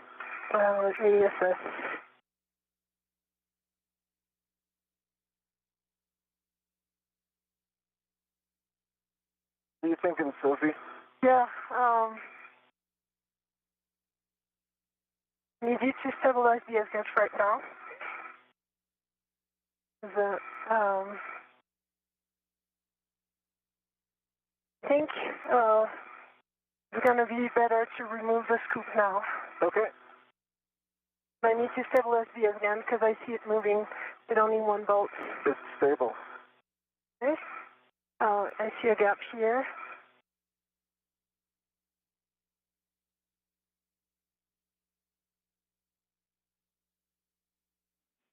And you guys are working great together. So I know it wasn't what we wanted to go do this tie down, but we still have a chance to get the good S-gant up there. So that is now the goal.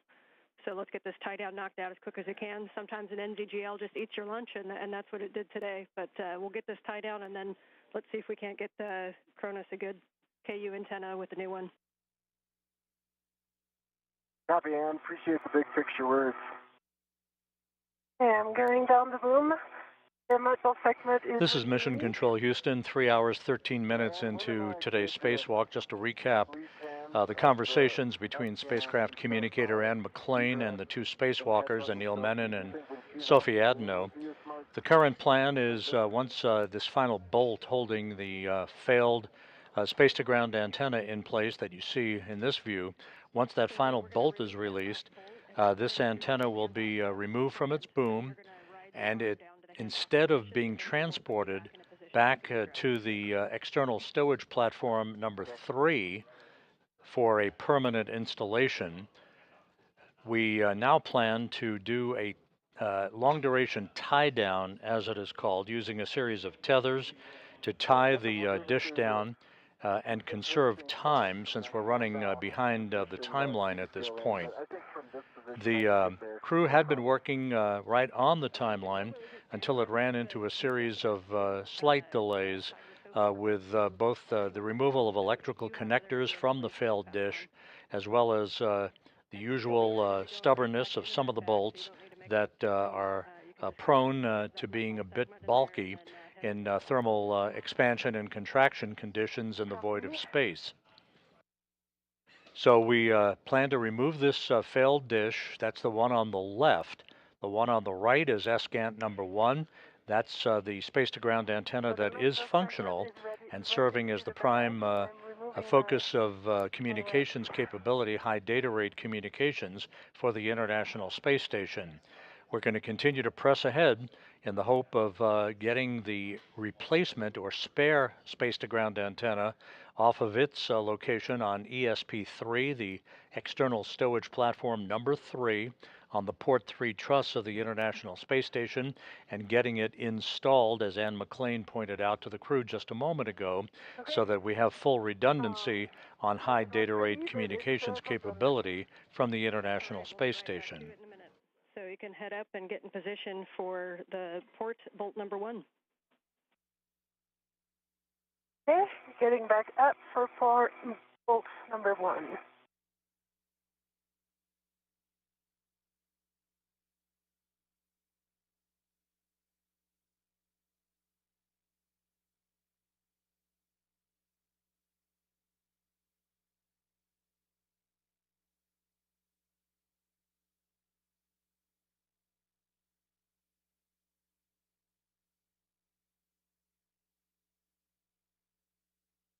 She's good for Bravo 7 there. Yeah. And we concur, Bravo 7 counter 2 with Sophie's PGT that has a 2-inch rigid. Yeah, let me just put my VRT down.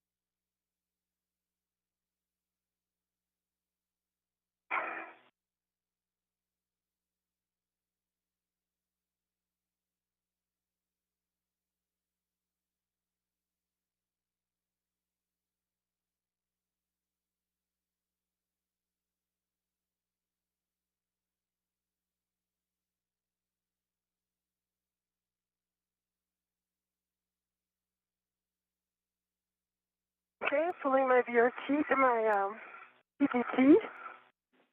Copy.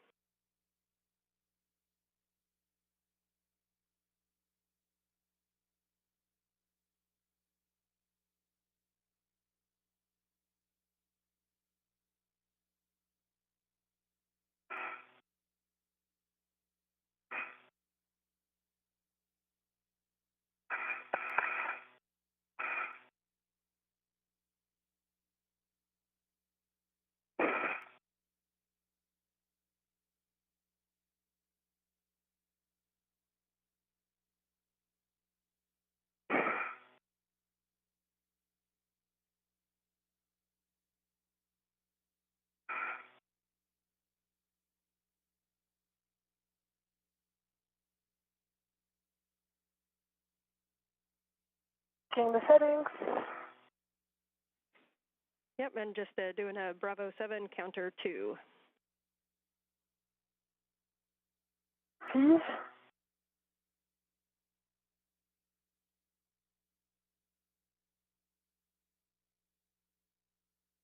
Bravo 7 counter 2 set. All right, and on a nails go, you can release that bolt. Give my go, Sophie. Okay.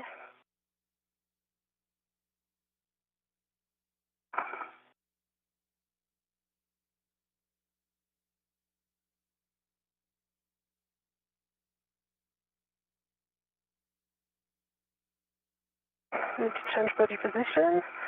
I think if you can move Up. more my way, Yeah. there you go. Have better leverage.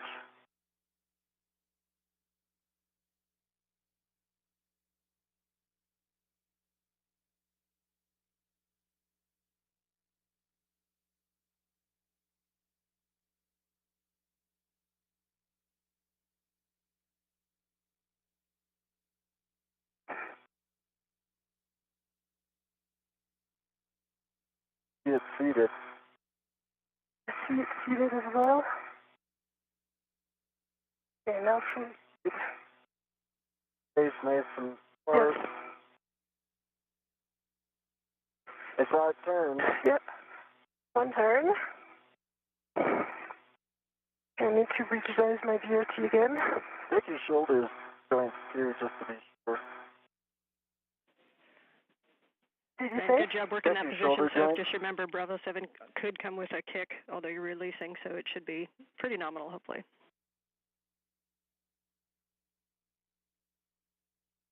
So like a quarter turn, another quarter turn. And you may be able to wiggle a little bit, Neil, if there's some side loading. Okay. And Oh, we're talking.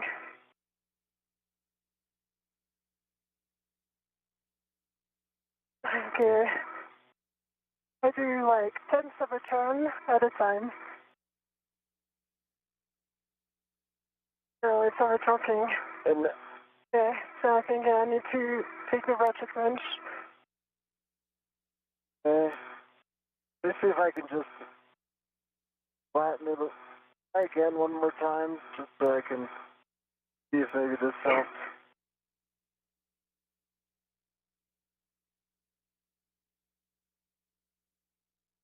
Yeah. Oh. I mean, I see the gap in the threading. Yeah, okay.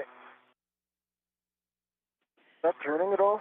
This is Mission Control Houston. Just to recap, the two spacewalkers, Anil Menon and Sophie Adeno, continue to complete the steps to release the failed SCANT, the failed space-to-ground antenna, from its boom on the Z1 truss of the International Space Station. The current plan is, once that boom is freed from the antenna itself, the antenna then will be tied down on the truss itself rather than moved to a permanent stowage location. That will conserve time, since the crew took longer than expected in bolt and connector demating operations earlier in today's spacewalk. We are pressing ahead with every intention of removing the spare space-to-ground antenna from a stowage platform on the port 3 truss of the station and bringing it to that boom for its installation and the electrical and data connection hookup. And we're not seeing the socket move. We recommend going back to the ratchet wrench. Copy. Okay. So, Anil, standby 1, I'm starting my PGT. You're starting your PGT. And am I good to just get the ratchet wrench with this one bolt and we both let go of the SCANT?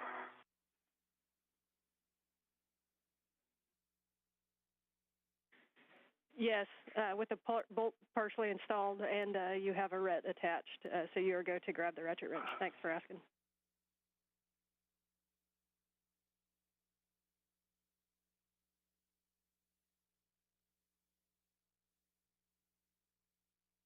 Sophie, so here's the plan.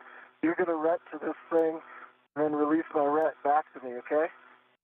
My one, copy.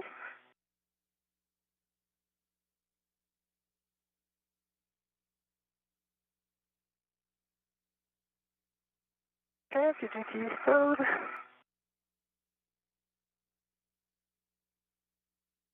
Throw a ret on it. Uh-huh.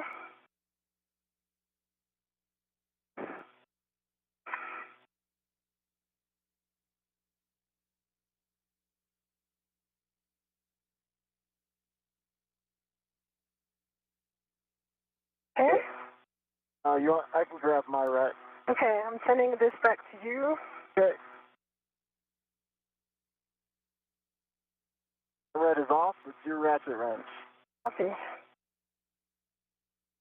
Let me just put this stuff away, and I'll be with you in a moment. Yeah.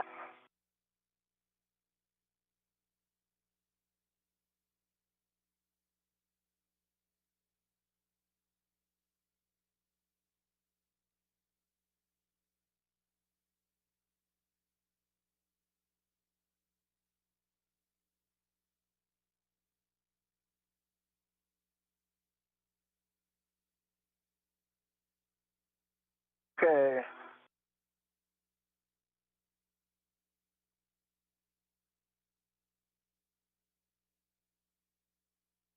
I've got my hands on the F-scan, and you are go to start on the bolt. Copy.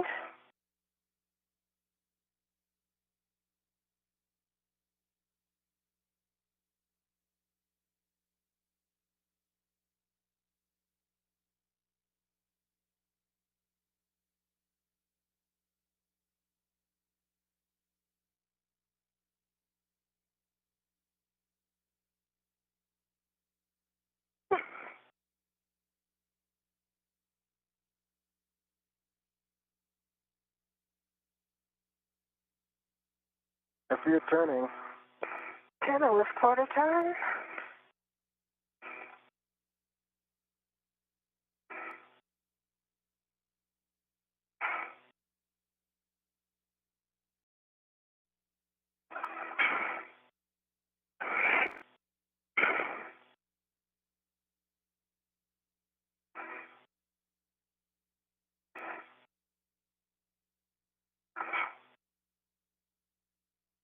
That was another quarter turn.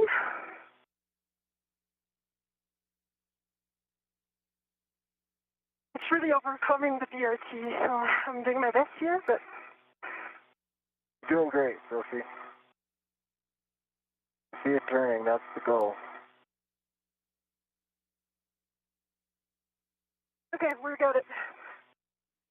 Nicely done, Sophie. We like that bolt moving. Here comes an S-scan. Okay, Daniel, you got it. I've got it. I've got a good hold on it. Okay, and I have no red attached to it, so I'm good. I've got a red attached to the T-handle by me. Okay, I'm going to finish with hand, if you don't mind. Maybe quicker. By all means. I think you can get the PGT quickly as well. You could consider that. Yeah, I would. You're right.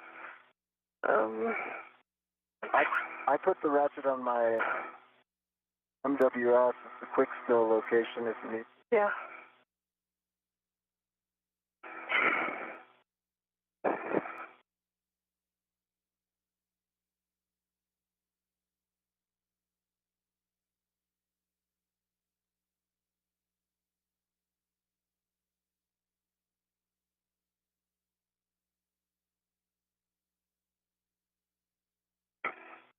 Okay, I've got the ratchet wrench on my MWS and retrieving the PGT.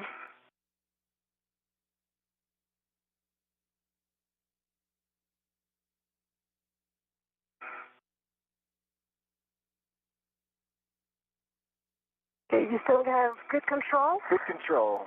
Copy.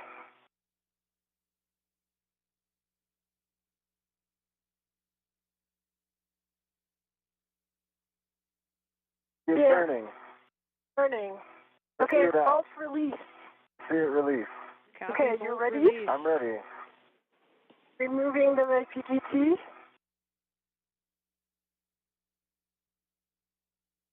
I think you can put your PGT away if you want. Yeah. Yep, and so for Sophie, we're going to have you put your PGT away, and then we're going to get a glove and hap check.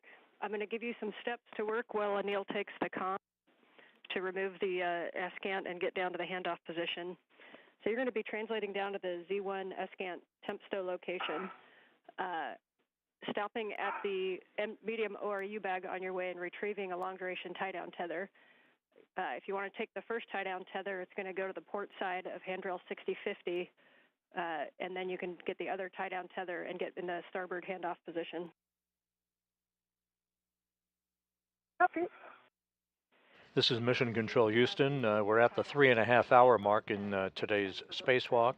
The failed space-to-ground antenna is now free of its boom and will soon be removed from the boom itself and be brought to a nearby location to be tied down with a series of tethers. This will be an interim parking place for the failed antenna, thus conserving time for the rest of today's spacewalk. That'll come off easily. It's a good time to observe so that we really understand the waveguides.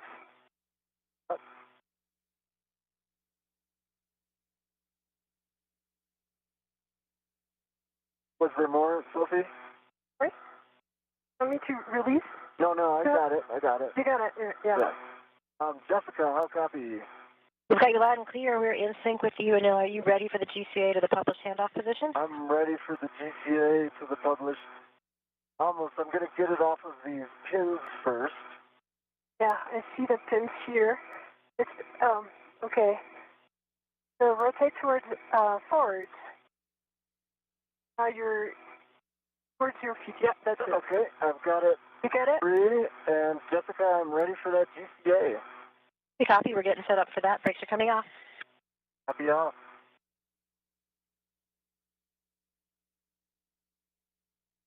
Nil, this is going to be that three-part series. We're going to take you body out, followed by body left, followed by body in, and then we'll be taking you to your egress position. Anil, copy. Let's go. Got my go.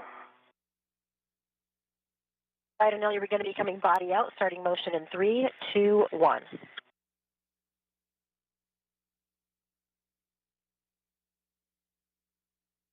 Okay, I've got it clear of the boom and very stable.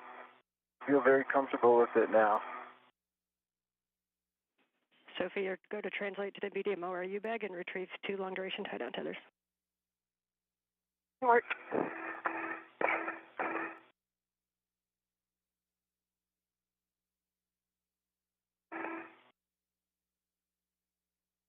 Really good clearances here. Jessica, clearly getting better. I've got good control of the scan. Copy and concur. All clearances are improving.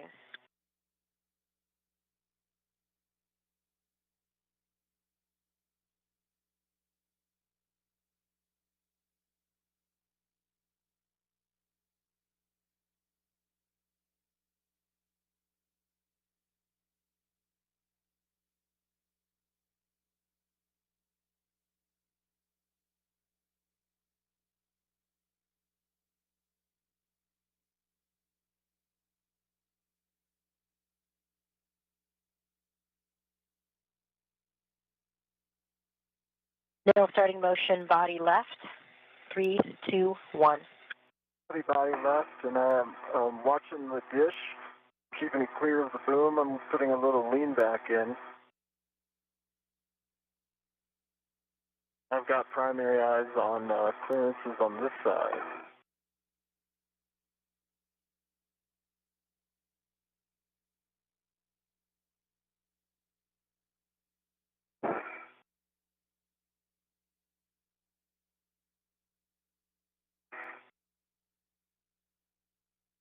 I've got a good meter dish to boom.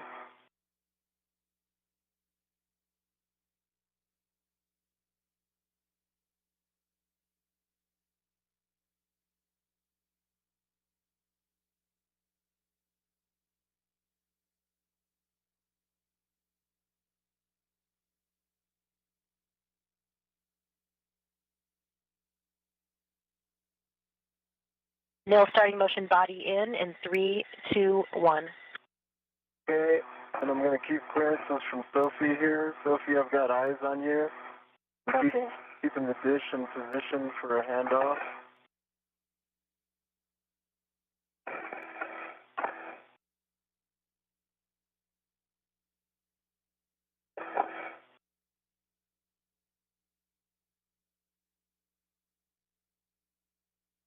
I'm right off your right shoulder, Sophie. I got a meter distance from you. Okay.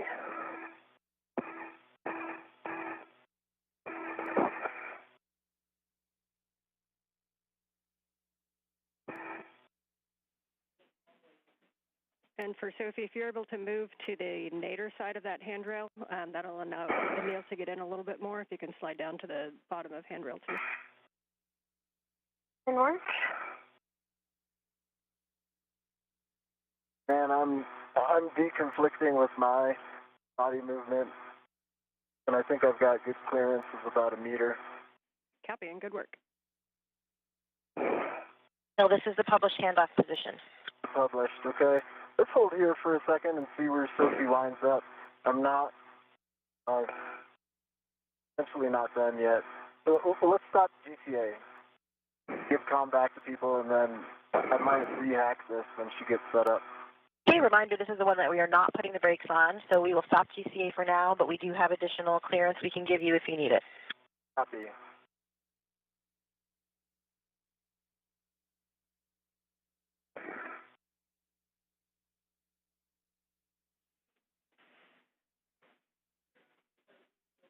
Okay, and for Sophie, we'll just be retrieving those 2 long-duration tie-down tethers and moving to the base of Z1. And between the 2 of you, just please maintain RET awareness on the S-scan as we hand it off. The final tie-down is with long-duration tie-down tethers, but in order to get it from Anil to Sophie, we probably would need to do a RET swap. Copy, RET swap. I also need to do a RET swap from the... I'm just checking the number of RETs that I have. One is taken for the ratchet wrench right now, which was not initially planned.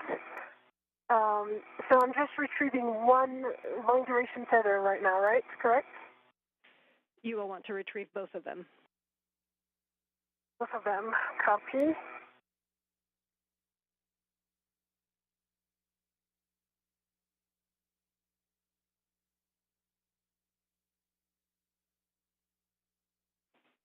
If you need an additional RET, you could always move the ratchet wrench onto an AET. I think I'm good because I'm going to put my... Because we have 2 hooks on the LDTV, I'm going to put 1 hook on my mini workstation. Okay, copy. For Robo, Ann, and Jessica, a future egress position is potentially just body in, maybe a meter.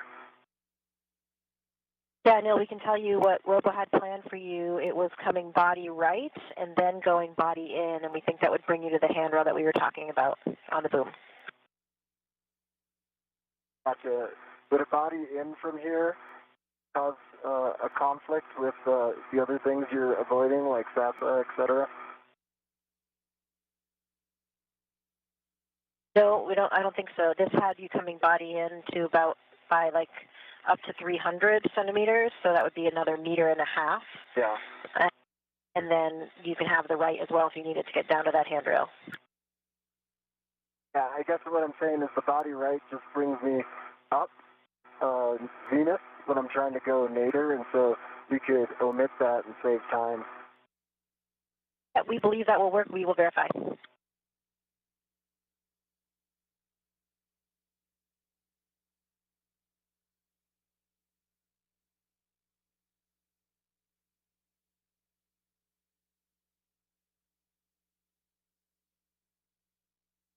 Okay, 1 is retrieved and is on my mini workstation, working on the second one. Copy.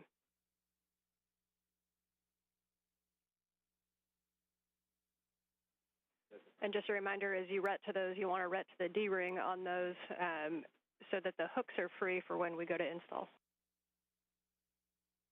Yeah. I'll do the rets after. For now, I just put them on my mini workstation if it's okay for you, because I'm afraid I don't have enough rets.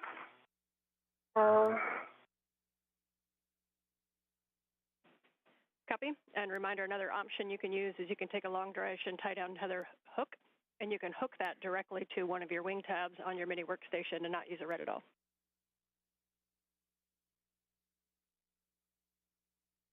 Yeah, that's what I'm doing right now with the first one.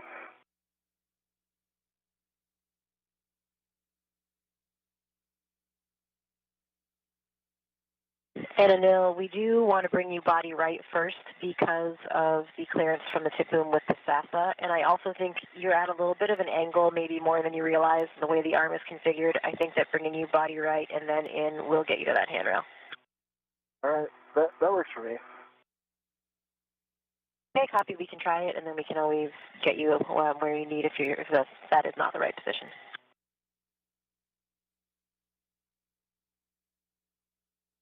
I am guessing for this handoff, I would benefit from some body in 30 to 50 centimeters. Can you do a little quick analysis of that while we're waiting? I can tell you that we can definitely give you at least 25. Okay.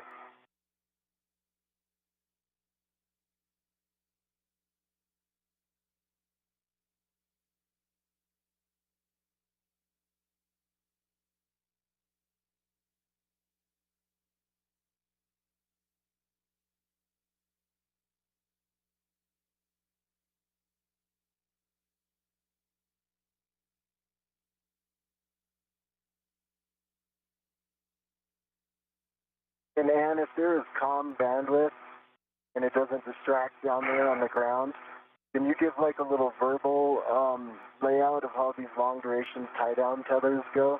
I know you said the cup page, but just so I have a mental picture. Yes, absolutely. We have a handover in 20 seconds, and on the other side, I will give you that that overview. If you're looking at the picture, I will talk you through that picture. I won't be able to see the picture. I got my hands full. Okay, Oh, I'll be able to describe it to you, Anil.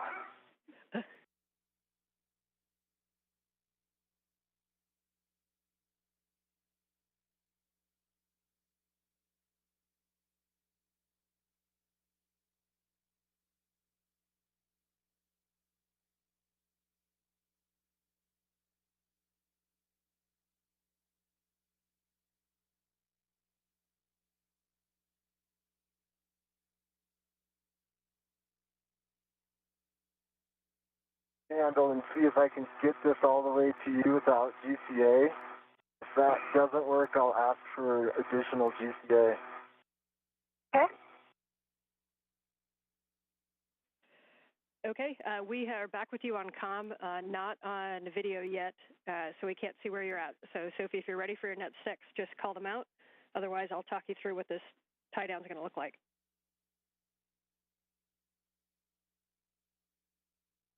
Translating, so I think we got some bandwidth here.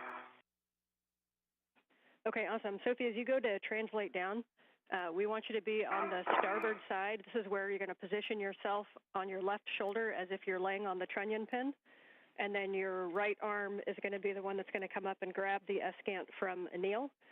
The dish is going to be facing aft, so you want to get yourself in a good position.